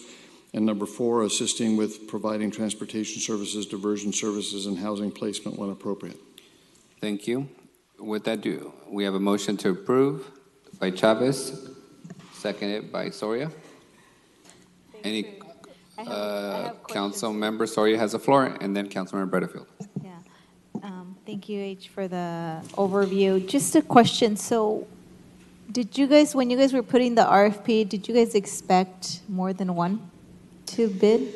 Oh, I'm just curious why we only ended up with one. There's a very limited number of folks with expertise in this area. We're very fortunate that Kingsview applied. One reason is because they're already working with our law enforcement, our police department on the crisis intervention team. The other reason is because they do extensive outreach and case management in conjunction with DBH. So this is absolutely a dream come true. But to answer your question directly, there are a very limited number of homeless service providers with the capacity to do this work. Thank you. Yeah. Councilmember Butterfield. Yeah, Kingsview Corporation, are they Fresno? I know they're all over the place. Yes, they were started in Fresno. They were started actually by a fellow by the name of Art Jost right after World War II to provide community-based mental health services. Yeah, no, I'm familiar. I used to work at the hospital in Reedley, but I'm wondering today, because I know they've changed a lot through the years. They are. In fact, we have Virginia is here from Kingsview. Virginia, you're working in how many different counties and states? Yep. Let's wait before you get to the. Let's wait till you get to the mic, please. Yeah, that's good. Hi, I'm Virginia Sparks, and I'm the regional director for Kingsview. And I'm not sure, we're in Kings County, and I know that we do in the rural areas, but we're very much here in Fresno. Okay. We have the PATH program, which is project assistance to transition from homelessness. We have Blue Sky Wellness Center that you may be familiar with. Mm-hmm. We also do the suicide prevention hotline. We also have the National Rollover Hotline for suicide prevention. We have rural triage, in which we're dispatched with the police officers to provide mental health services. And we just recently in March became part of the CIT team Metro, where we're dispatched in Fresno with the police department to provide. And then we're also the lead in the collaboration for the MAP project, which is us, Central La Familia, and Poverello. Okay. And in your Exhibit A, the scope of services, it says provide at least one linkage or service to 100% of the homeless individuals engaged with on the street? 100%? You're going to contact 100% of the homeless people on the street? No. So what we are going to do, what we're in the process of doing right now, is meeting with homeless service providers and especially our police department to actually identify how to best maximize these specific services to reduce homelessness. And basically what we're doing, Councilmember Rutherford, is kind of holding in tension the challenge of massive outreach with a light touch, and at the same time, or on the other side of that kind of binary, is going deep with the most frequent users that are most impacting our services in our community. So holding those things in tension, we're having a series of meetings, and as this contract is unfolding August 1st, we hope to have all of that, and we'll be informing the subcommittee, your homeless subcommittee, on how that plays out. But we're establishing those metrics right now. But it does say that, though, that you're going to contact 100% of the homeless. That's what it says. Whoever was the person that put that in, which was probably me, was both misinformed and but well-intentioned. Okay, got it. Really optimistic. And it says that you're going to provide transportation service. I mean, you planning on doing that as well? Yes, because what we do is we go out and assess the need, and sometimes, it's about walking them through the process, and that's often because they can't get from A to B, and giving them a bus token isn't going to work. So we're going to actually walk them through that, and we're going to take them to the appointment and whatever needs to happen. Okay, all right, thank you. All right, no other comments? Just two questions from me. How many people do you plan to hire with this contract, and how many individuals do you plan to serve? So for plan to hire, we're hiring 4 full-time outreach workers, 1 part-time, and then we also have a part of a program manager that will be overseeing the project. How many people will be served? And this is one of the things that we're focusing on now in our negotiations, because we're really looking at where are we going to have the most impact with the chronically homeless, and why also touching on the ones that are newly homeless. So we don't have an exact number right now, but we are focusing on where we're going to have the greatest impact on this community. Thank you. And we'll have the homeless task force updated once you have an idea of the numbers and the scope. Yes. All right. With that, let's do a roll call vote on this item. Councilmember Bredefeld. Yes. Chavez. Yes. Esparza. Aye. Soria. Arias. Yes. Council President Caprielio. Yes, and for the record, I hit the wrong button on the last vote. Okay. We will record a yes vote. Thank you. I set the wrong darn button on me. Thank you. Thank you. Thank you all. And just a reminder to council, please speak into your mic so that Councilmember Capriello can hear you. Next item is item 3, C as in cat. And Councilmember Chavez has an announcement on this item. Yeah, I'm going to recuse myself for a possible conflict of interest on this. You just can't leave the dais, because then we got to stop the meeting. Councilmember Chavez? Luis, you got to remain here. Oh, we got 4? Okay, then you're 5 minutes only, sir. All right, we have a motion to approve. I'll make the motion. A second? Second. It's been seconded by Councilmember Bredefeld. Roll call. Public comment. Anybody wishing to speak on it? All right. Seeing none, call for the vote. Bredefeld. Yes. Councilmember Chavez is recused. And Esparza. Aye. Soria. Arias. Yes. President Caprielio. Yes. All right. It passes. Next item. Item 3D is also in relation to the TCC funds. The actions pertain to the approval regarding the Chinatown Urban Greening Project. Staff, would you like to come up and give us a quick summary of the projects? And before that, I'll make a motion to approve. Second by my Councilwoman Soria. Go ahead, you have the floor. Hi, I'm Courtney Espinoza. I'm the Program Implementation Manager for a TCC program. This item before you is the Chinatown Urban Greening Project. It is $7,943,598. And this is going to be improvements in the Chinatown area to include trees, street improvements, light improvements, all throughout the Chinatown area. And any questions I can answer. All right, seeing none, we'll call for a vote. We already went to a public on this. No? Anybody wishing to speak from the public? All right, seeing none, roll call. Councilmember Bredefeld. Chavez. Esparza. Aye. Soria. Yes. Vice President Arias. Aye. President Capriolio. Yes. All right, item 3E, as in Edward, approve a subcontract recipient agreement with Green Building Council Central California for the community engagement plan in the Southwest Green Trails project totaling $138,540 pertaining to the TCC grant proposal. Make a motion to approve. Second by Member Chavez. Any members of the public wish to speak to this item? Seeing none, roll call. Councilmember Bredefeld. Chavez. Esparza. Aye. Councilmember Soria. Yes. Vice President Arias. Yes. President Capriolio. Yes. Okay, next item, 3F, as in Frank, actions related to the construction of the Butler Medium Island Bus Stop Upgrade Project. Does staff have a presentation? I just want to explain what a buffer median island is, because there was some confusion.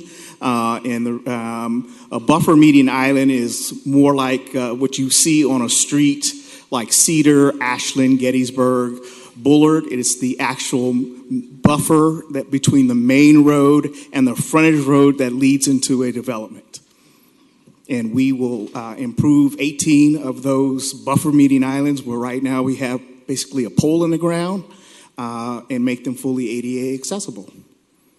So sorry, Council Member, Mr. Vice President, you get one because most of your community is developed with alleyways and not with buffer median islands. And that was my only complaint. I know. So I wanted to go on the record for you. Thank you for feeling my pain. Because you know I love D3. Yes. With that, Let's highlight that D4 gets the majority of them. So Councilmember Capriolio, for the record, you're getting 10 of them. Wow, I get one. Motion to approve. Second. Motion's been made, seconded. Roll call, please. Councilmember Bredefeld. Yes. Chavez. Esparza. Aye. Soria. Yes. Vice President Arias. Yes. President Capriolio. Absolutely, yes. Of course. Thank you very much. Thank you, Director Barfield.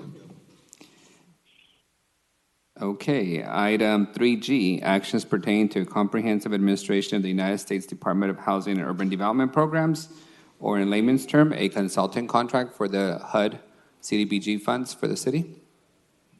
And staff, you have the floor. Good afternoon, Jennifer Clark, Planning and Development Department. This afternoon, I have before you two consulting agreements under one agenda item. These are continuations of existing contracts that we have. So a year ago, if you recall, the council approved two consultant agreements, one to assist the city in administering its emergency solutions grant, HOPWA grant, and our TBRA program under the HOME program with Michael Baker International, and that was for an amount of $113,000. Additionally, the council approved a consulting agreement with USONA Development to assist with the administration of our Community Development Block Grant, or CDBG program, and that was in the amount of $304,510. At that time, we wrote the contracts to be a one-year agreement with four one-year extensions for a maximum of 5 years, but we only awarded funding, or we only allocated funding for the first year because we wanted to see how the programs were going. So in the first year, what we've identified is that these consultants have provided additional resources to our team, have ensured that we have met our timeliness test, for the first time in a number of years, have identified additional state and federal regulations that the city was not complying with, that they have now ensured that we are complying with, and are generally assisting us in meeting all of our federal regulations. So today, the request is to fund the second year of these contracts. The first would be for Michael Baker for an additional $113,000, and the second is for USONA for an additional $304,510. And then we would come back at the end of next year to determine whether or not there would be a need for extension. I will say on the ESG program, we have made really great progress, and we feel that over the next fiscal year, we will be able to recruit, hire, and fill the position that would administer that, and use Michael Baker to train and bring our staff up to speed to ensure that we were meeting all of the federal regulations, and I do not anticipate the need for extending that contract beyond our current fiscal year of 2020. I also have been working very closely with the team to kind of talk through what the next 5-year cycle for a consolidated plan would look like. I know we've had conversations with the subcommittee on the need to evaluate what our priorities are and to evaluate what kind of skill sets we would have. So if our priorities are in the next consolidated plan are primarily rehabilitation, we would need a certain kind of employee for that particular contract. If we were doing primarily public works and parks kinds of projects, we would need a different kind of skill set for the next 5 years. So it's really important that we think through that. And then our anticipation would be probably coming back to the council a year from now with an extension of USONA just for one additional year. So at this point, what we're looking at is a phase-in to be fully staffed and fully self-sufficient within 2 years. And that is our recommendation today, and I'd be happy to answer any questions that you might have. Thank you. Is there anybody wishing to speak to this item in the public before we go to the council? Seeing none, I'll bring it back to the council. Councilmember Soria, you have the floor. I'm just going to say for the record, my staff has had an opportunity to meet with you, Jennifer, and I've probably been saying this for, I don't know now, 5 years, I guess, maybe 4. I don't know how long have we had consultants, but I'm just at a point where every year that I've supported to extend the contract, I'm like, really having to think hard about it. And I just feel like we haven't, the commitment that has been expressed in prior years that we're going to make sure that we have the appropriate staff that we need to make sure that we are moving forward. I just haven't seen it. And I don't feel confident because I continue to hear the same every single time we're looking at these consulting contracts. So I'm not going to be able to support it. I get it. I'm not going to try to convince my colleagues not to, but I've just been frustrated with this process because I think at the end of the day, what we haven't done is really built the capacity, the real capacity that we need, and attracted the experts and the folks that know how to do this work here. And I'm just frustrated with that. And so for those reasons, I'm not going to be able to support it today. So I'm going to chime in, and Jennifer, I may need your backup here. But so by not approving... City Manager, if we may first, let me call Councilmember Butterfield, and then I'll give you the floor. Okay, thank you. Okay, Jennifer, so we met yesterday or the day, but I don't even remember. They blend together. And I appreciate the meeting, and I've read the staff report, and I hear what you're saying, that you're talking about for 1 year and another one for 2 years before you feel like you can have staff. Is that correct?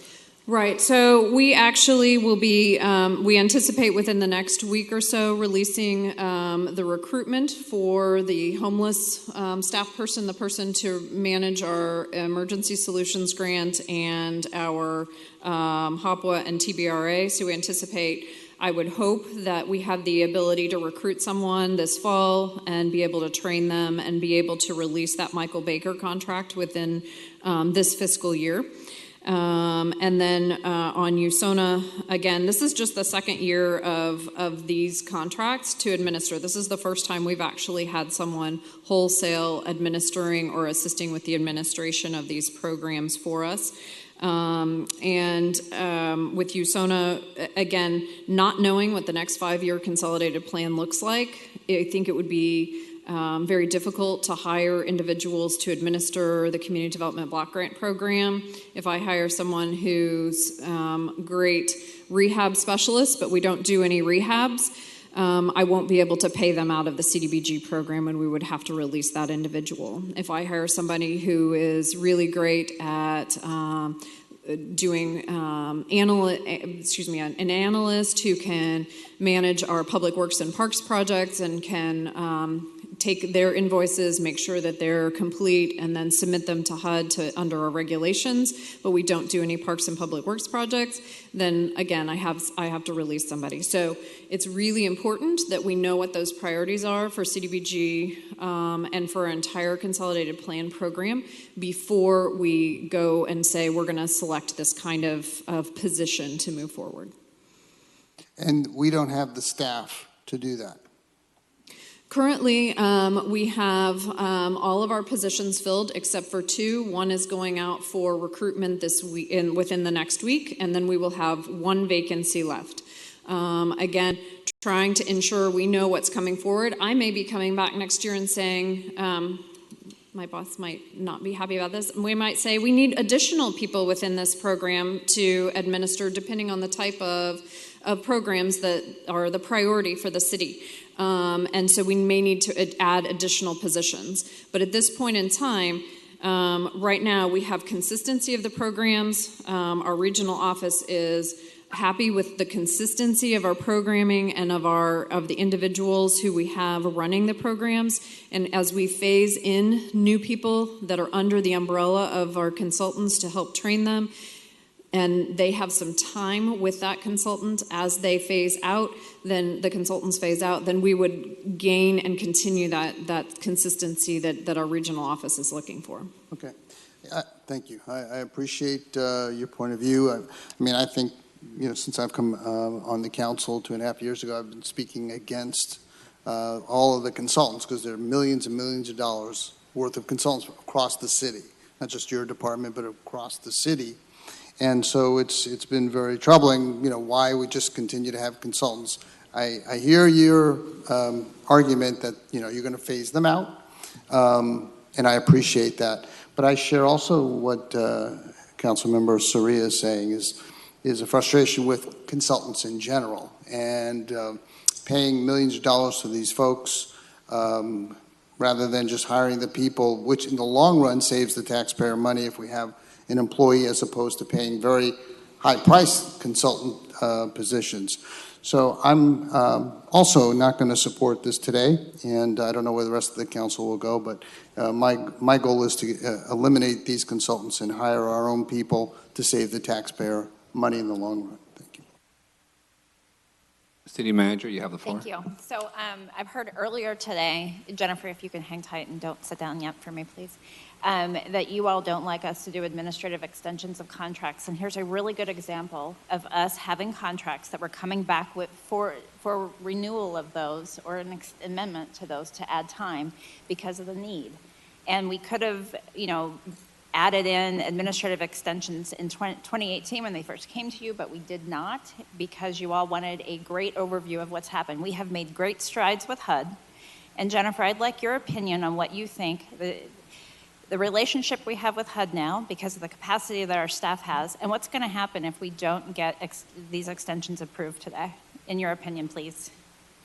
So 2 things. One is that we do not have the staff capacity, and it will take at least 3 to 6 months to recruit, hire someone for each of the positions, and then additional training. So I've seen your packets for today, and the size of those packets for today. So that size of that packet, You multiply that by 12, that's our internal policies and procedures for each of those programs. So to train someone just on those, not to mention the federal regulations, takes more than just a few weeks of here's how you run a report in PeopleSoft. It's not the same as a position where it's repetitive. So it's knowing and understanding the roles, and each one is different and unique. And they're constantly providing additional updates from HUD. They're constantly sending out notices that say, now here's how we interpret the federal regulations. And having consultants on a national scale that can provide that information to us and ensure that their staff and our staff stay on that and on top of it while we're on that learning curve with new staff is really critically important. Consistency is the other piece. So each year, all of the federal programs, including HUD, do what's called a risk assessment. They assess whether or not a community should be audited or monitored, and they look at expenditure rates, which we're doing really well at. They look at past compliance, and they look at consistency of the people who are administering the program. Every time you switch out a person, you raise or elevate that risk level, and you create a potential for additional audits and additional monitoring of the program. So I really understand and recognize your concerns, and we have struggled. It is really hard to find people who have this kind of experience in our region. We believe, in talking to our consultants and in talking to our staff, that there are people in this area who have the capacity to do our homeless programs. We have homeless providers, and our hope is to try to attract someone who has some of that federal background so that that learning curve is not as steep. There are only two other agencies in Fresno that administer the CDBG program, Clovis and the county. So let me ask you this, Jennifer, because you're saying the importance of keeping on the consultants so that they can train. So we've had these consultants, so why haven't we prioritized hiring so that they've been training them this entire time? I'm like, we're getting now to, the time where we need to extend to allow for what you're doing, but why haven't we done it? And that's kind of like my frustration. So I'm not seeing the real commitment to get there faster. And I've told you guys from the very get-go, I've been supportive of these to get the consultant because I know that we needed the help. I know that we didn't have the capacity, but I just really haven't seen, the efforts to try to really go out and recruit or train who we have in place, and even train so that they could get to, be. I know now we have a housing director, correct? Or we have a manager, yes, Tom Morgan. Manager. It took 4 recruitments to get a housing Jennifer, how manager. many recruitments did you say? I'm sorry, what? How many recruitments? 4. Right, and I sat on 2 of those, and Jennifer's right. The expertise was not there whenever we did those recruitments, and we're very lucky to have Tom because he comes with a wealth of experience. And so it's not for a lack of trying. It's just that we just have not had the applicant pool to pull from.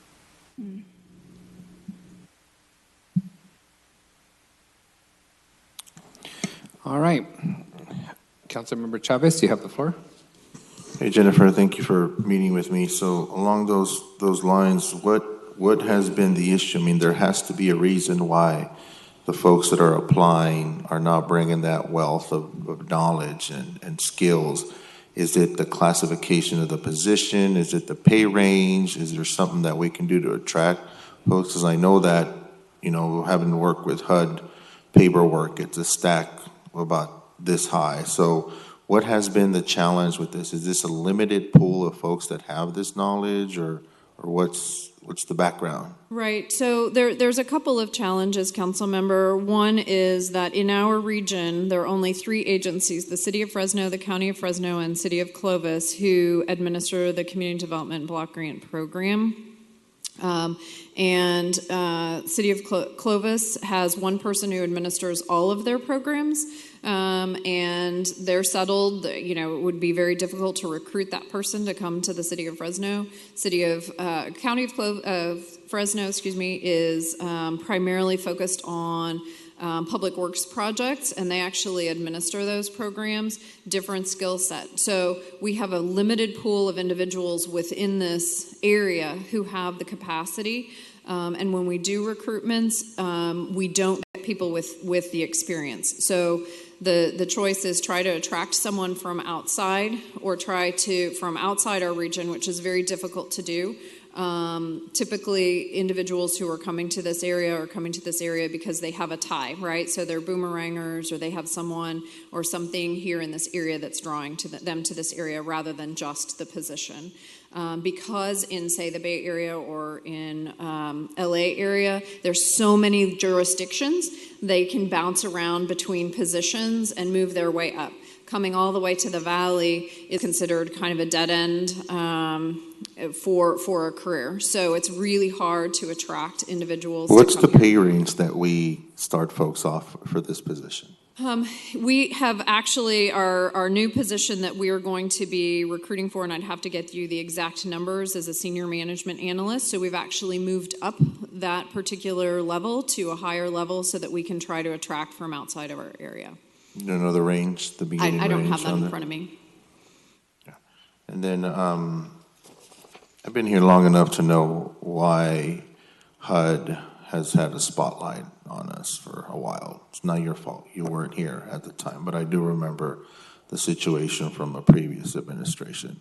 And so what I wanted to ask you is, what is our commitment or requirement now with HUD because of that situation? Are we going to be under scrutiny for 5 years, for 10 years? Have they notified us of how long they're going to be extra checking our HUD paperwork? Not in that way. I think we've started to build a relationship. Again, it's about consistency. The problems that occurred prior to 2012 certainly didn't happen overnight. It will take years to rebuild that relationship. We had our representative in our offices last week. They were very complimentary about what our ESG consultant is doing and what our staff on the home side are doing. They really took a different message back to the regional office about how we are managing and handling our programs, and that we are doing a really good job. And I think that starts to build a more positive relationship. But based on other cities that have been through monitoring findings like we have, you're looking probably at a 3 to 5 year period of time now that we've hit a good spell before that they will feel really confident that we're going in the right direction. And I'm really concerned about jeopardizing that relationship and any possible funding with HUD or federal partners. And so I think you can tell by the conversation up here with our colleagues that the support's not going to be here, but I don't want to send that message out. So perhaps tabling this item and having a further discussion about solidifying a plan that fits into what you just described. Because from what you just told me, I just heard that perhaps the pay range is too low and we need something in regards to a 3 to 5 year plan long-term for this. So I'm going to propose that to our colleagues to table the item and then have a further discussion with staff on how we can come up to some kind of conclusion. Tabling this item stops the program then. I mean, stops the work the consultants are doing. And I would rather you all approve what we have in front of you today, and then we come and try to work on a longer term solution. So if we knew that this contract was expiring, why didn't it come sooner? We have a 1 year agreement, right? I mean, we're doing, Jennifer? Our contract with USONA, we have about another 6 weeks worth of funding. So if we come back on August 15th, we could certainly have that conversation between now and then. I'm going to propose that. We'll see the will of the council. Thank you, Council. From my perspective, any other council members wish to speak? It doesn't seem to me there's enough support from the council to move forward. Personally, I recognize the amount of technical support needed to be in compliance with the federal rules on CDBG, but consultants are supposed to be supports. This feels now like it's just enabling us to continue now to build that internal capacity. It almost feels like a permanent crutch, which is the opposite of what consultant work should be for a city our size. So I'm not in a position to support it today. And I know there's going to be some ramifications, but as the city manager indicated, we've had a year. We knew this was going to occur. We had a year to figure out the compensation gaps, the recruitment gaps, the technical assistance. I'm not convinced that our internal staff, that there's nobody available in the city of 4,000 employees that has significant talent to be able to do this work. So I'd rather we bring it back and see if we can get to a different place. But if the administration wants to force a vote, I just don't think the support for that is here today, unless I hear differently from my colleagues. I would appreciate you all voting, because I do think it's short-sighted. We can always bring it back in August, even if you vote it down. But I think it's short-sighted what you're doing to our relationship with HUD, as well as the money that comes into this community. So I would like to force a vote. Well, I know that's your will, but there's no motion for that. So does anybody want to make a motion to table this item? I'll make a motion to approve the item. Council President Capriolio speaking. Council President Capriolio has made a motion to approve the item. Thank you, Council President. Is there a second to that motion? Seeing none, the motion dies for lack of a second. I'll entertain another motion. There's a motion by Councilmember Chavez to table the item. Second by Councilmember Soria. Roll call. Councilmember Bredefeld? Yes. Yes. Chavez? Esparza? Aye. Soria? Yes. Arias? Yes. President Capriolio? No, we're running out of time, folks. We're running out of time. All right. Item's been continued to August 15th council meeting. Thank you all. Next item, 3H, actions pertaining to permanent asphalt concrete pavement repairs, bid number 9506, citywide. Staff, you have the floor. Good afternoon. Mike Carbajal, Department of Public Utilities.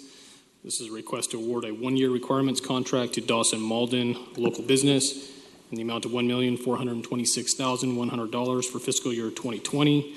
Contract has provisions for up to 3 one-year extensions, and the contract provides for permanent asphalt pavement repairs associated with the maintenance work performed by the Water Division.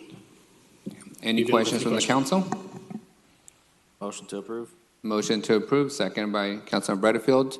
Anybody in the public wish to comment on this item? Seeing none. Mr. Carbajal, I just have one comment before we take a vote. I know this is the contract where whenever you guys open up the street, this is the companies that go and fill in that hole that the city opened up for purposes of public utilities work? Correct. Just want to bring something to your attention. I've seen a lot of those end up with a big hill after they're filled. If you look at Ventura, it's full of holes that were opened by city staff that were backfilled. And I'm not sure what occurs, but all that asphalt gets pushed to one side and you end up having a big bump. So I'd just be thoughtful about the actual execution when we get there. Yes, we can look into that. Okay, thank you. Roll call, please. Councilmember Bredefeld? Yes. Chavez? Esparza? Aye. Soria? Vice President Arias? Yes. President Capriolio? Yes. Okay. Item 3L, actions related to funding agreements with Fresno County Transportation Authority and Caltrans on the pilot litter abatement program. Staff, you have the floor. Good afternoon, Council. Scott Mosier, Public Works Department. It's a pleasure to be here before you today on this item. It's been a regional goal to clean up the highway corridors with litter for many years. I want to highlight the item today is time sensitive. It's planned for FCTA board approval on August 7th. With the cancellation of the last council meeting, today is our last opportunity to have that funding agreement approved. If not, it would be delayed until the October FCTA board meeting, 2 months delay in the program. I want to highlight the item before you would be supplementing the work that Caltrans is doing and not supplanting or replacing any of that. For a number of years, Caltrans headquarters has offered a dollar-for-dollar match to a region that wanted to provide funding and bring in additional dollars from Sacramento to address this problem. The struggle had been, where does that dollar for dollar match come from? Just as the city of Fresno and other cities had felt that was too high of a cost to pay. And so began the work with the Fresno County Transportation Authority. In March 2018, Fresno COG and FCTA approved an amendment to Measure C, the litter abatement program, and that takes a little bit of funding, basically $125,000 a year, out of the regional highway program that built things like 180, 41, other corridors. It takes that money out of that program and puts it into this litter abatement. As Executive Director Mike Leonardo noted in a press conference this morning, there is recognition that the FCTA has built great projects, $2 billion worth of highway extensions, but the Measure C program provided nothing for maintenance of those same facilities. And so that was left to statewide issues. So dollar-wise, the proposal before you would provide $200,000 from Caltrans per year, $100,000 from FCTA through Measure C, and the city would provide $100,000. Council, you've already approved in the adopted budget $190,000. At the time we built the budget, we did not yet know the amount FCTA would be awarding to each city interested in the program. So there's actually more funding available than we had anticipated as staff when the budget was built. So the AAR, $210,000, would build that up to $400,000 total in the program. Our soft costs, our staff costs to oversee that would be recovered through the program, meaning with these two agreements, we have to accumulate the cost from the vendor. We invoice FCTA, we invoice Caltrans, receive those dollars back, verify insurance of the contractors and such. So all those costs, about $40,000 a year, would be recovered out of the $400,000. So with that, we'd recommend council approve the item. As far as how the program would be done, we would issue a request for proposal to contractors and vendors and nonprofits who are interested in providing the services on all 4 freeway corridors in the city. And that would come back to council around October for approval and bringing them on board. So it would not move forward in terms of hiring an actual vendor without a subsequent council action. But again, we would ask council to approve the agreements today in order to deliver some much needed benefits to the community. Staff's available with any questions. Thank you.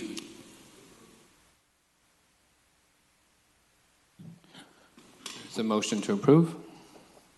Second by Member Nelson. Any questions from the council? Councilmember Butterfield? Yeah, Scott. So Caltrans is offering $200,000 to do this litter abatement program, and Measure C would be 100, and the city would commit 100, correct? That is correct. Okay. And so in your staff report, it says the city of Fresno has a long history of working with Caltrans on many projects, including a 2011 maintenance project cleaning on and off ramps along State Route 41 corridor. So tell me about the 2011 maintenance project and the history, because I'm not seeing it, and I don't think anybody sees it. All right, Council, 2011, again, this was under the previous administration. Again, was a goal of cleaning on and off ramps. And Caltrans, this terms of District 6, Caltrans District 6, Central Region, they're constrained by how much money the state budget had included for them. And what occurred at that time is under an agreement with Caltrans, the city went in, utilized city maintenance crews, and did not clean on the main line, but cleaned up on and off ramps. Examples, I believe the first one that we tackled was the Shaw 41 interchange. City staff, actually city maintenance crews, crews went in, did not get close to the main line, but we went in, lifted up trees, and in some cases spread bark mulch within those interchange areas. That was a fairly short-lived program, and only while dollars were available. 2011. That's correct. Okay, so we're in 2019. Are you saying that for 8 years since 2011, they haven't done anything?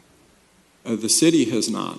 Caltrans has continued their efforts. Caltrans does not have any additional maintenance staff now than they did 20 years ago in terms of things like landscape maintenance, litter abatement, and to kind of further compound the situation, if we went back 20 years ago, the criminal justice system was a little bit different.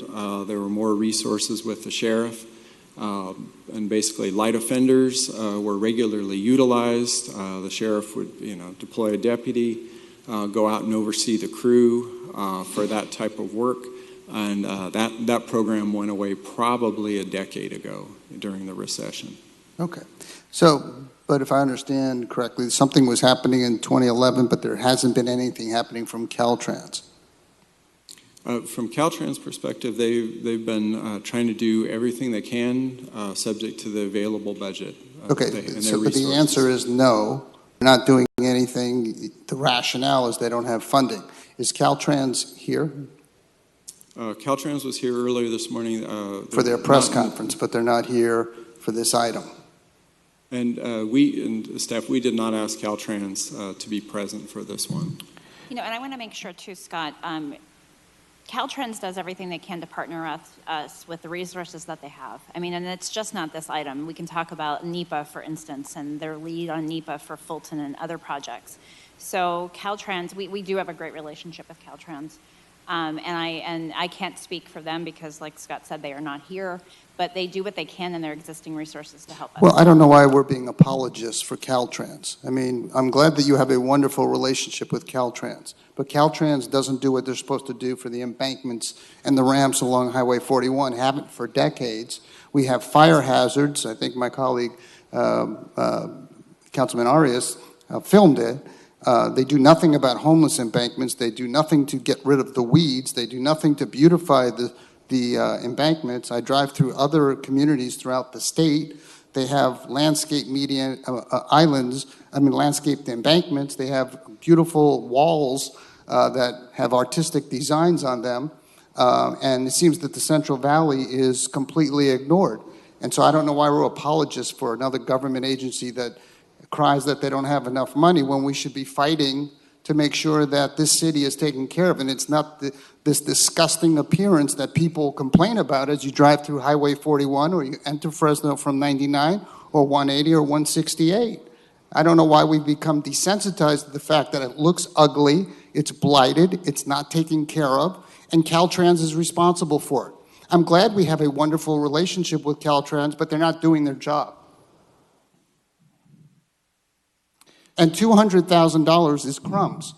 $200,000 doesn't solve the problem.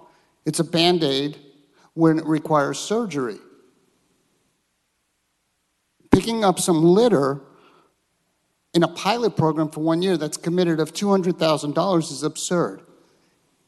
It doesn't solve the problem. I'm not going to stand here and applaud Caltrans. We need to be meeting with Caltrans. We have a meeting August 1st. We need to be having our state representatives and perhaps federal representatives. Our governor says that he's not going to ignore the Central Valley. Well, I'd like to see that put into action with this, because my constituents don't like it, and they're frustrated by it, and I'm frustrated by it.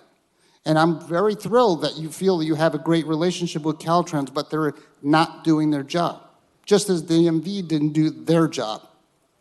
And we as a council need to take this very seriously. This has been going on for decades. So I'm not okay about this. I'm not okay about highways being ignored, the 4 highways throughout our city, the lack of beautification, the lack of litter removal, weed removal, and there's homeless encampments. People are sick and tired of the visual blight. Caltrans receives taxpayer money to do their job, and they're not doing their job. The taxpayers are being ignored, and it's disgraceful. So I'm not thrilled about $200,000. I'd like to know, do you know what other cities, Scott, are getting from Caltrans, how much they're spending in other budgets in Orange County, LA, San Jose, San Francisco? Do you know? Is it $200,000 that they're getting for litter abatement? I'm not aware of the specific dollar amounts, no. Okay. Well, I suspect it's not $200,000 because I've driven through these areas and there's millions of dollars being spent in these areas. And Central Valley and Fresno in particular is ignored. So we have a meeting scheduled August 1st with Caltrans, assuming they show up. I think we need to have a very direct discussion about the lack of what is taking place with their responsibility, which is to maintain our highways. And we have that meeting. I believe Councilman Arias is going to be there. Is going to be Councilmember Soria, who's also there? Yes. Okay. So I'd like some further discussion about this $400,000. I'm open to what we do about it. I'm glad that they want to finally put some money to pick up litter, but it's not enough. Clearly not enough, and frankly, it's just a complete disgrace. Councilman Soria, you have the floor. Thank you, Council Vice President. I hear my council colleague, and I agree there's a lot of frustration. I think not just us, because we consistently hear from the residents that live here in the city. And I know that the mayor made some comments, I think it was in the State of the City, about an initiative called Keep Fresno Beautiful. Is this part of that initiative? I'm trying to understand what is the Keep Fresno Beautiful plan? How does this fit within this plan? I don't think this council has ever seen what the initiative does. And Is there a plan? Council, let me share, and this may be a question from administration, but we have personally done research. There's a national organization called Keep America Beautiful, and cities can apply to be affiliates. That really has a lot more to do with community-wide cleanup efforts, a great umbrella organization for volunteers and groups where those things can happen. Bakersfield has been a great model of that. They did create, I believe that was under Mayor Hall, a Keep Bakersfield Beautiful affiliate. Having participated in some monthly conference calls about their Kern County State Highway Cleanup Program, they regularly have 24 people within the room and a lot of great energy and activity. So is this part of Keep Fresno Beautiful initiative? Can someone explain to us what that is and if there is any dollars in the budget to do so? I know that there's $100,000 here in this item out of community sanitation, which we know is not general fund, correct? But correct. I'm trying to understand in terms of this initiative, and is there like a comprehensive plan? I just kind of remember hearing it, but I've never heard anything else about it. This program, Council, So is it certainly separate? could be well, without a Keep Fresno Beautiful effort, this project, this could certainly stand on its own, but I think it's a good representative project and effort within the greater effort of cleaning up Fresno. Okay. So the $100,000 was already included in the budget within the sanitation department. Are those dollars just dollars available for any type of cleaning? What are those dollars generally used for? Obviously, in this case, we're using them for litter cleanup. Yes, the community sanitation fee revenues, they are utilized in the city for street sweeping, median island maintenance, also for some tree trimming and litter control, both things like some efforts of that go into cleanups related to homeless encampments in the city and other litter control around the area. Example, if illegal dumping occurs and it's unknown as to where that came from, that's typically a community sanitation funded item to clean up that area. So is this $100,000 going to be dedicated to the cleanup of like the 41 and 99? Is that what I'm hearing? Correct. 4 freeway corridors within the city limits. the 41, 99, 168 up to Shaw, which is the limit in Fresno, and the 180 corridor. And in terms of cycles, the crew would no doubt work on the hot spots. It wouldn't be equal treatment throughout. And I know council members are very familiar with where a lot of problematic areas, hot spots, as is Caltrans and city staff. In other cities, are you aware, are cities having to essentially foot part of the bill for the cleanup? Why isn't this being covered completely by Caltrans?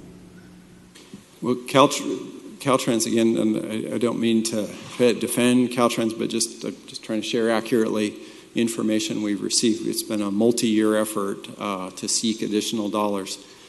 They are constrained by what's approved in the state budget for Caltrans. And a lot of that, I know we understand as city staff of color of money, eligibility issues. We've had years in the city where we have multi-million-dollar grants to do traffic synchronization in public works, but we don't have enough money to go fix the streetlights because one is restricted grant funding. Same thing for Caltrans. With SB1, they'll have great resources to reconstruct highways, repave, do safety improvements, but those dollars are ineligible for landscape maintenance or litter control. So they're still stuck waiting for state general fund. This is probably an issue that we need to be engaging our consultants in figuring out how we get Caltrans to get these types of dollars so that our communities don't have to foot the bill, because essentially it is their jurisdiction. And so I think that we need to be also approaching it from that angle. I get it. At the moment, we're constrained. So, I can be supportive today, but I think that we need to make sure that we are forcing that conversation. The state's budget is doing fairly well. It had a nice surplus this year, and I don't think it's a bad idea to be asking our lobbyists to be doing some of that work. Thank you. I might interject here a couple of things. First of all, keep Fresno beautiful. We intend to bring something to council next month on that. Secondly, I hope we're not throwing the baby out with the bathwater. I would like, I don't believe that this solves all of the problem, but it solves some of the problem. Exactly what problem does it solve, Jim? Well, the immediate problem is it removes some of the litter from our freeways. So what about the homeless encampments or the weed abatement? Are we just going to pick up trash, pass by the tall weeds, and say hello to the homeless encampments? And what I was going to finish with was I think there's a need to reach out to the state, and it sounds like you have already done it, but I wouldn't necessarily hold up this process in the meantime. You're asking us to cut a $500,000 check before we have a conversation of what that check's going to pay for, and we know that there's no commitment from the other side to deal with the homeless encampments or the weed abatement yet. How does that make any sense to us? We're putting in 100,000. Putting in 100,000. They're matching 300,000 to pick up trash now. Like I 100% share the concerns that my colleagues have, but if we don't pull the trigger on this, we're still going to have trash, whether it's weed or homeless encampments. I'm still going to get the calls. You're still going to get the calls, and it might jeopardize the relationship we have with Caltrans, right? Because this is a partnership. We'll have something in writing, which is a legally contract. Absent of that, and it's just hearsay, and we're just talking into the airwaves. So walk me through exactly what freeways are going to be cleaned and by when and by whom and with this Scott, contract. Why don't you tell the frequencies and give a little detail on what that operation would be? Absolutely. And Council, that would be one purpose, one thing that will come out of the RFP process with vendors and nonprofits who would partner together is to see who can develop the most efficient, cost-effective program for that. What the agreement shows with Caltrans is that this would generally involve a 5-person crew with an on-site supervisor along those corridors. And the cycle will be, as fast and efficiently as they can possibly go. It would cover all 4 routes, and certainly the city has ability to specify and direct which corridors would be done. It would cover both litter removal, and then the crew does have ability to do light weeding, but not to use power tools. That becomes more of an issue with Caltrans and some of union labor. So they could not, this crew could not use power tools. Caltrans would also, in addition to these dollars, Caltrans would be providing at no charge what's called a shadow truck. If you've seen occasionally when there are light offenders, community service folks out on the main line, there is a shadow truck behind that crew to provide for traffic safety and that work. And that's a requirement. That is a out requirement. there on the main line, right? Yeah, that is. When the crew would be dealing with on and off ramp type areas, not near the main line, the shadow truck would not be required. Caltrans would be putting. So, Scott, I'm not sure if you answered my question. I want specifics on what will be cleaned up, what freeways, and how often, and when would that start? Maybe explain that they're, in terms of them being out there X days of the week, because I think it's a continuous cycle. Council, so it'd be a continuous cycle, 5 days a week, generally 8 to 5, out on the main line. And as far as a guarantee of which routes, what frequency, that's really the RFP process with the vendors. Because the city crews, we would not be performing that service. We'd be hiring a company or a partnership to do that. That may involve, for example, a contractor who's like a landscape maintenance contractor who's much more familiar with insurance, permits, requirements. They may be partnering with a local nonprofit to employ individuals who's had a difficult time being back in the workforce, putting that together. So those are the proposals that we'd be receiving, and then bringing that back to the council, recommending hiring them for that work. And that would be, we would estimate October. We have not issued that RFP because it's a lot of work for vendors to cost that out, develop a proposal. So Scott, I'm struggling with this. You still haven't told me whether this is going to include the 99, Golden State, 41, 168, or 180. You're telling me that that will be all up to the RFP and whoever responds. So come October, you might just come forward and say we could only afford to clean up 41 and 168. I want assurances of what you plan to clean up with $400,000.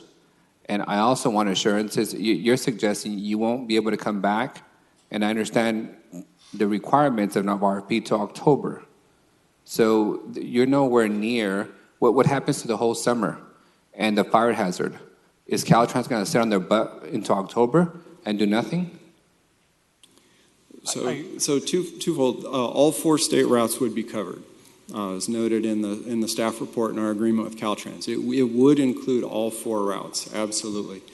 What we cannot tell you, because we would not be performing, we need the vendors, the contractors to say how fast can we do this, how much ground can we cover, what type of cycle. Will they be able to achieve a 30-day cycle on all routes? Will it be 45-day? And we want to see the different proposals, the different comparisons that companies can provide. And as far as Caltrans, I think it's not mutually exclusive efforts. We can and should continue to pursue with Caltrans at the director level to increase the commitment here in Fresno, increase addressing the weeds and the issues. This is not intended to supplant any efforts by Caltrans. I understand. Have we not done the analysis of how far $400,000 would take us? Because I'm sure the city staff won't do it, but we can pretty quickly find out what $400,000 buys us if we were to do it ourselves. Do we have an idea whether it's going to buy us one route every 6 months or all routes every 30 days? We think we're going to be in the range of all routes in the range of 30 to 60 days, and I'm hoping to see that more like 30-day cycle. So a 30-day cycle, but honestly, that's a tough number to zero in on. That's a pretty rough estimate, I assume. No, yeah, I appreciate that, but it also doesn't even consider that Caltrans doesn't do more than just what they're doing now, which in my view is nothing. So they actually already trimmed the weeds on 41, and I know they're working because I saw them working on 180 from the conversation that both my colleagues actually sparked. That's already begun. And I know that they're working their way outside of the city limits. When Measure C was implemented, we paid for the highways within the city limits, and I know that's what they're going to say when my colleagues meet with them on August 1st, that was the agreement. We're going to go back and forth, but it says even in your staff report that they're going to target problem areas, which means somebody will report them and they will go out there and pick up the trash. Is that what your conversation was with Caltrans? Yes, most definitely. And Caltrans has some hot spots identified that I believe each of our council district offices will find align pretty well with the hot spots that each of your teams have identified as well. And I think in terms of cycle and frequency, a lot more time will be spent on those areas just because where the trash, where the litter's generated. And yes, there's some activity from homeless activity, but there's also unsecured loads of vehicles, trucks along the highway, someone who say does landscape maintenance and then they throw the soda cups in the back of the pickup during the day. They drive on the freeway and they fly out the back and wind up at the shoulder. Councilmember Soria? I just had a quick question because as I was reviewing again the proposal, you guys reference the city of Bakersfield, their, what is it called, their homeless kind of litter program. And I know earlier in the year this council approved about 100,000. Is there a reason it's not part of this? Are we going to do it completely separate? I was just wondering, because that would be another $100,000 towards the litter cleanup. First of all, I share your frustration, your anger. I've seen it since I've been here in 2009. You're asking good questions. And in the beautiful Keep Fresno Beautiful initiative, which will come next month, it will identify that using people to volunteers and people in the job transition category to actually do the cleanup. This is not a panacea. It's not going to solve all the problems. I met with Caltrans 2 years ago with Steve Brandell. We've had this thing go on. The wheels of government move slow. So I think this is to do it every day. When I first met them, they said we added 168, 180, all the miles we've added over the past 10, 15 years. They never increased the maintenance budget proportionately. So you have roughly one person to 50 acres, which is not sufficient. What this does, at least gets something started. And Luis, you hit it. It's going to be primarily focused on the problem areas. I was driving up north on 41 this morning. I saw the remains of encampments, the weeds growing. There was a fire here. There's been fires. I agree. Agreeing to this does not limit our options. If we want to talk to, which we need to talk to Caltrans and other agencies to get more funding to take care of this. And we need to talk to our state legislators, talk to the governor. There's a lot of stuff we need. This just gets the process started. That's all I'm asking. It's a 2-year pilot program. It's a possibility we may pick up another $100,000, but we're putting roughly $100,000 to get at least $400,000 for 2 years. And it will make it a little bit better. It's not going to solve the problem completely, but we've got to start somewhere. The initiative I'll present next month will get a lot broader. It's more based on a volunteer model, engaging the community, and there have been successes on this. So I ask for your patience, and I'm not trying to limit any options down the road, because there certainly are those options, but let's just get started, because if we approve it today, I believe it could actually be implemented by the time the RFP, by about October 1st. So we can get something started. It doesn't mean to stop the dialogue, not demand, better responsiveness and so on. Let's just get this started and then take it from there. Thank you. Thank you, Mayor. Councilmember Butterfield, you have the floor. Yeah, is this a 2-year or 1-year pilot? I thought it was 1. 2-year. It's 2 years. Council, so different parts of the dollars have different terms. With Caltrans, they have offered up a 2-year pilot, and if we get going the first year, I've had discussions with the district director about that being able to go to 4. And so it's really $250,000 a year countywide. I didn't mention earlier, but the city of Fowler is also participating in this program. They're matching the funding. With FCTA, their pilot program is for 2 years. The FCTA board opted to release calls for interest and participation on a 1-year cycle. So Fresno's been awarded the $100,000 in Measure C for 1 year, but their intent is just to reopen that call to see, is Clovis interested? Is Fresno County, do others want to participate? Our contract with the vendor would be set up such that we could extend if it's deemed to be going well and there's funding available to continue. Okay. So I just want to be clear, because as I was hearing this introduced, I think the approach is not a strong enough approach in dealing with Caltrans. As you know, we were talking, it's apologizing for their lack of funding. It's apologizing that they don't have more money and all of that. It's the wrong approach. This is a bureaucracy. It's a government, taxpayer-funded bureaucracy. The taxpayers are paying money for this service that they don't get. I mean, I think that's where we need to start. And we have obligations up here as a city. We have to meet our obligations. If we don't meet our obligations, we hear about it. We hear about it as elected officials, and you hear about it as an administration. And I think the approach is not one of, oh, please, Caltrans, will you do your job? The approach has to be, Caltrans, you haven't done your job, you've been negligent and incompetent for decades, and we're sick of it, and we're not going to tolerate it anymore. That has to be the approach. And the approach has to be bringing in our state representatives, our federal representatives, holding them accountable, asking them for support. And we have a new governor who said he doesn't want to ignore the Central Valley, which has been ignored by other mayors. And so we need to ask him to be true to his word. And I'm prepared to do that along with my colleagues. And we cannot have an approach of thank you for the crumbs, Caltrans. The approach has to be you're not doing your job, and we're going to hold you accountable. And if that means litigation from the city attorney, from the city, we need to do it. I understand Oakland sued Caltrans to meet their responsibilities. Then we need to be next up. And that, to me, is what the approach needs to be. Not we have a great relationship with Caltrans and we have wonderful partnerships.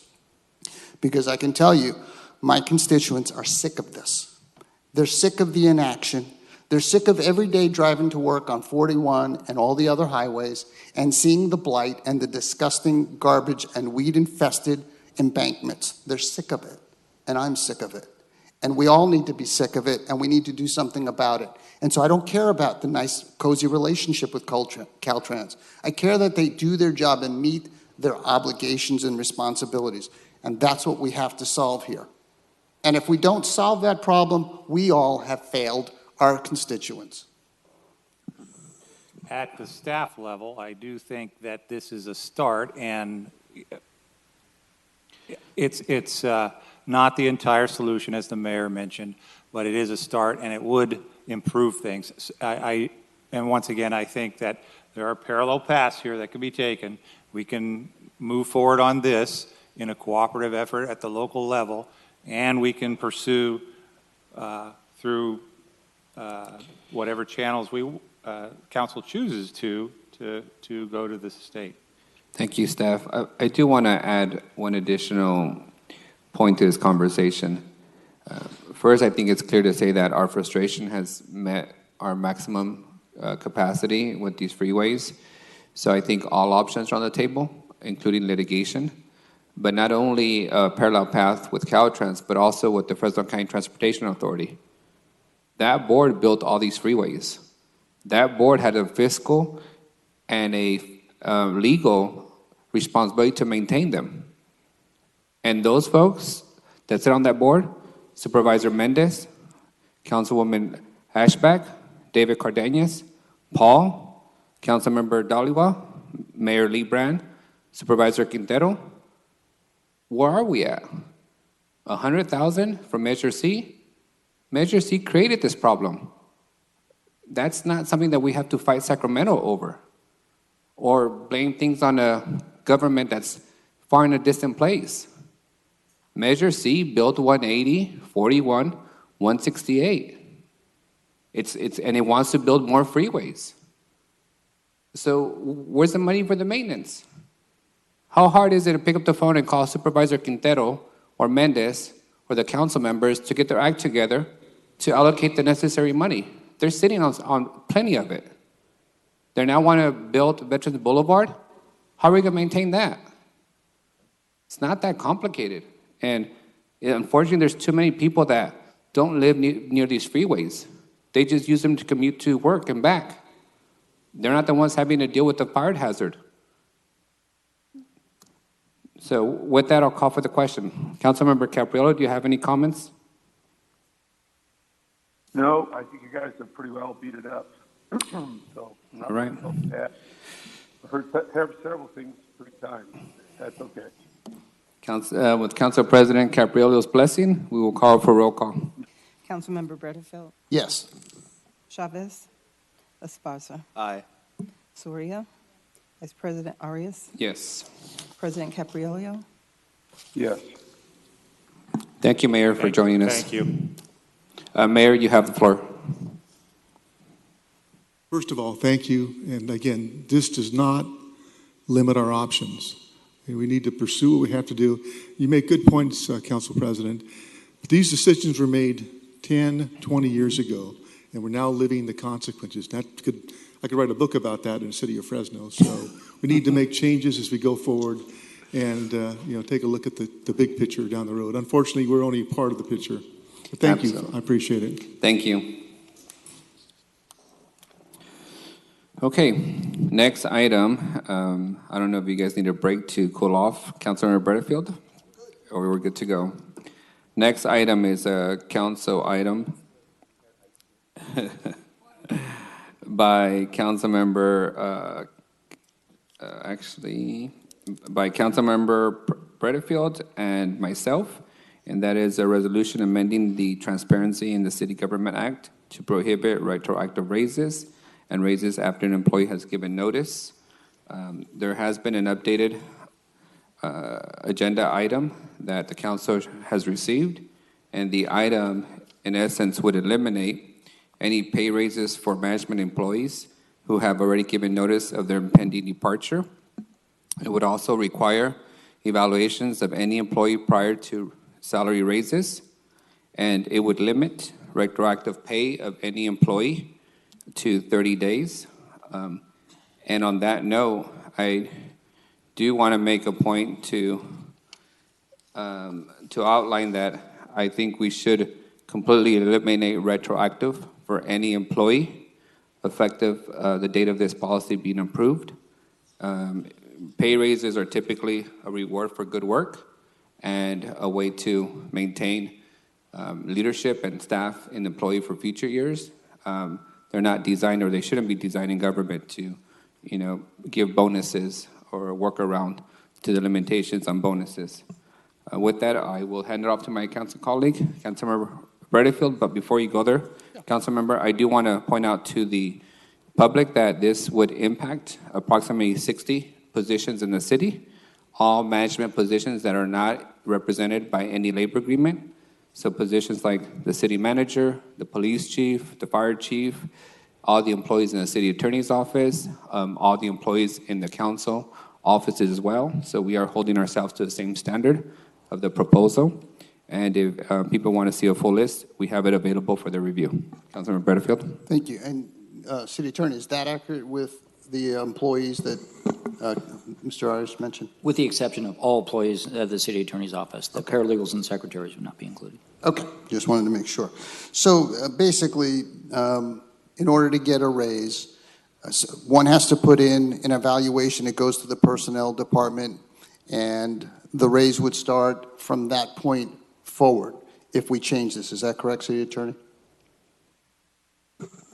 Yes, that's correct. Yeah, we're not going to be going back 30 days retroactive. Well, that's up to you, whatever you finally agree upon. Is that what you've, okay. I recommend no retroactive. No retroactive. Okay.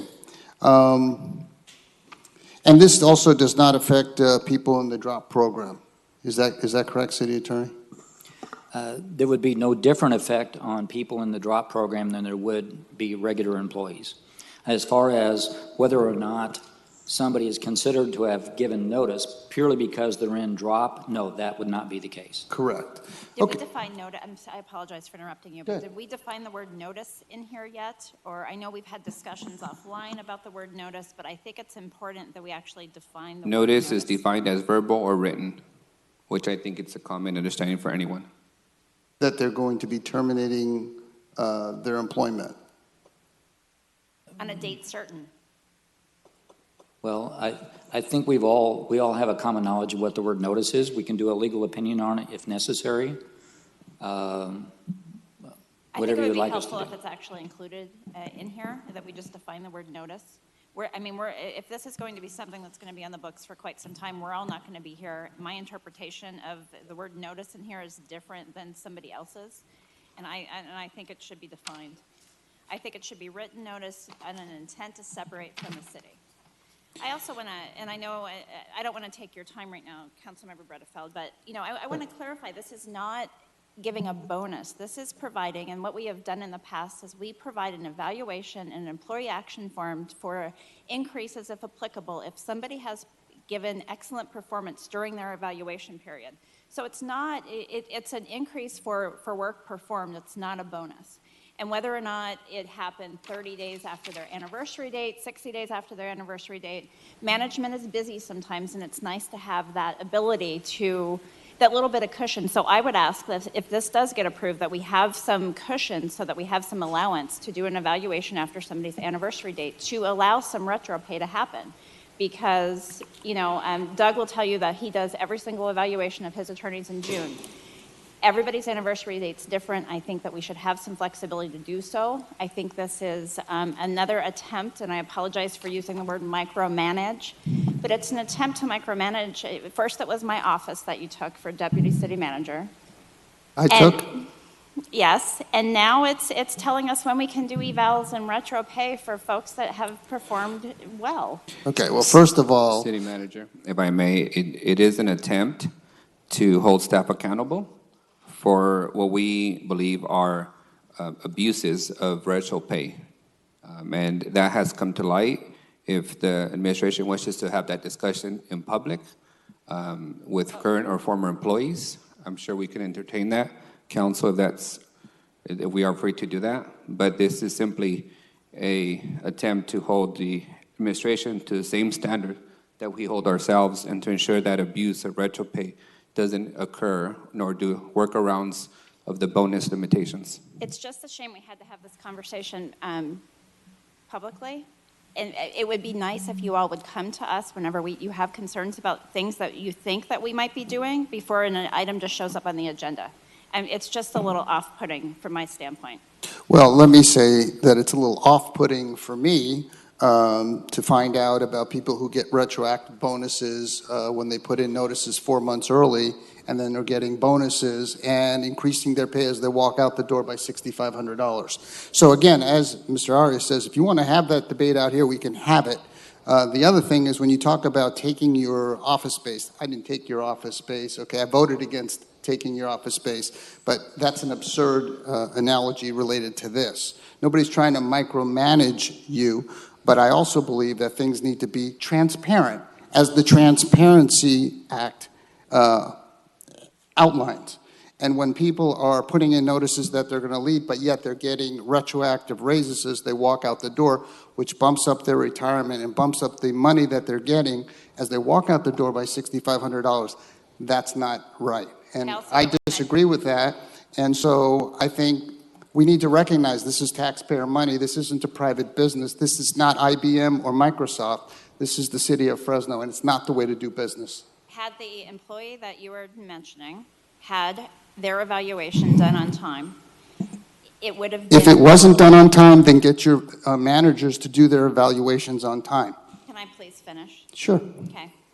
it would have been the exact same cost to the city if they would have had their evaluation in April or June or what have you. It was no net increase to the city at all. We've run the numbers, and that's what, if we would have had an opportunity to talk before you guys threw this item on the agenda, I could walk through the math with you. I'm not going to do it out here publicly, and that's it. I've said my piece. Well, my understanding is that systemically, there are a lot of people who are getting retroactive raises to avoid what we're trying to do now. So again, things need to be transparent. They need to be out in the light. No one's trying to micromanage you. You have a job, we have a job. And this is an effort to make sure that the taxpayer money is utilized the correct way. Including council offices, I had numbers pulled. So there are 3 districts within the last year that gave retro pays to your council assistants or chiefs of staff that went well beyond 2 months, including, and then last year for Doug. His evaluation was done in May, but you retroed him back to March. So I can go over those publicly as well if you want to be fully transparent, but I have those, so it's just not on our side of the shop. So City Manager. I want to respond to that because I think that it is, we can get into a fight up here about it, but it's like, if you look at the people that you're pointing to, these people are still employed by the city of Fresno. One of the issues that has come up and why this policy is coming up is because the person left within days of getting a raise, and then their payout was tremendous. And so it is not a apples to apples comparison. But it the is not an policy apples that to apples you're- comparison. Thank you. All right. Assistant City Manager, you have the floor. I understand what Councilmember Soria is stating, but the policy goes farther than that notice portion. It's what I hear being discussed is no retroactive raises. So if there's no retroactive raises, then these individuals would have fallen into it. So as Wilma said, it's on both sides. If we make this, I was glad to hear that we're going to hold each side to the same standard. I do want to talk about the notice. In my 30 years in the private and public industry, I have seen notice given in a bunch of different ways.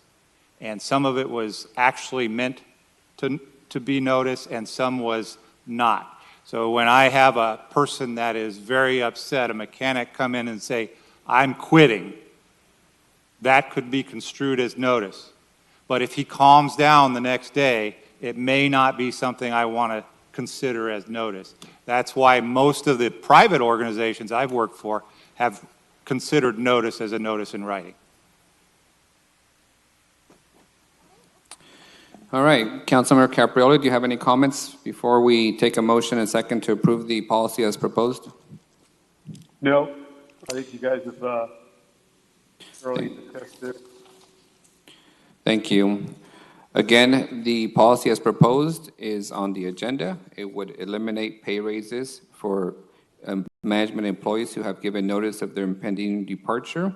It would also require an evaluation for any raise of management employees as outlined in the administrative regulation. And it would also eliminate all retroactive pay raises going forward to management unrepresented employees.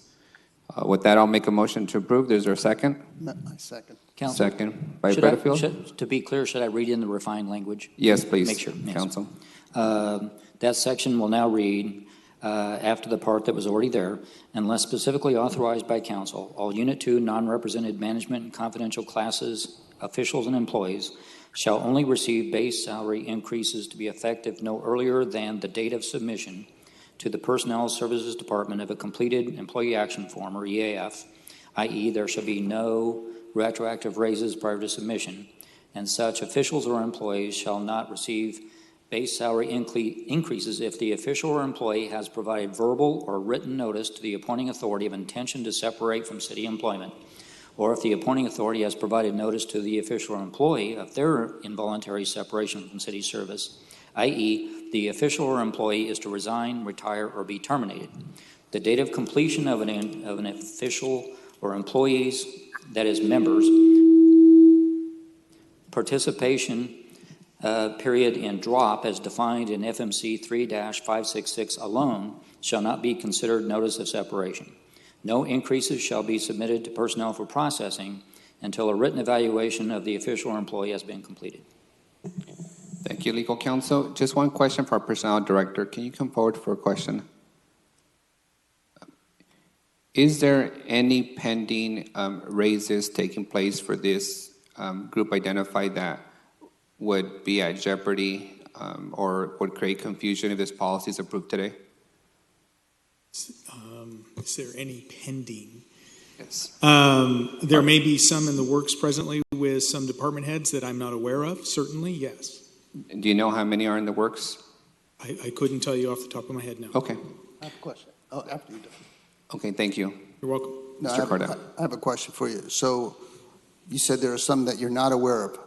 Who are you aware of that is pending a raise right now within 30 days? I'm not aware of any. There may be some that I'm not aware of, but I'm not aware of any presently. Okay. Okay. All right, with that, roll call, please. Councilmember Bredefeld? Yes. Chavez?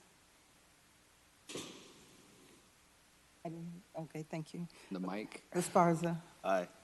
Soria? Vice President Arias? Yes. President Caprillo? Yes. It passes unanimously. Now we will go into closed session at 3:45 p.m. Legal counsel, is there anything you need to disclose? In closed session, we have a conference with labor negotiators concerning all of the listed bargaining units. We also have existing litigation concerning Casillas, existing litigation on Ramirez, existing litigation on Damas, performance evaluation and labor negotiation concerning city attorney, real property negotiation concerning the Tertullian parking lot area, and that's it. My understanding is we're doing the eval first. Is that correct? Yes. And then we'll let everybody know when we're ready to go with the rest of it. I Great, would thank not you. expect that we will be returning.